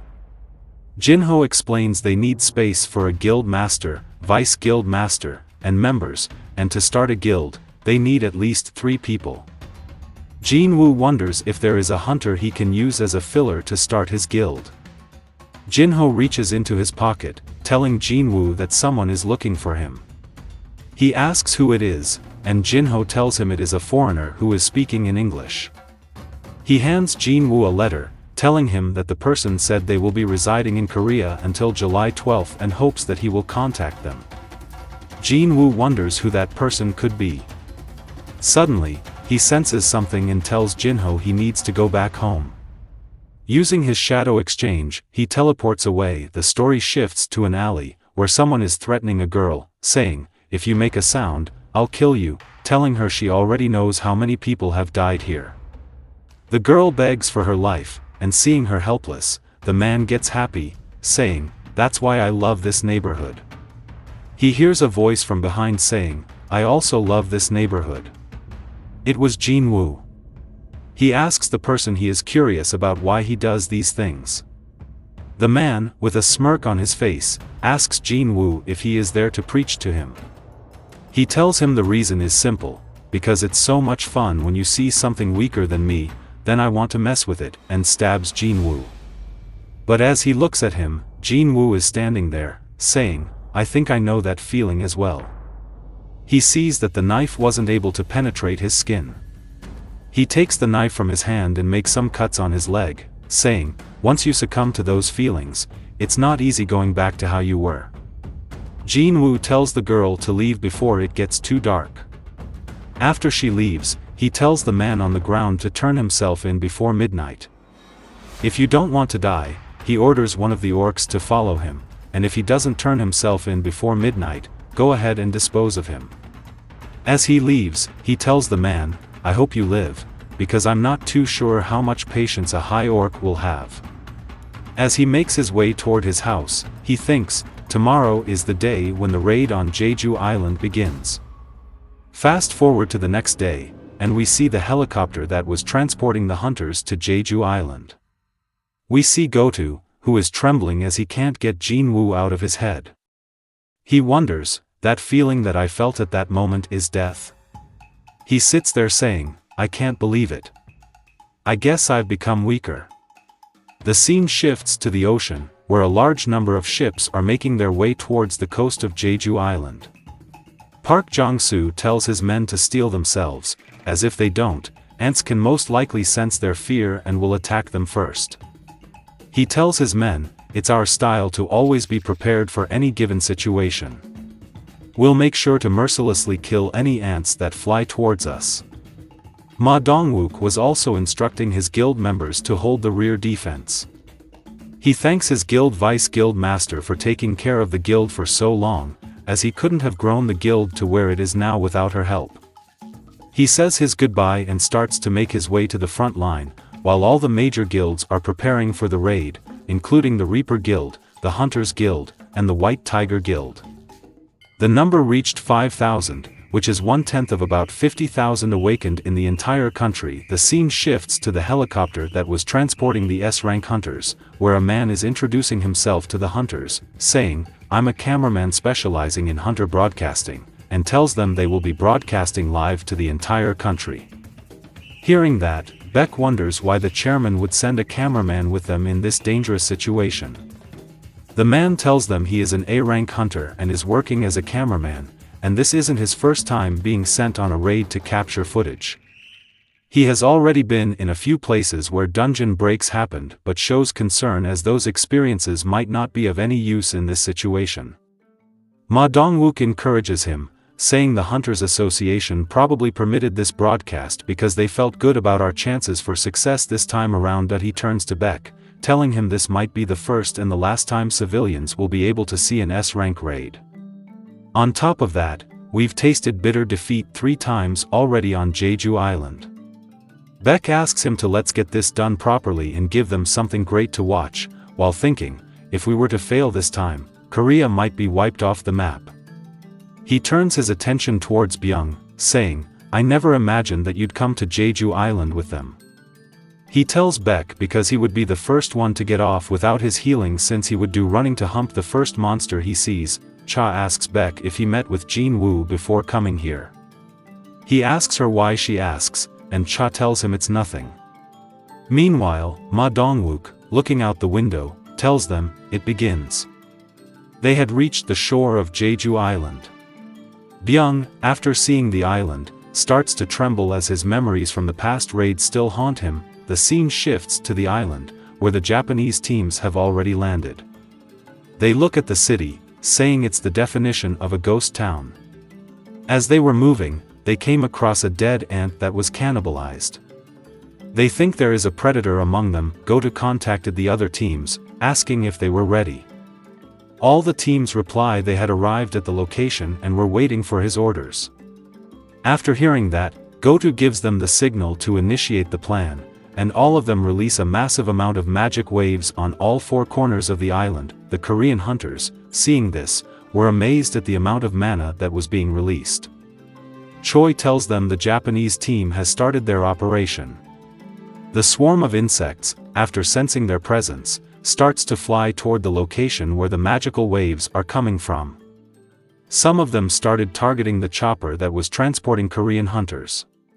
Seeing the ants, Choi prepared to defend the chopper. He uses his flame spear, directly hitting the 3 targets that were approaching them. Byung is impressed with his power, but Choi tells him it's not quite as impressive as all that. They looked at the ants that were still approaching them. He decides to use more power and starts to charge a fireball, telling the other hunters, the chopper's gonna get bumpy here, so hang on tight. He used the attack, and it was so powerful that it took out all the bugs in the vicinity in an instant. He tells everyone, the ants have certainly evolved. They're much more different from before. Their resistance has evolved to a degree that I have to focus my flame past the point required for an A-rank dungeon. He jumps down, saying, let me go off first and get a feel for their new capabilities. Ma Dongwook asks Cha if he is going to be okay against so many enemies on his own. She tells him he'll be fine. After all, he has specialized his fire magic for fighting multiple foes at once. While fighting, he thinks, I haven't played with ants since I was a kid. I used to burn them with a lighter, and they'd make a faint pop sound. Now they are more like firecrackers going off. After he was done clearing the area, he told the other hunters they could come down now. Before going down, Ma Dongwook tells the team that the plan this time has no path for retreat. We may get stranded in the cave with the ants. The Japanese team can give us about an hour. We have to kill the queen within that time limit, and he asks them to be resolute and focused as they all jump down to clear the island from the insects. Reiji Sugimoto ordering his men to activate the electric jamming waves to prevent the soldier ants from receiving signals from their queen. Meanwhile, the rest of the Japanese hunters were fighting and distracting the soldiers so the Korean team could reach the queen with minimal resistance, as the whole plan relied on their success. We see Kumamoto freaking out because of the ants. Kane, seeing this, tells him to get a grip, as if he doesn't, he's going to end up as food for the monsters. Meanwhile, Team C was having no issues taking out the soldiers. Akari told Tatsumi that at this rate, they might end up killing all the soldiers before the Korean team could kill the queen. Tatsumi asked where Kanzo was, and was told that he was going around killing all the soldiers and destroying the wings of the ones that could fly. Acting like a child as usual, Team D noticed Choi's fire from a distance. K asked Ippei if they were to clash, whose power might come out on top, his fire or K's ice. Ippei told him he believed K would win. Meanwhile, Choi covered the entrance to the cave with his fire magic to prevent the ants from getting in.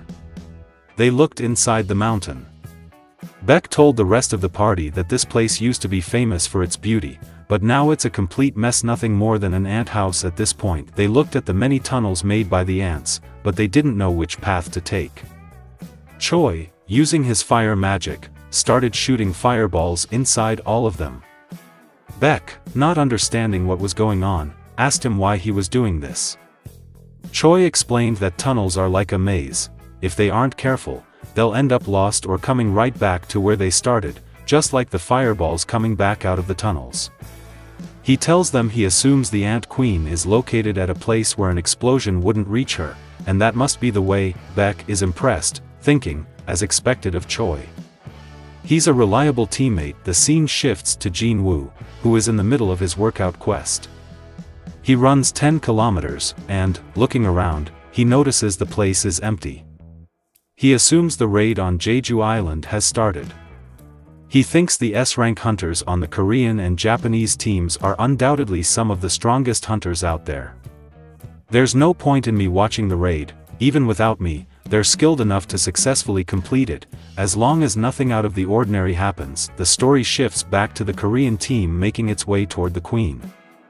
They manage to eliminate some of the guard ants defending the tunnel. Taijayu comments, were these really the queen's royal guards? They were a little too weak. Looking at their eyes, they noticed that the guards' eyes were atrophied. They had evolved to specifically guard the inside of the ant tunnel. As they made their way inside, they were shocked to find a room filled with eggs. They assumed this was the breeding ground, which meant the queen's nest was nearby. Choi prepared to burn everything in the room, but Cha asked him to wait, as she noticed something. She sees a gigantic hatched egg in the middle of the room. Min Byung, seeing the shell of the egg, says there was no way an ant came out of it and wonders what spawned from it. Beck, calming him down, tells him they just need to focus on killing the queen and not pay attention to anything else. Meanwhile, outside the tunnels, Akari from Team C sees Kenzo returning from his rampage on the monsters. She tells him he looks like a mess. Kenzo tells her these ants were annoying compared to the other monsters, as they were using some sort of strategy, flying at him in different formations. He managed to kill around 30 of them but ended up injuring his shoulder and hip. Akari offers to heal him but tells him she has one condition. Kenzo, annoyed, asks her what she wants, and she tells him it's not money this time.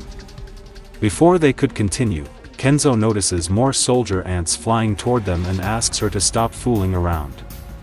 As he turned back to look at her, his heart froze. The sight before him was horrifying. She was gone.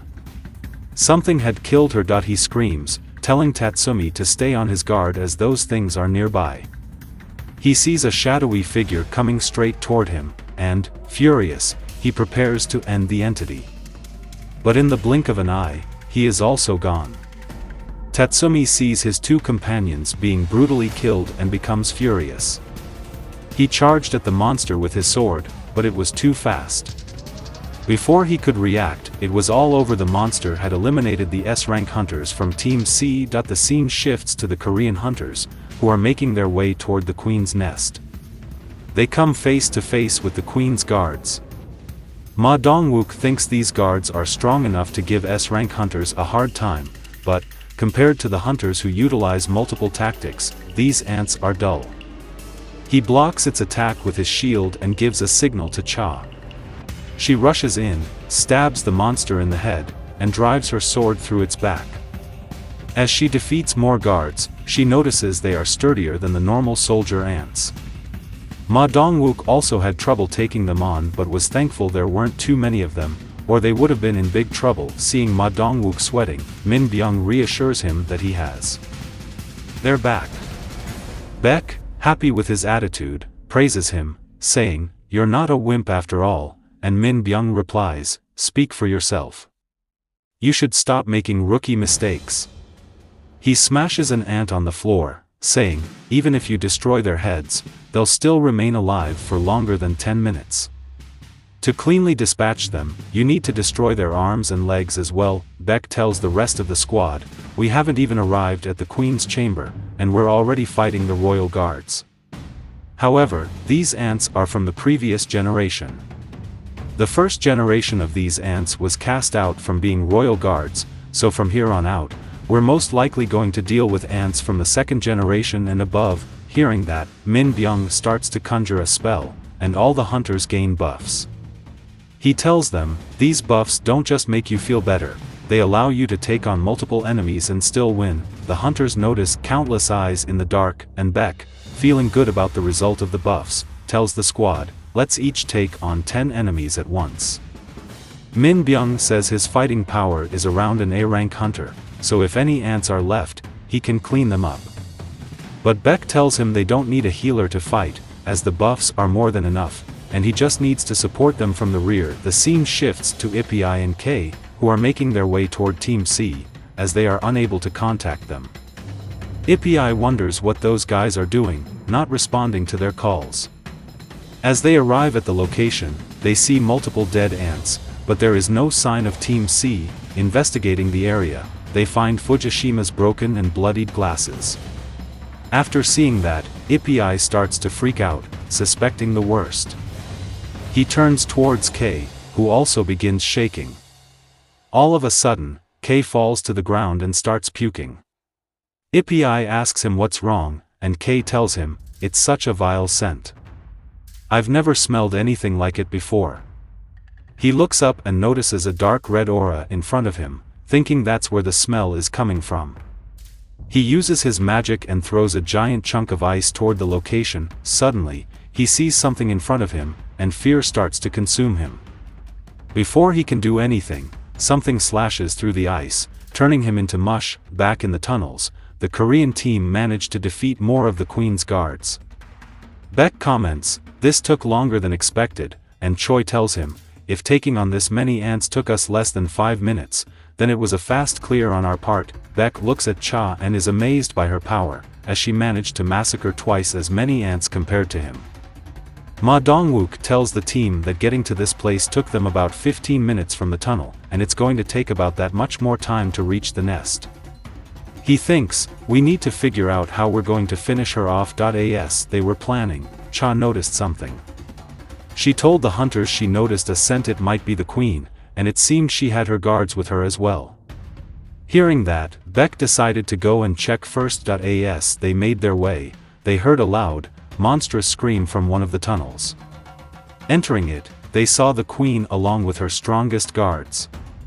Baek told them the queen was furthest in the back, and 8 guards were protecting her. Ma Dongwook explains the plan. "The royal guards we've dealt with so far have all been around S rank."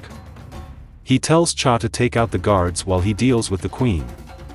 Choi tells the squad, "Usually, I have to limit the usage of my power, but today it'll be a waste if I hold back."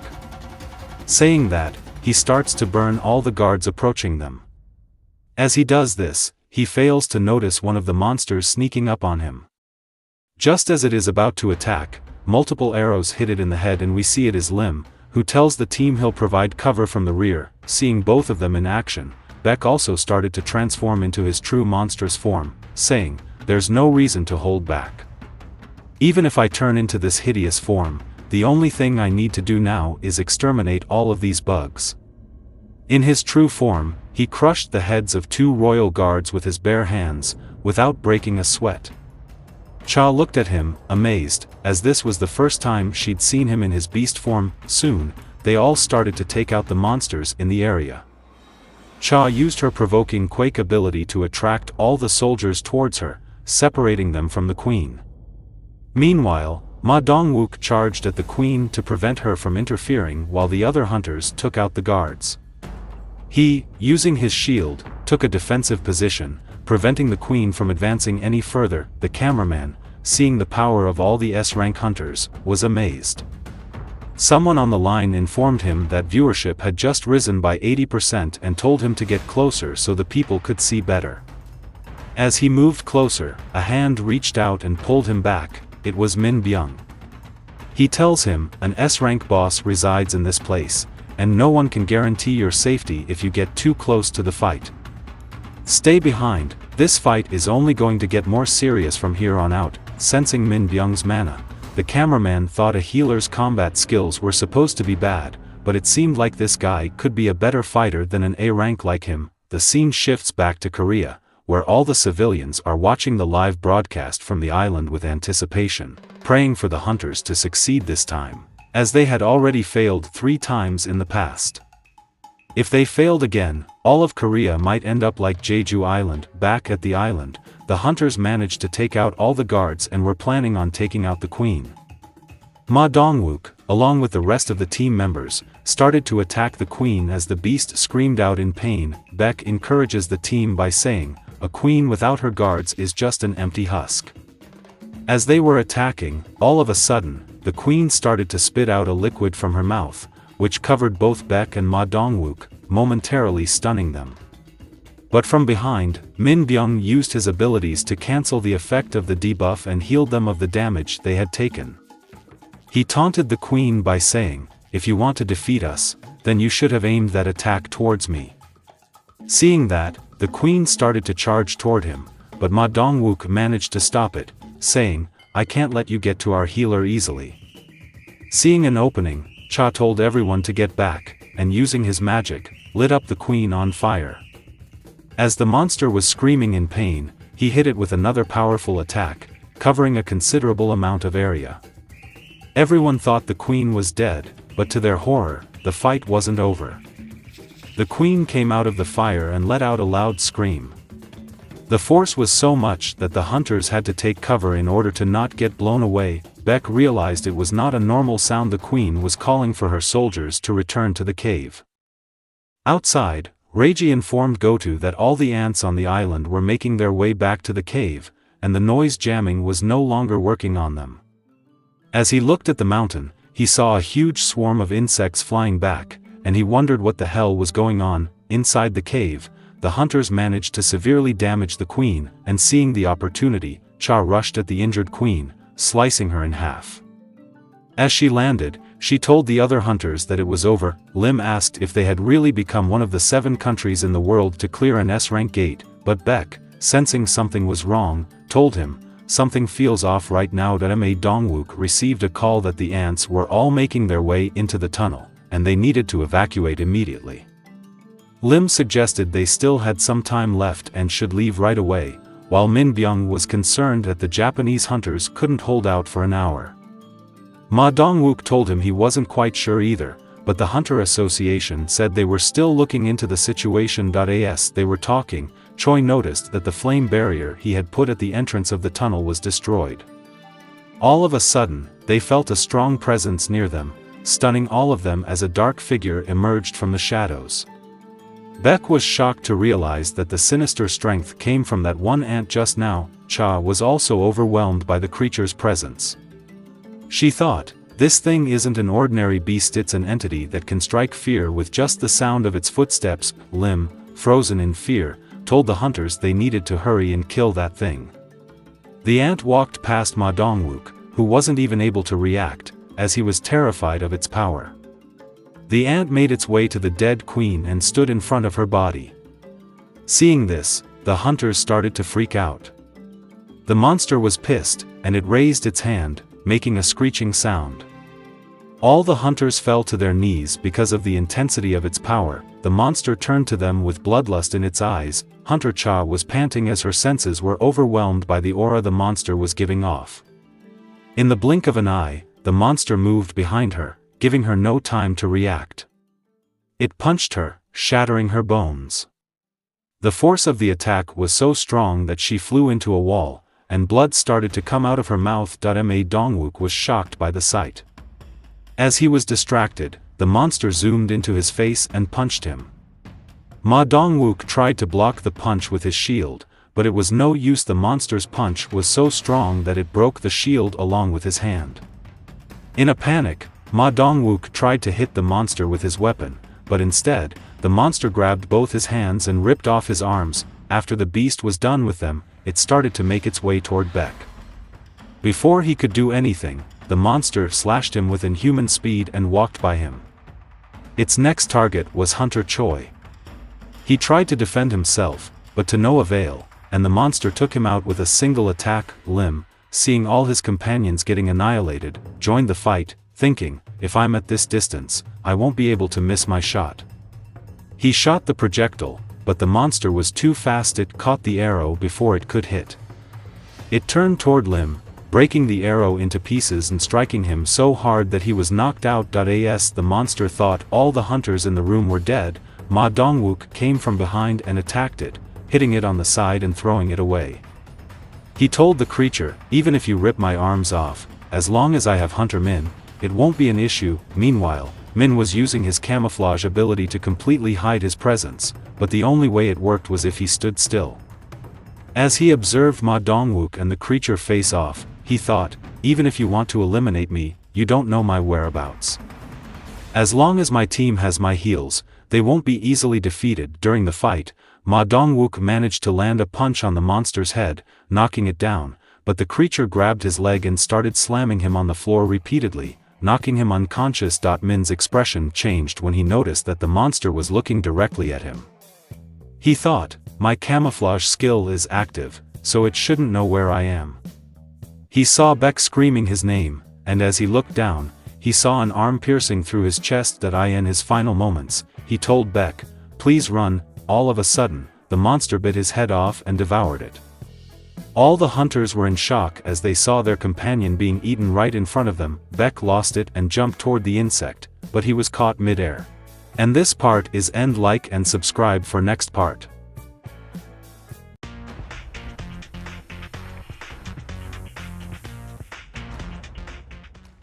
As he thought he was going to end up just like Hunter Min, the monster started to talk and repeated his friend's final words, telling him to run. After hearing those words, Beck understood the monster's ability. By ingesting its prey, the monster could steal their power and memories. The insect wasn't able to speak properly, so it started to say random words like, you are weak. It asked them, the queen was attacked here. Even if you killed the guards, it doesn't make sense, and then asked Beck, who is your king? Beck was confused about what it was talking about. Beck looked around and saw all his comrades, who were severely injured, and unable to fight anymore. He thought, they all would end up like Hunter Min, but all of a sudden, the ant sensed something. It looked toward the exit, saying, outside, and started to fly toward the location. Beck fell to the floor, gasping for air. He thought, did that thing go after Goto Ryoji? He gathered his strength and started to get back up, saying, we've got to escape this place before he returns, but as he looked toward the exit, he saw a swarm of ants flying into the cave. Meanwhile, Goto, along with the remaining hunters of his team, was making his way toward the location where the other Japanese teams were stationed. Mari tells him neither of the two teams was responding to the transmission.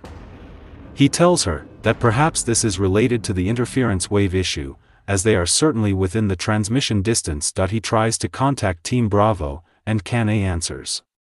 Goto asks her if she was able to contact the other two teams. She tells him she can only contact Team Alpha.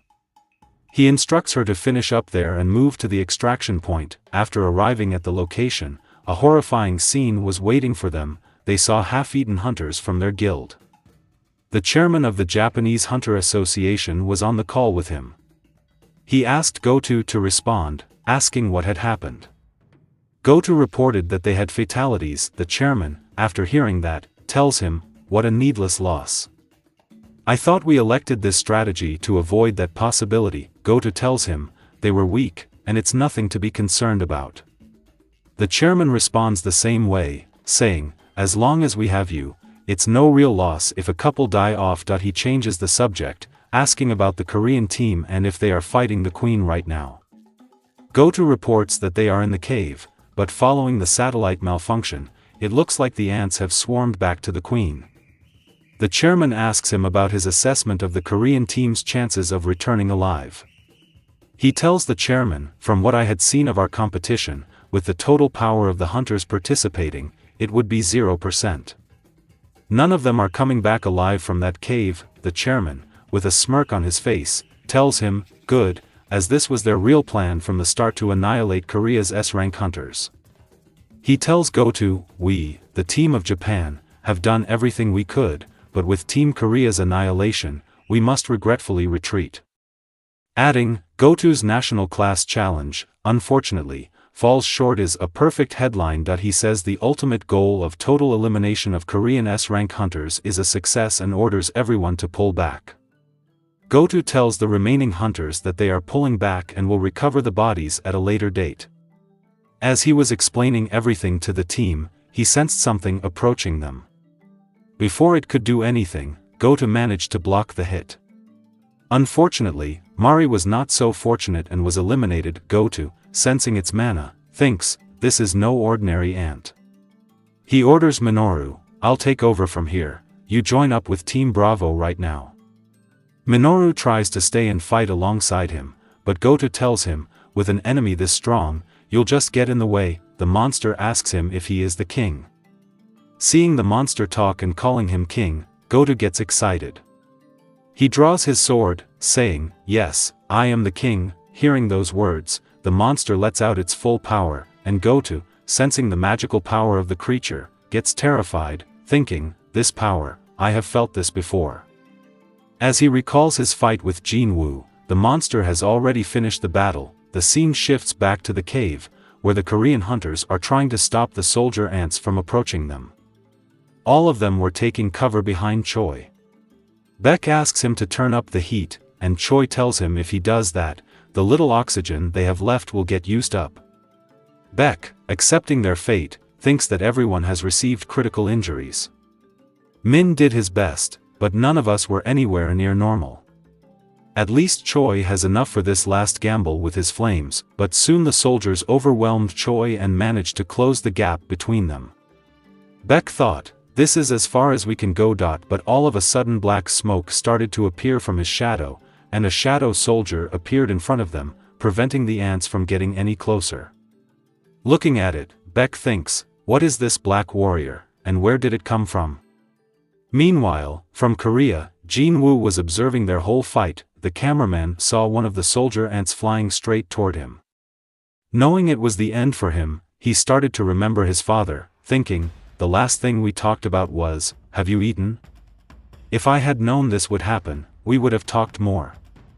He closes his eyes, but from the back, a sword appears, killing the monster and saving him in the process.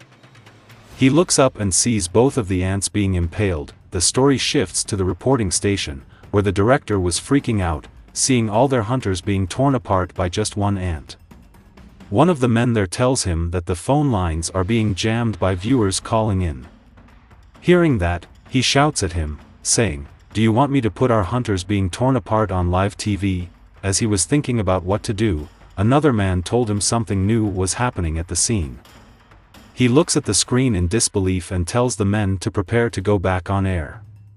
They try to stop him, saying if they do that now, it'll be a live broadcast, and they can't edit out any parts from the live broadcast. The director tells them, "We already stopped the broadcast once, it can't get any worse from here.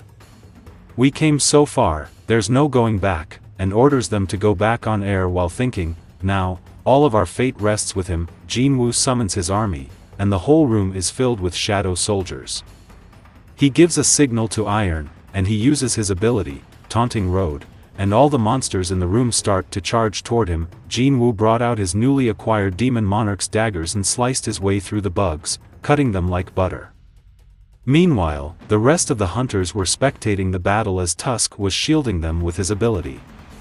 Ma Dongwook was confused as to what was going on, and Beck told him, "I think we are saved, we might just make it." Meanwhile, Jinwoo, along with the soldiers, was massacring the soldier ants. The monsters were no match for Jinwoo and his army. After they defeated a considerable number of bugs, Jinwoo decided to increase the number of his soldiers. He used his ability to extract the shadows from the dead ants. Seeing this, the reporter was confused, as he thought the ants were being resurrected. He reports to the broadcast station, saying, "I don't know what's going on, but they're tearing each other apart." Jinwoo tells everyone to gather around. He hands them a healing potion, telling everyone he will explain later and to please take what he's feeding them. After drinking the potion, everyone was surprised to see that their wounds had healed. But Hunter Cha wasn't responding to the potion. Ma Dongwook asks Jinwoo why Hunter Cha is the only one who hasn't recovered. Jinwoo tells him that she is in serious shape. "I can't handle this with my ability, she is fading little by little." He tells Ma Dongwook to evacuate, as the situation here has settled down a bit. As he was doing that, he sensed a strong presence behind him. It was the monster that had killed all the Japanese S-rank hunters. He came in, saying, "There was no king outside." He was not the king. "Was there another, the one who you call the king?" Beck, looking at the monster, thinks, it has returned, which means Goto is dead. Jinwoo starts to approach the monster, thinking, "I was wondering why the signal from Goto stopped." Seems it was him. The monster asks Jinwoo if he is the king. As they both face off, the bug starts to recall Goto's memories and tells Jinwoo, "You have a dangerous aura," and tries to intimidate Jinwoo by flapping his wings. But Jinwoo, looking at this, tells it, "Now, you seem more like a bug." We are shown the scene from 5 minutes earlier, when the broadcast was stopped. Everyone was surprised as to why the broadcast was stopped, but after a while, they saw the news explaining to the people that Hunter Min was dead and the safety of the remaining hunters in the ant tunnel could not be confirmed.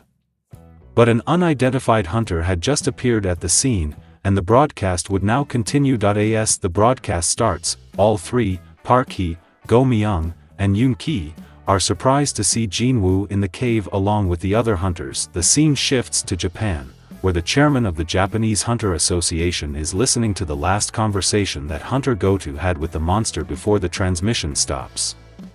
After hearing that Goto was taken out by a talking ant, the chairman gets furious. He asks Reiji where that monster is right now. Reiji tells him that it reappeared at the Queen's lair. After hearing that, the chairman assumed that the Korean team was still alive. Reiji confirms this by saying they were alive and also that a new entity with insane magic strength had appeared just now. The chairman, after hearing that, orders his men to turn on the broadcast that is being aired in Korea right now. The story shifts to Jinwoo's house, where Jaina is also watching the broadcast and is surprised to see her brother on Jeju Island. Chairman Go Gun Hee was also happy to see Jinwoo helping out the other hunters, as a doctor, tried to tell him to calm down. Back on the island, the fight between Jinwoo and the monster begins. As the monster swings its claw at Jinwoo, he doesn't dodge and takes it directly on his face. The impact is so strong that the ground beneath their feet starts to crumble, and the shockwaves send chunks of rocks flying through the air. As Beck and Choi see this, they say that the strength of their magic is insane. As the dust settled, the bug was the only one standing there. It said, "You are not the king either," but to everyone's shock, they saw Jinwoo still standing there after taking a hit that strong on his face. Jinwoo, using his Dominator's touch, starts to gather mana in his hand. The monster sees Jinwoo charging up a punch, and instead of dodging, it braces itself for the attack. As the punch lands, it sends the monster hurtling through the air. When it collides with the wall, it creates a massive explosion. Seeing that, all the hunters are amazed. Ma Dongwook asks Beck and Choi if they are certain that Jinwoo is a mage-type hunter, and Beck tells him, "Even I have a hard time believing that." As the dust settles, they see the monster is still alive and is coming straight towards Jinwoo. Seeing how little damage the monster took, Jinwoo thinks, it's pretty sturdy. Is it because of the exoskeleton? As he is thinking, the monster is already in his face.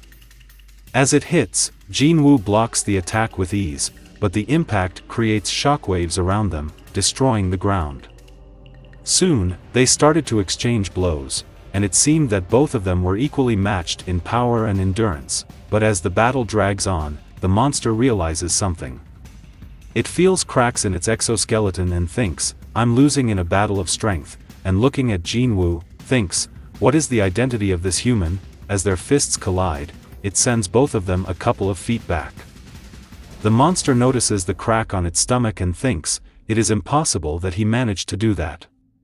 As it is thinking, Jinwoo approaches it and strikes it again on the cracked area, then something came out of the monster's mouth. It was its tongue. Using it, the monster managed to scratch Jinwoo in the face. Jinwoo jumps back, creating distance between them.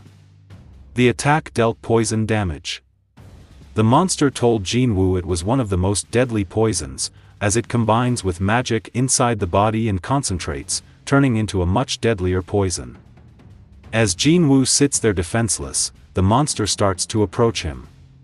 As it gets close, it launches the final attack to end the fight. Who was staring at Minoru as he told her everything that had happened, how all of their S-rank guild members, including Goto, were wiped out by one ant, and they were the only ones left. He was terrified and said that the monster couldn't be killed, as even Goto was unable to stop it. Hearing that, Kane gets angry. She grabs him by his collar and tells him to shut up, accusing him of talking nonsense. As they argued, she heard a sound from the back. It was the extraction helicopter that had come to pick them up. Meanwhile, inside the cave, Jinwoo managed to grab the monster's hand before it could strike him. The creature was surprised to see Jinwoo moving, as the poison should have paralyzed him. Jinwoo punches the creature square in the face, sending it flying into a wall. However, the impact wasn't enough to kill the thing, and it started to get back up from the rubble. Jinwoo, looking at the creature, thought it was getting strangely happy because of the poison. Perhaps it's because my perception stat has improved, I can perceive its feelings. But now it's getting nervous for sure. Thinking about Cha and the other hunters, he said, "I am too, so I need to end this as soon as possible." He jumps toward the creature, preparing to end it with a kick to its head. As Jinwoo strikes, the ground beneath his feet starts to break due to the force of the impact. As the dust settled, the monster was nowhere to be seen.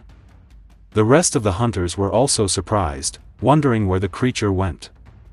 Jinwoo looks up and sees the monster in the air. The monster says, "Poison isn't working," and begins to shrink its body size. It thinks, a contest of strength merely wastes time. If his strength is physical power, there's no need to match him.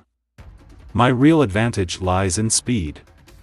It reduces its size and pours everything into agility. It tells Jinwoo, "I'm done with the warm-up." Jinwoo, hearing this, gets ready for the final fight. Both start to gather mana around them, and the creature, using its speed, flies toward Jinwoo. To its surprise, Jinwoo was able to dodge it. He appears behind the creature and swings his weapons, but the creature, using its claws, stops the blades from reaching its body and, using its super strength, throws Jinwoo away, creating distance between them. But Jinwoo bounces right back at it, terrifying the creature, and they begin exchanging blows. As the fight drags on, the creature thinks, "He's not only matching my speed, he's getting even faster." It wonders how this is possible. Meanwhile, Jinwoo is thinking, he's about at the level of the demon monarch, or maybe even stronger. However, I have a better weapon now, and I've become stronger since defeating him. He looks at the creature, seeing its exoskeleton shattered, and thinks he can finish this now. He unleashed a barrage of attacks at the monster, but the monster was fast enough to block all of them. However, as the creature looks at its claws, it realizes they were completely destroyed, meaning its offensive ability is gone. Seeing the creature distracted, Jinwoo charges at it, using his critical hit skill, landing blows directly on the monster's body, shattering its exoskeleton. As he does this, he receives a notification stating that his critical hit has been upgraded to its final form, critical chain. As Jinwoo is distracted, the monster starts to fly away to escape. Jinwoo asks, "Where do you think you're going?"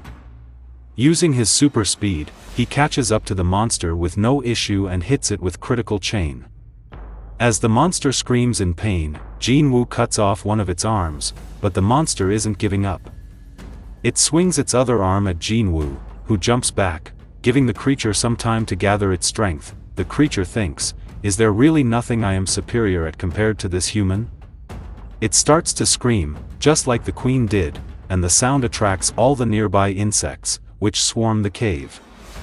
The creature orders them to finish off the humans, but to its horror, Jinwoo starts to smirk. The cave fills with black smoke, and the shadow army begins to emerge from it. Both sides charge toward each other, and an epic battle starts. The shadow soldiers are far superior to the ants, but they are outnumbered. Seeing this, Jinwoo calls forth Tusk to deal with multiple enemies. Before he gives the signal, he tells Tusk to be careful and aim only at the ants, warning that if he hurts the humans, he won't summon him ever again. After that, Tusk, using his Hyam of Giants, turns himself into a giant, towering over all the monsters. He then uses his Hyam of Fire Dragon to launch a fireball toward the ants. The force of the attack was so immense that it went through the mountain, stunning the hunters. Lim asks Ma Dongwook if that is a summoned creature. Ma Dongwook replies, "That doesn't look like a summoned beast, it looks like the Demon King who descended to the human world." After all the soldier ants were destroyed, the creature stood there speechless. It had tried everything in its power, but nothing was working. It thought, "I was more powerful than any other from the moment I was born. I swallowed up everything in my path. I was growing without limits. I was supposed to be a monarch, that's how it should be."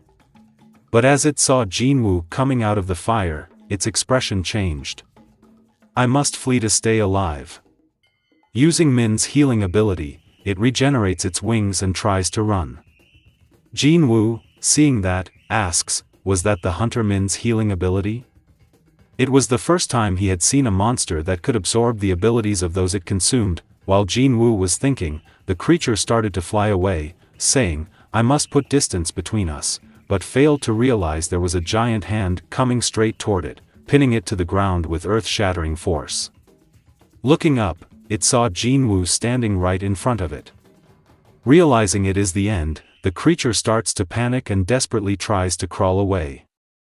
But from behind, it hears a voice saying, "I won't let you flee." Using critical chain, Jinwoo slashes the creature, finally finishing the fight and leveling up in the process. As he stood in front of the dead insect, thinking it was finally over, he heard a voice calling his name from behind. He looked back, it was Beck, informing him of Hunter Cha's condition, as she was fading away. He sits near her, thinking, "I've wasted too much time." He wonders what he should do, as they need a high-level healer. He can't use Shadow Exchange, as it's still on cooldown, and there's no guarantee he could teleport with her, as he has never tried to teleport with another person. Even with Kaisel's speed, they can't reach a hospital in time. He wonders if the Japanese guild has any surviving healers, but suddenly a thought hits him. He asks the cameraman to turn off his camera for a bit. He orders all of the shadow soldiers to look for the body of Hunter Min Byung. Beck, surprised, wonders what he wants to do with that. One of the orcs brings the body to Jinwoo. After examining the condition of the body, Jinwoo wonders if shadow extraction will work on him. He checks, and a notification pops up, telling him that shadow summoning is possible with this body. Relieved, he uses his ability to extract Min's shadow but fails for some reason. He tries a second time, but it's no use. He thinks, with the level of my summoning skill, this should have been simple. He wonders if Min has a strong will against being summoned. Looking at Cha, who is almost out of time, he thinks this is his final chance to save her. He uses his ability on the hunter one last time.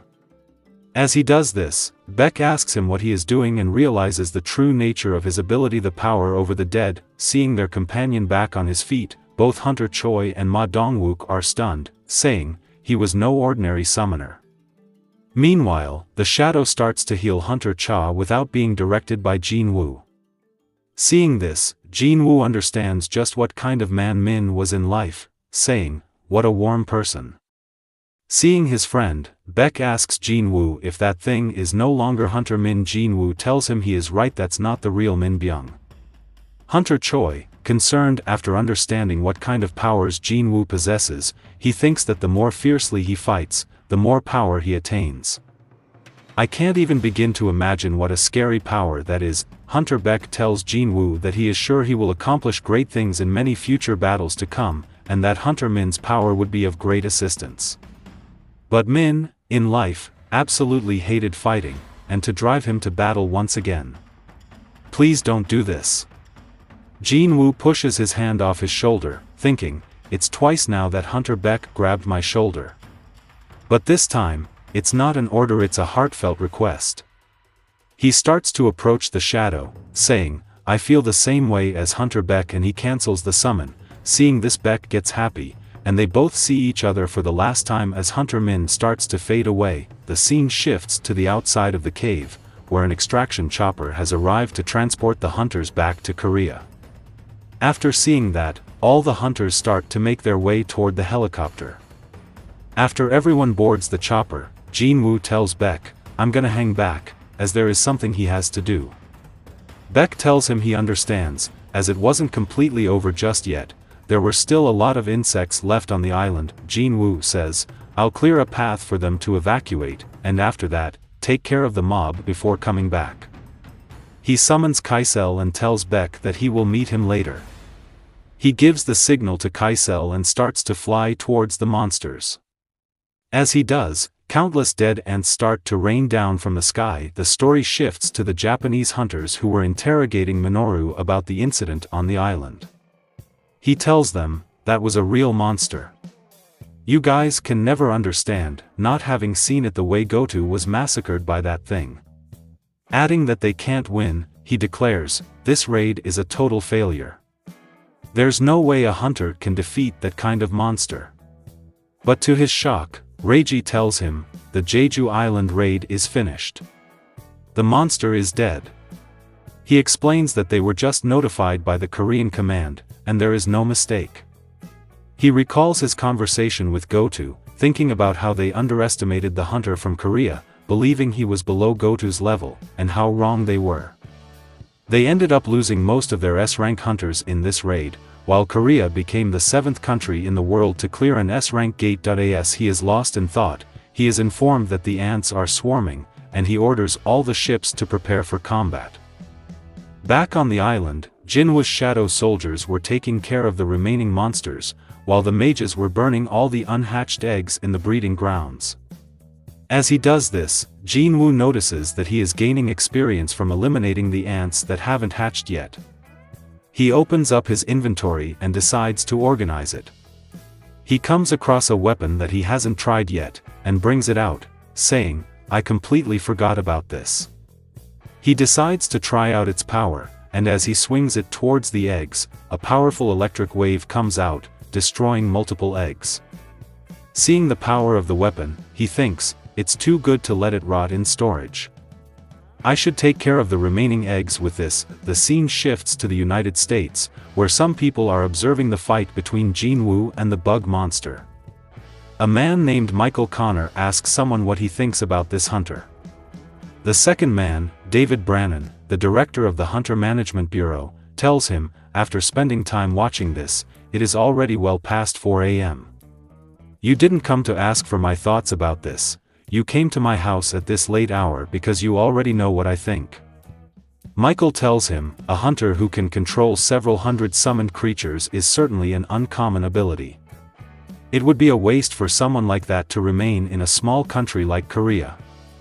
David agrees, Asking if he knows anything else about this man, Michael brings out a file containing information on Jinwoo and tells him about the recent incident in which two S-rank hunters fought and caused a lot of damage. He explains that the hunter who defeated Huang and managed to escape was Sung Il Huan, who was captured by A-rank hunter James in an A-rank gate that opened in the eastern US. After his capture, they weren't sure whether he was a monster or a human, but he insisted that he was a hunter from Korea. The information they managed to gather during his interrogation revealed something interesting. It turns out that he and Sung Jinwoo are actually father and son. After looking at the report, the director tells him that other countries don't even know about Jinwoo, not even his name. This is a great opportunity for us, but this is different from the time with Huang. He tells Michael that Korea has long been an ally of the US, and if they try to bring in another S-rank hunter from Korea, it might put serious strain on the alliance. Hearing that, Michael asks, "Don't you think he's worth the risk?" After thinking, the director asks for his thoughts on whether they can convince Hunter Jinwoo to come to the United States. Michael replies, "We can only try." Back on Jeju Island, Jinwoo finishes clearing the area of all the monsters, including their eggs, and reaches level 100 in the process. He starts to make his way toward the dead ant monster, and as he stands next to it, he notices the revolting aura coming from its body. He uses his ability to extract the shadow from the creature, and suddenly he is surrounded by darkness. He looks around, wondering what is going on, as he isn't even able to feel anything. He wonders if the shadow extraction failed. As he is in thought, he snaps back to reality, and everything becomes normal again. A shadow starts to emerge from the back, and a notification tells him that the shadow extraction was successful. In front of him stood the shadow of the king of insects, kneeling before Jinwoo as a dark aura emanated from its body. Jinwoo, looking at it, thinks, "This is the first time I've seen this class. In the past, I've only seen elite, knight, and elite knight. Maybe this is a class above that." He concludes, "This must mean he's at an entirely different level from the warriors I've seen so far."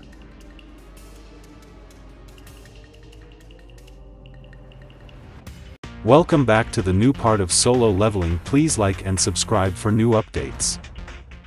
That's certainly to be expected from his abilities in life. As Jinwoo moves toward the dead queen to add her to his army, he hears a sound from behind calling him, "King."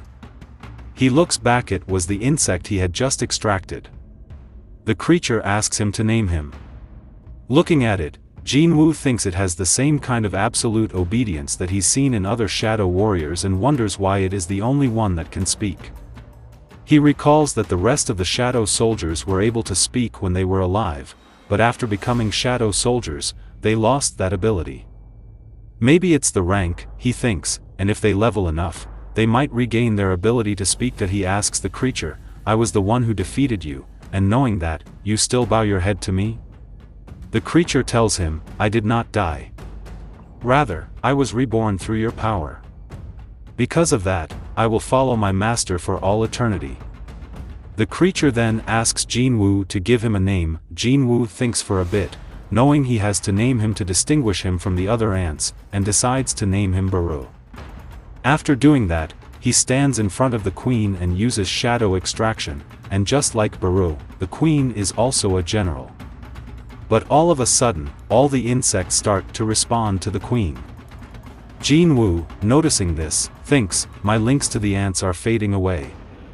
He asks Baru what is going on, and the creature explains that controlling the ant swarm is the queen's unique ability. Jinwoo asks, "As long as the queen exists, she takes over control of the swarm?" Baru tells him, "Yes, as the primary purpose of the queen's magical ability is for the propagation of the species." Jinwoo asks if that means the queen was unsuitable for combat, and Baru confirms that is true. Hearing that, Jinwoo cancels the extraction, saying, "No need for two leaders in a group." He looks at the soldiers gathering magic stones and tells them, "There's no need to retrieve magic stones. Let the Korean Association use the magic stones here for reconstruction and recovery of Jeju Island." He thinks, "The only thing I needed from this island was Baru, and I have obtained him." I have no need for anything else here. He wonders if the problem of the surviving ants will be something he can handle with the forces he has. Baru tells him that the enemies are in disarray because there's no one to lead them, and they have abandoned all discipline, dispersing in all directions. Jinwoo asks Baru if he can tell how many ants are remaining. Baru responds, before the start of the raid, there were about 8,700 ants, and right now, about 4,000 are still alive. Hearing that, Jinwoo thinks, there are more left alive than I had thought. He turns towards Baru and asks, can you perhaps take care of all of them? Hearing those words, Baru replies, your order is all I require. Meanwhile, out in the ocean, the hunters were desperately trying to stop the ants from escaping the island. They threw everything they had at the monstrous creatures, but there were simply too many, and slowly, the hunters found themselves being overwhelmed. As the ants advanced, more guilds rushed to join the fight, but it seemed futile as they were outnumbered. Lee watched in horror, starting to panic, saying, how can I fight something like that? The ants finally reached the shore, where some of the hunters were stationed. Looking at the number of monsters, they wondered if they could handle so many of them, and the monsters started to charge towards them. But before the ants could reach the hunters, they started to break into pieces as a blue light passed by them. The hunters on the ground, seeing this, wondered what had just happened, and we see it's Baru who was cutting down the monsters. The scene shifts to China, where the navy is getting ready to stop the monsters from entering their territory as some of them managed to reach the coast of China. As the creatures approached, one of the men told the captain that the monsters had entered the range of the Second Corps. They asked him if they should start firing. The captain told them to wait a bit, as the hero wanted to seize the stage all for himself. The scene shifts to a man standing on the ship. As he looks at the approaching monsters, he draws his swords, preparing to kill all the monsters in the vicinity. He throws a powerful slash toward the creatures, and the sky fills with explosions. As he puts back his swords, he says, only if the monster that battled Jinwoo were to come instead of these small fries, that might have held my interest for a bit. But it's a shame, and we see the pieces of the ants raining down in the sea. The story shifts, and we see a person who is looking at the battle between Jinwoo and Baru. The man says, the only reason Huang was interested in Jinwoo was because he thinks that Jinwoo killed his younger brother, so he is seeking revenge. It was Thomas Andre, the guild master of the Scavenger Guild. He comments that now that things have progressed this way, meeting Jinwoo has become even more difficult. Too bad, as I really wanted to meet with him. His assistant asks, what if Jinwoo and Huang were to fight? What will he do? He turns towards her, saying, Mr. Huang is an asset that belongs to the Scavenger Guild, and the Scavenger Guild belongs to me. I have no mercy for those that would touch what belongs to me, not even the US government itself. Fast forward 3 days, the Knights Guild landed at Jeju Island for recovery of magic stones as well as for defense against any unforeseen events. As they land, Park Jong-soo starts to tell Young Yoon-tae a story about a man who tried his hardest to be the best. His dream was to be a gold medalist. He threw all his effort into training, enduring without a complaint. After all that remained was to get into the Olympics, his dream was about to come true. He passed the doping test with no issue. He even had a lucky dream that night before. Everything was ready for him to perform on the grand stage. However, the magical energy sensor sniffed him out, and he was disqualified from the Olympics. Young Yoon-tae tells him, this is your story. After the story, he picks up a magic crystal, saying, these are all magic stones of the highest quality. Sweep them all in a bag, and we'll surely be the best guild in the country. A girl from behind tells them, that's stealing. Young Yoon-tae comments, Jinwoo sure cleaned the monsters up nicely. We can gather the stones without worries, as there was no magical energy from the dead insects. But all of a sudden, a monster comes out of a corner, and with one swing of the sword, Park Jong-soo slices its head in half. He turns towards the soldiers, saying, no real need to worry. Even if a few are hanging around, we are here to take care of them. As he was talking, Young Yuntae noticed something and called Park Jong-soo. As they looked at the location, they saw a man approaching them. Seeing him, Park Jong-soo asked him to stop and identify himself, as only the military and the guild members who were selected for duty should be on Jeju Island. He asks the man not to shoot him, as he is not a monster, and tells him, "You are present within an area designated as no entry. If you do not follow our orders, they will be forced to shoot you." Hearing that, the man starts to utter some words. And Park Jong-soo realizes it's monster language. Before they can do anything, someone snaps his fingers, and all of them start to fall to the ground. The first person asks, "Why did you do that?" And the creature replies, "No need for a disturbance. I just put them to sleep for a while." The first man asks if he has confirmed that it's him, and there is no doubt. Looking at the unconscious hunters, the blue creature says, "It's strange that he would help humans," and the man replies by saying, "Who can know his heart?" The creature suggests that he should go and ask him directly if he is curious. Looking at the dead bugs, the man says, "If that woman were here, she would have been frightened by the overwhelming stench." The creature instructs the man that the hunt proceeds as expected and opens up a portal. The man tells him that one of them is currently in Korea and suggests that they should take care of him as they are already here. But the creature tells him that this place should be left to his hands. As he enters the portal, the man taunts him by saying, "If you are afraid to get involved," but the creature leaves saying, "You can see it however you want." After the monster leaves, the man also opens up a portal and travels through it to another location. The scene shifts to Jinwoo, who is at a funeral dedicated to all the fallen hunters who participated in the Jeju Island raid. As he walks to pay his respects to the fallen soldiers, he thinks about everything that has happened after the Jeju Island raid and how he was hailed as a hero and criticized for participating in the raid late. Some people believe that if he had participated earlier, the losses could have been minimized. As he walks back, he sees Hunter Beck, who was also present there. They exchange some words, and as Jinwoo starts to leave, Beck thanks him for everything he did during the Jeju Island raid. Hunter Cha was also present there, and seeing Jinwoo, she started to blush. Seeing that, Jinwoo wondered why she was acting like that. After that, we see Jinwoo sitting with the chairman and telling him about his decision to establish his guild. The chairman tells him that an S-ranked hunter doesn't need a guild master license, he just needs to call the association, and they will take care of the rest. As they were talking, the chairman asked him if he, by any chance, put up a barrier or something similar on Jeju Island. Hearing that, Jinwoo looks at him surprised. The chairman explains that there was an incident where people dispatched to clean up the remnant ants and retrieve the magic stones all lost their consciousness. He tells him that those were no ordinary hunters. The party consisted of all A rank and some B rank hunters, including one from the Knights Guild. So he thought maybe Jinwoo left a barrier behind and had forgotten about it. Jinwoo tells him he set up no such thing and asks what the hunters that were dispatched said after they reported the incident.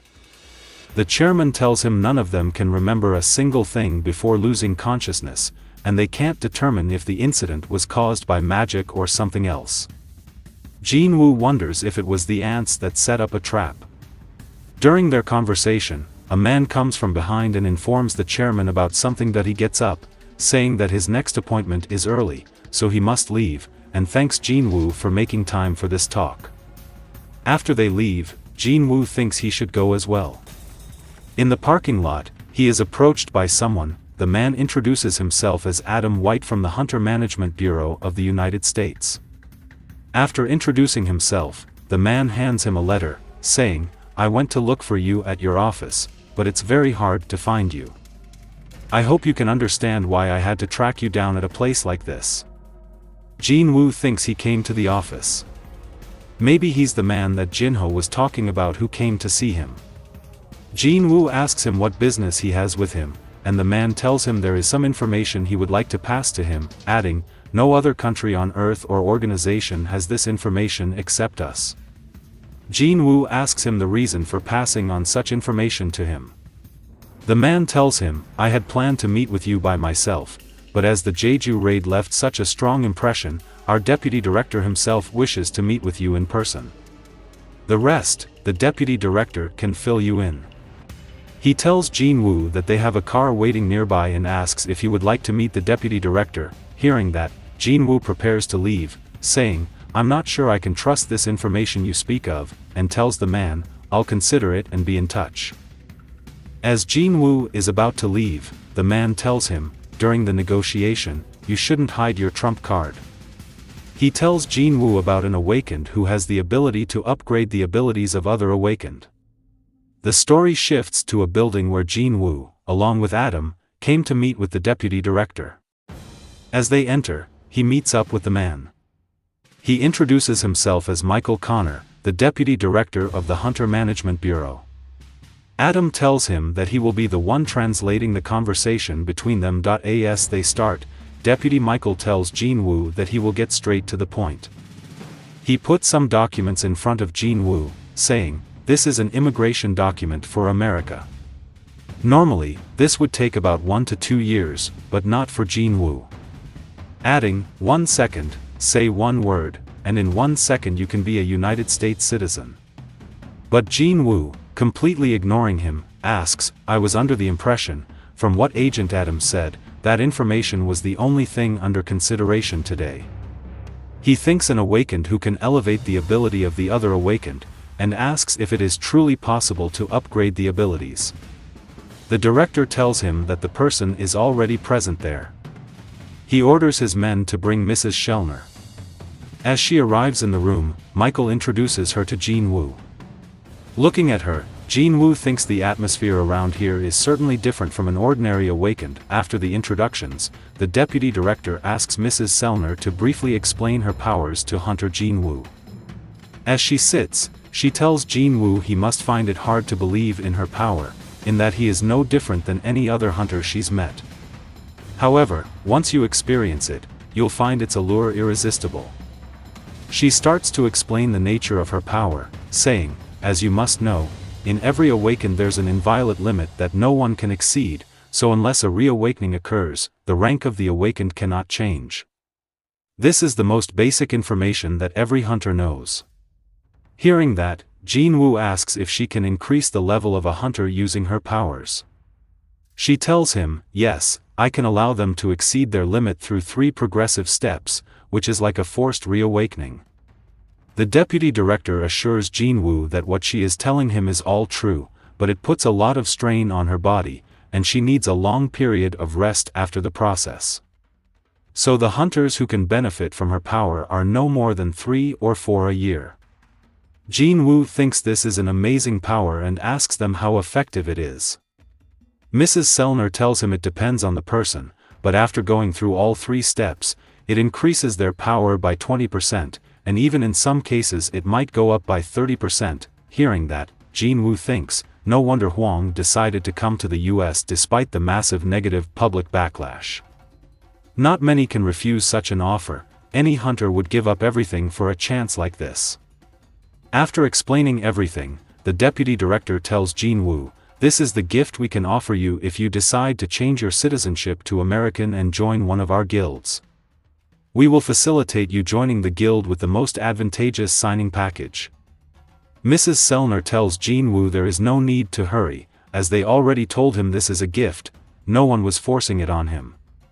The director asks him if he would like to experience the first step. Jinwoo thinks for a moment. As she said, those who experience it find it irresistible, so she is confident that it'll ensnare everyone. She grabs his hand and asks him to look into her eyes closely. Meanwhile, the deputy is smirking, thinking, he's ours. He has kept his calm so far, but once he feels the effects of the first step, he'd be the one to contact us first. And if he's an impatient type, he might sign on the dotted line right away. He wonders that Jinwoo managed to clear Jeju Island, something even Goto Ryoji, who was said to be close to national rank, was not able to do. Jinwoo cleaned the island of the monsters without any effort, using methods that were neither heard of nor seen before. Where would his limit be? As she enters into his mind, she is surrounded by darkness. She looks around and sees a figure hovering in the air. As the thing stared at her, she started to panic and snapped back to reality. Seeing her panicking, the guards start to point their guns at Jinwoo and are about to shoot, but the deputy director stops them, saying, "Do you have any idea who he is?" He orders them to tend to Mrs. Sellner. He apologizes to Jinwoo, saying, "Our agents have committed a grave mistake," but Jinwoo is more concerned about the woman. He asks, "What just happened?" Meanwhile, the deputy director was telling his men, if they had done this in front of Thomas or Lu Jigang, all of them would have been dead by now. He turns towards Mrs. Sellner, asking her what happened. He tells Jinwoo that Mrs. Sellner isn't feeling quite right today and asks him if they can contact him at a later date. After he leaves, the deputy director asks her if she can tell him what happened. With shaking hands, she tells him, he is a king of the most powerful kind. The director asks her if she means that he is as strong as the national rank hunters. She tells him she isn't sure, as she has never experienced something like this before. He's a king, but not like the others. She explains, when I was in his mind, I gazed at him, and he gazed right back.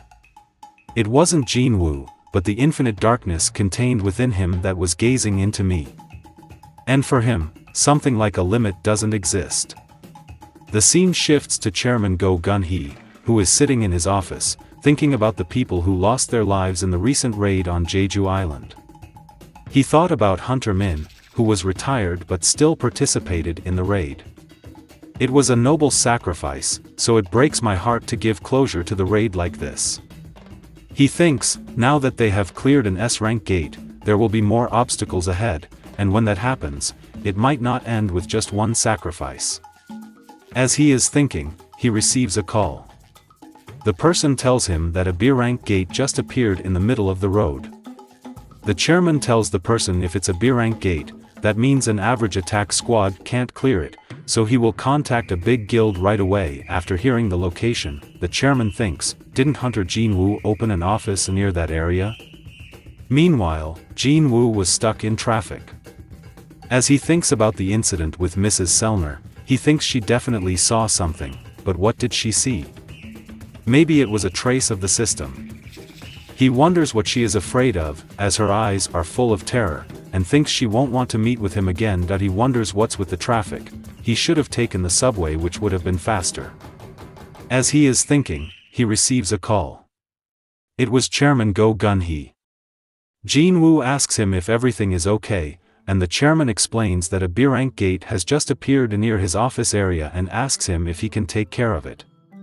Jinwoo asks him, without the permission of the Hunters Association? He asks him if he forgot that he is the chairman of the Hunters Association and that he is giving him permission to raid the gate. He tells him he doesn't need to worry about anything, and Jinwoo thanks him. After arriving at the location, he saw the place was barricaded, and the officials were instructing the civilians to follow the regulations. As he gets close to the gate, he is stopped by a woman who tells him he can't get in here without permission. As she sees him, she recognizes him as an S-rank hunter. She tells him that even if he is an S-rank, they cannot allow him to ignore the process and asks him if he received permission from the Hunters Association. Hearing that, he calls the chairman, explaining the situation to him. He hands her the phone, saying, "It's someone you cannot ignore." The chairman explains everything to her, and Jinwoo tells her he will be entering now. Seeing him enter the gate, she thinks, I hope he trips over himself and breaks an ankle. As she is thinking, the color of the gate starts to change. Everyone is surprised to see that, and she thinks, if it was because I wished for him to get hurt. After entering the area, Jinwoo noticed that it was a red gate. He thinks that the exit is closed and he has to fight his way out of the gate. He recalls his mother's words, how she encouraged him that now he was an S-rank hunter, so he needed to save many lives just like his father. She told him that his father used to be a firefighter before he became a hunter, and she fell in love with him when she saw him saving people, saying, "What can I do since you're his son?" She asks him not to overdo himself. Remembering her words, Jinwoo thinks, I'm relieved mother wasn't against all of this. As the monsters start to come out of the forest, Jinwoo says, "This won't be too much for me. I'll finish this within a day," and all the shadows start to destroy all the monsters present in the area. And the season 1 ends. Hope you liked it. Subscribe for the next